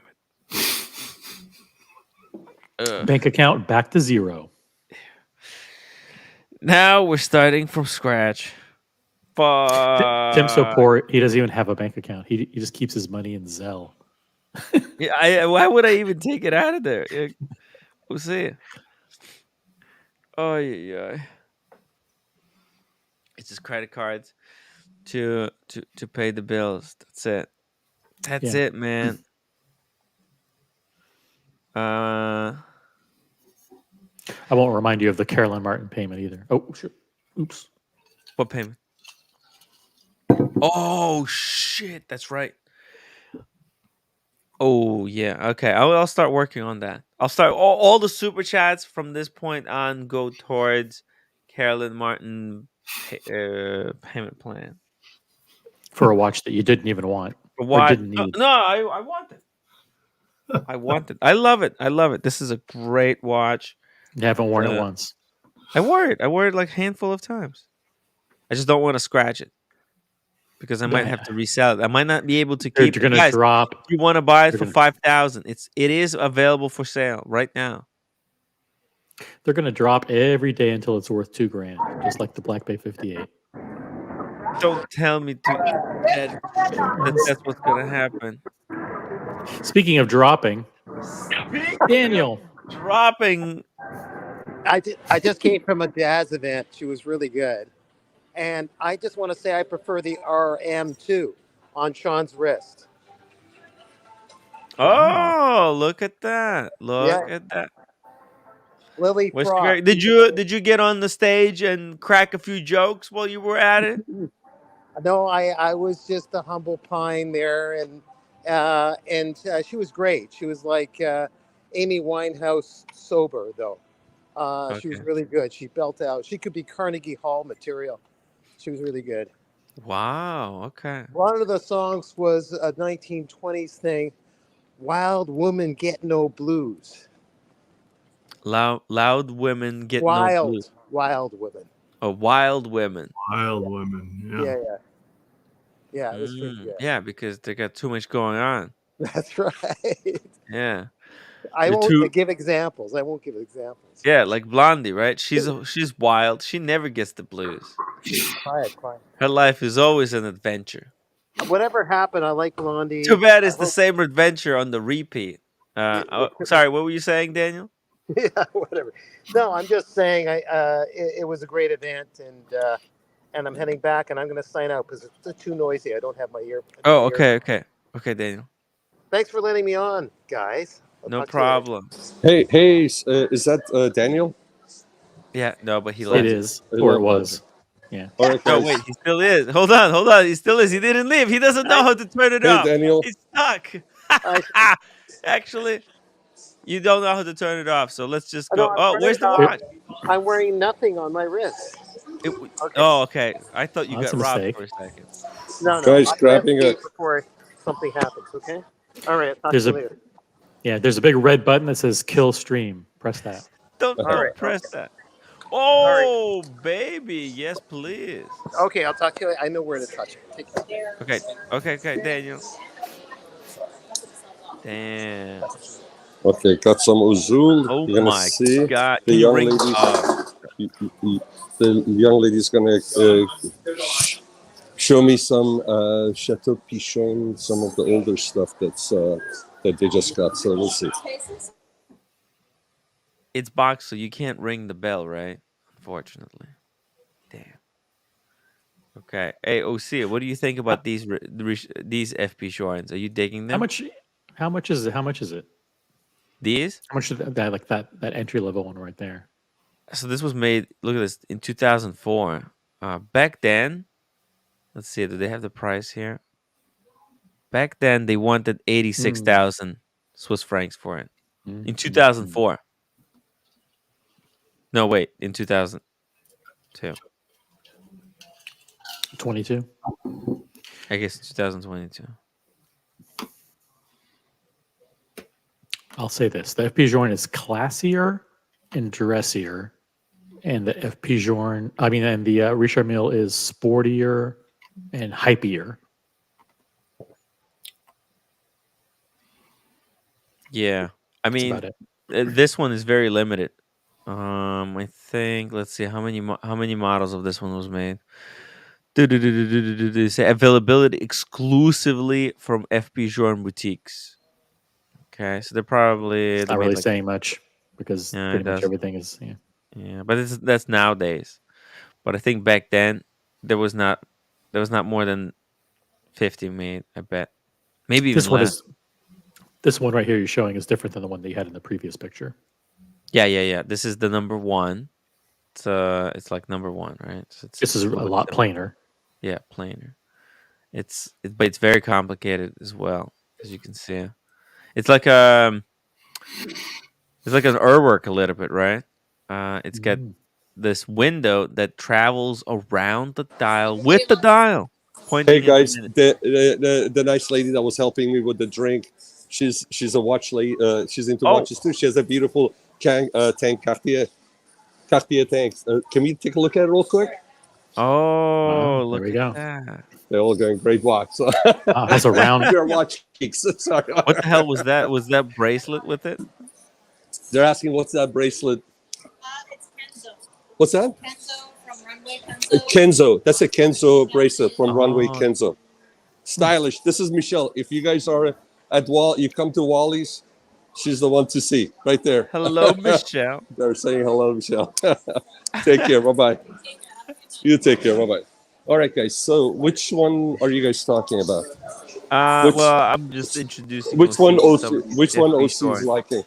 Which the one? Vagabondage 1, and there's the Vagabondage 2. Yeah, this one's very weird, and it's got yeah. the sapphire dial, so you can see through it like the lumen. Like the lumen, exactly. And like a the lumen. Zeitwerk. It's a lumen Zeitwerk. Fuck, it's a slap in the face. That's what it is. And it's very, very quirky. It's almost too quirky to like.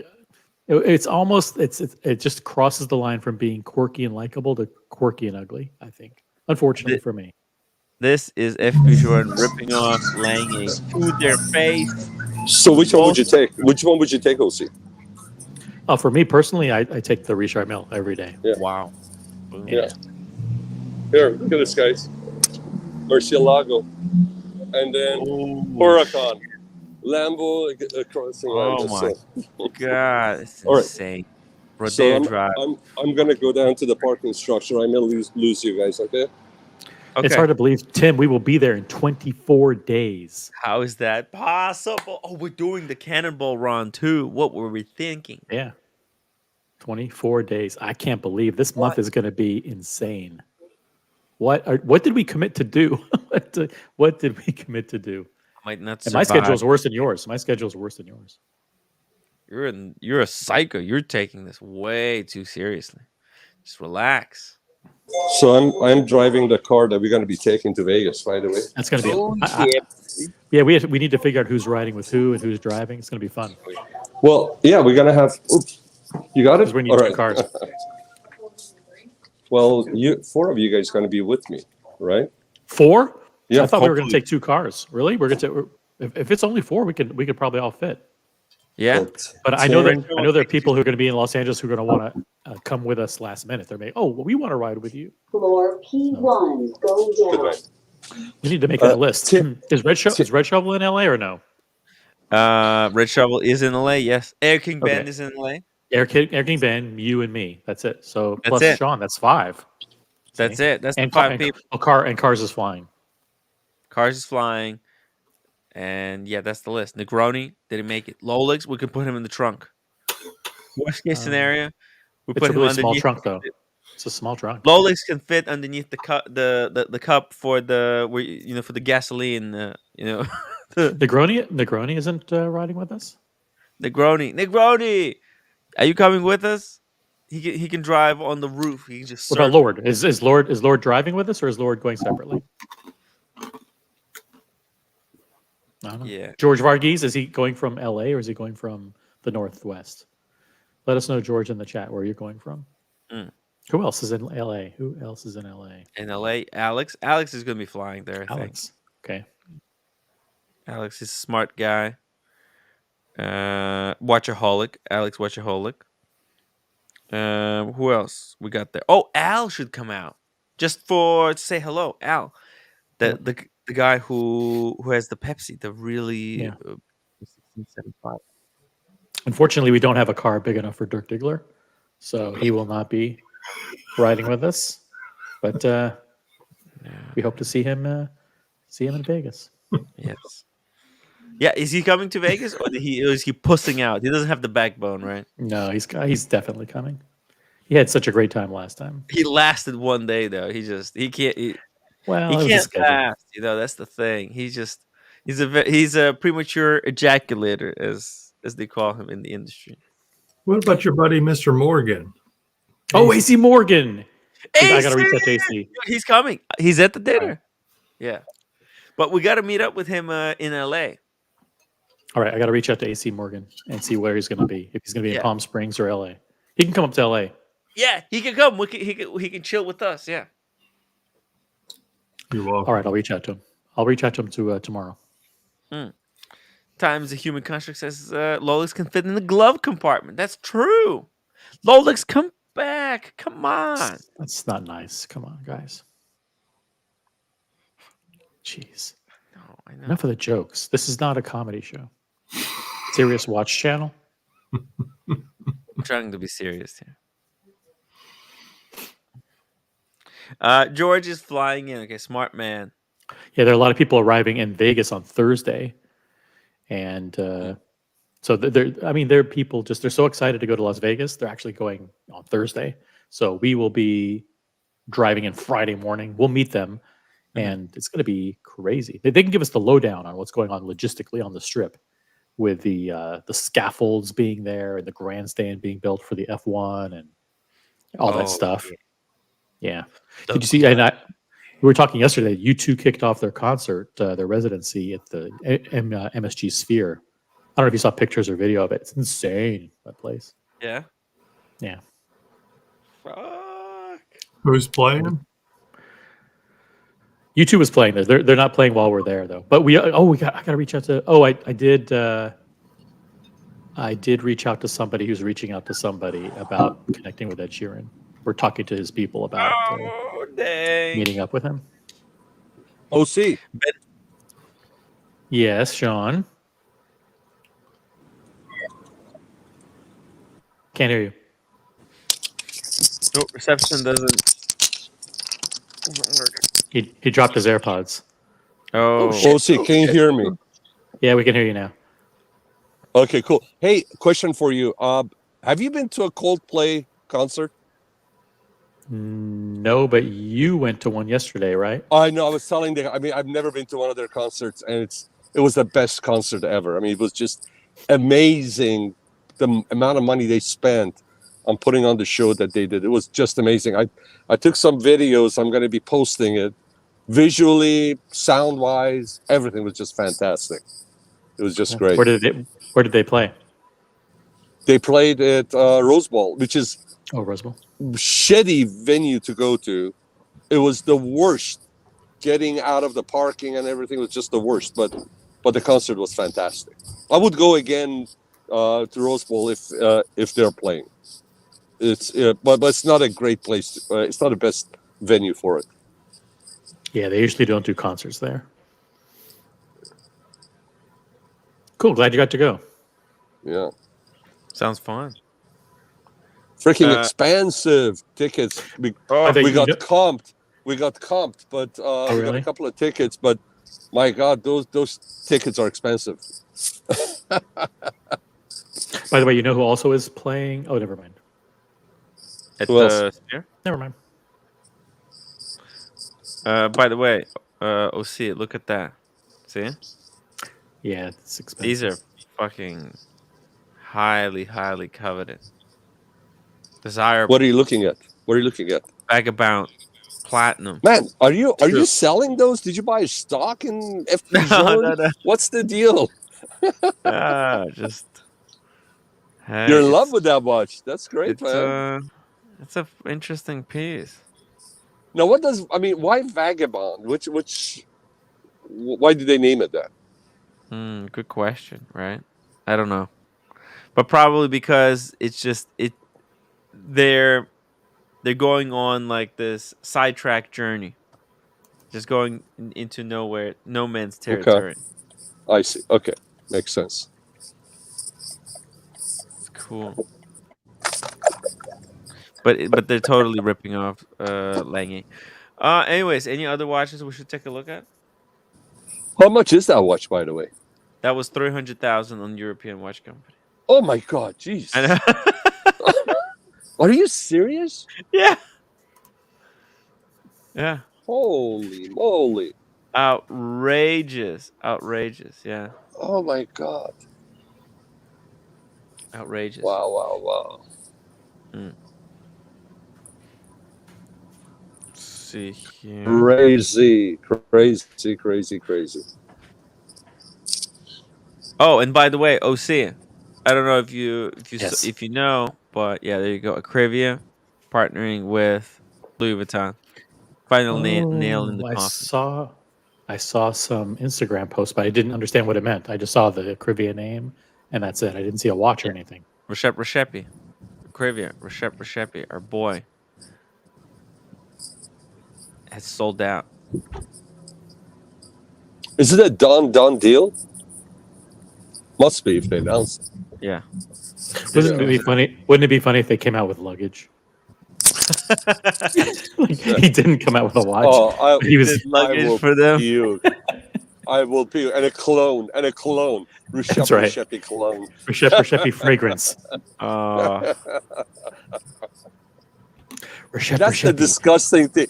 That's what they did with Mont Blanc. It's just stupid. I mean, Jesus. It's just like you going to Baskin Robbins and them serving hamburgers. Come on, man. There's ice cream parlor. You know. All right, but guys, oh, damn it. Okay, we got one more super chat.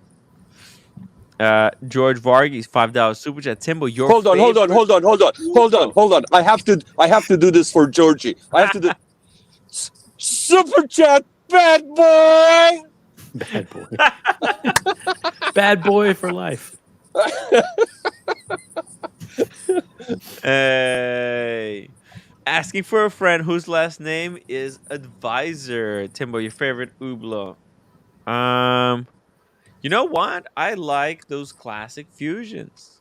I'm with Buckley on this one. These classic fusions, they kick ass, especially like these three-hander ones. Let me show you. Oh man, one of these, the 40, I think there's this 38 is good, but this 42, that's it. In gold, boom, shreds. Look at that, $24,000. I dig this watch. I don't know why, but it just looks good. You know, this is just very good. Looks like the old Movado. It's a Movado Yeah. museum piece, but modern and more masculine, right, Johnny O? I was thinking about the same thing. Yeah.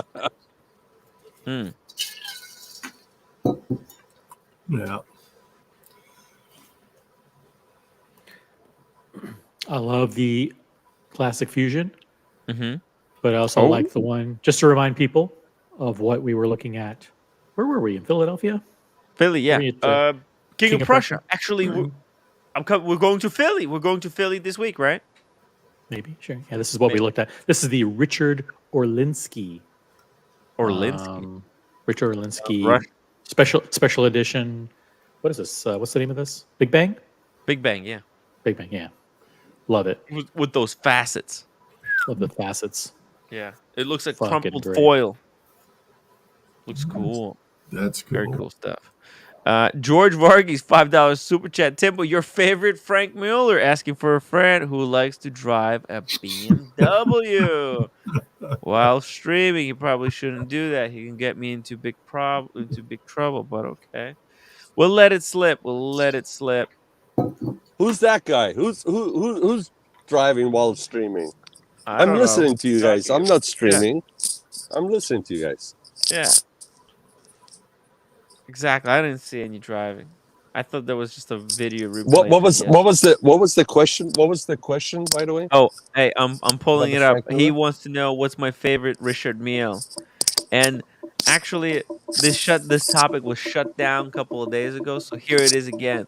These are the new Frank Muellers that came out. I'm freaking digging this one. Look at the green.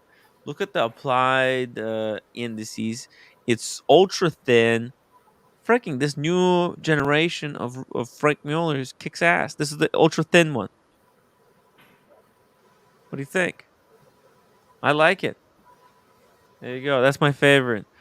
If you guys have a favorite, oh, by the way, there's other models that they released. There's this diamond one, skeletonized. That's a little bit too crazy. Obviously, this is kind of maybe a more of a women's timepiece. But then there's this one made from Damascus steel. Now that's Damascus Yeah. steel belongs on knives. I think they look better on knives. I mean, this is different, but yeah. Not a lot. You see, not a lot of watchmakers made a reasonable watch out of Damascus. This looks not bad. Yeah. Right. This is the best original, the Damascus first watch one I've ever looked seen. good. But the first one that you were posting looked like that beautifully. It was beautifully finished, wasn't it? Oh yeah, the green one. The finish was great. Yeah. Right. Look at the finish. The bracelet just melds into it. Yeah, it's great. And it looks like There's the classic Chinook shape case. Yeah. They slimmed it down. That's why this one it's ultra thin. It's like double the Yeah. thinness. And there's also this one with so these are their new sports edition ones. I think they're That's like hey. I made want out to of look like a. titanium. I want to look like an RM watch. Yes, exactly. See? But they have like on the bezel, they have these really Can I tell thick you something? If engraved Swatch numerals. ever Yeah. took over RM, and they were gonna do what they did with the Moon Swatch Mm. and the Blancpain, and they wanted to do an RM for maybe $1,200, that's what it would look like. Yeah. Yeah, this is kind of well look, they're trying to refresh the brand. And This is like they took that looks like the Hublot. yes, The- very much like the Ubla because Ubla has also they mess with the bezel, right? Ubla has those yeah, hollowed out parts on their bezels. yeah, You know yeah. what this looks like the most to me? These numbers, the way they're engraved, they look like an Avenger, like a Breitling Avenger, like those. Mm. Yeah, Or you're right. yeah. Let's see, Bright Breitling Avenger, or there's other bezels that let me see, man, it or a chronomat maybe even. Let me see, a chronomat, like a vintage chronomat. They have these engraved bezels. They're very ugly. Oh yeah, right here. Boom. Okay, I found it. Okay, like this. See that? Yeah, yeah. Mm-hmm. Right? Hmm. It kind of looks very similar. Yeah.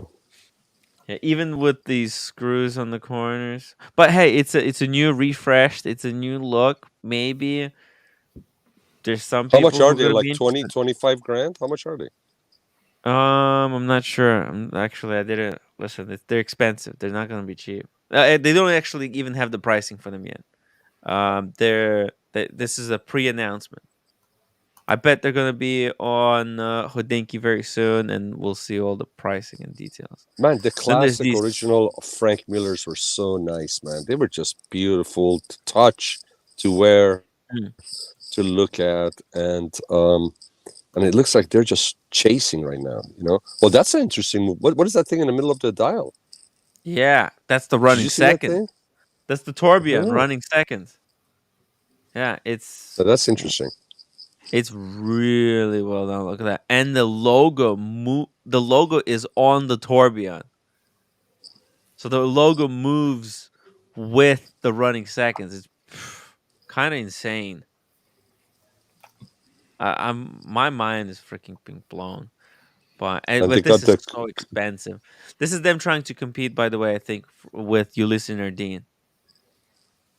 Would you? Why would they want to compete with Ulysses Nardin? I mean, if you're gonna compete, don't you want to compete with somebody that's ahead of the pack Well, they rather than the kind of want tail to end of the compete with. pack? I think they're competing a little bit with everyone. This looks like Yeah. Ulysses Nardine, the Damascus steel. This is them competing with like I don't know, just like maybe competing with Ubla. I don't know. No, because this one, those first ones was definitely Breitling. It looks like they took inspiration from every brand when they redeveloped their lineup. Because this is a completely fresh lineup from Frank Mueller. Now Oh, and forget then the look at this diamond. Tiffany blue. Forget the diamond on this watch. That's a Yeah. classic Frank Miller shape watch, which is absolutely beautiful. I mean, Yes. it's really nicely done. The way the strap goes into the case, connected, it's just Mm. beautiful.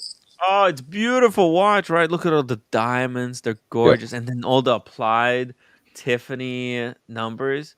This is one of the most beautiful women's watches ever. And then the Tiffany blue cabochon. yeah. Yeah, it's gorgeous. I know. And then Casey Jones Brooklyn, thank you so much for the $2 super chat. 0T4 Archer Tourbillon is fire. Thank you. Casey Jones, Brooklyn. Is it Casey worth pulling Jones it has up for $2? eclectic taste. I like it. Eli, he's got eclectic taste. By the way, guys, like it. hit the upvote button if you haven't upvoted yet. Okay, let's get those upvotes up to 100 before we wrap up this stream. We're gonna finish looking at these Frank Mueller's. Let's see it. There's few more. There's the Tourbillon with colorful numbers. This is just so insane. Holy shit! I mean, what a beautiful watch. It's like I can't believe it. It's almost too expensive. It's almost too bad that it's a Frank Mueller, right? What a waste. Nobody does that shape as good as Yeah. they do. The classic shape. Nobody does it as well as they do. Yeah. It's just beautiful. Right. And then this is like Frank Mueller competing against the Richard Mille, right? The candy collection, right? Richard Mille made the candy collection, and Frank Mueller kind of made the same candy collection, but a little bit more classy. Right? They had the Tiffany blue. Right? This is Frank Mueller's answer to the candy. For a while. But they had these colorful dials for a while. They did, but they're kind of modernized everything, right? The straps are now integrated. Everything is just kind of lifted up for the modern age, I feel. It's like almost everything got a little... Oh, wow, look at that. Jesus. It's really well done. The craftsmanship on that dial is just wild. Unbelievable. And the dial curves with the case as well. And it's all done by hand in-house. All the guillocheting on the dial as well. So this is just, man, it's like it's too bad that Frank Mueller is so unrespected today. It's a great watches, but oh well. Hey, we got final super sticker from America 228236, $3. Hit that upvote button, guys, and join us on the after show, and then maybe even check community after dark. Maybe there's gonna be an episode. You never know. You never know. Things happen. Hey, you never know. Things somehow sometimes take on weird turns. So upvote, guys.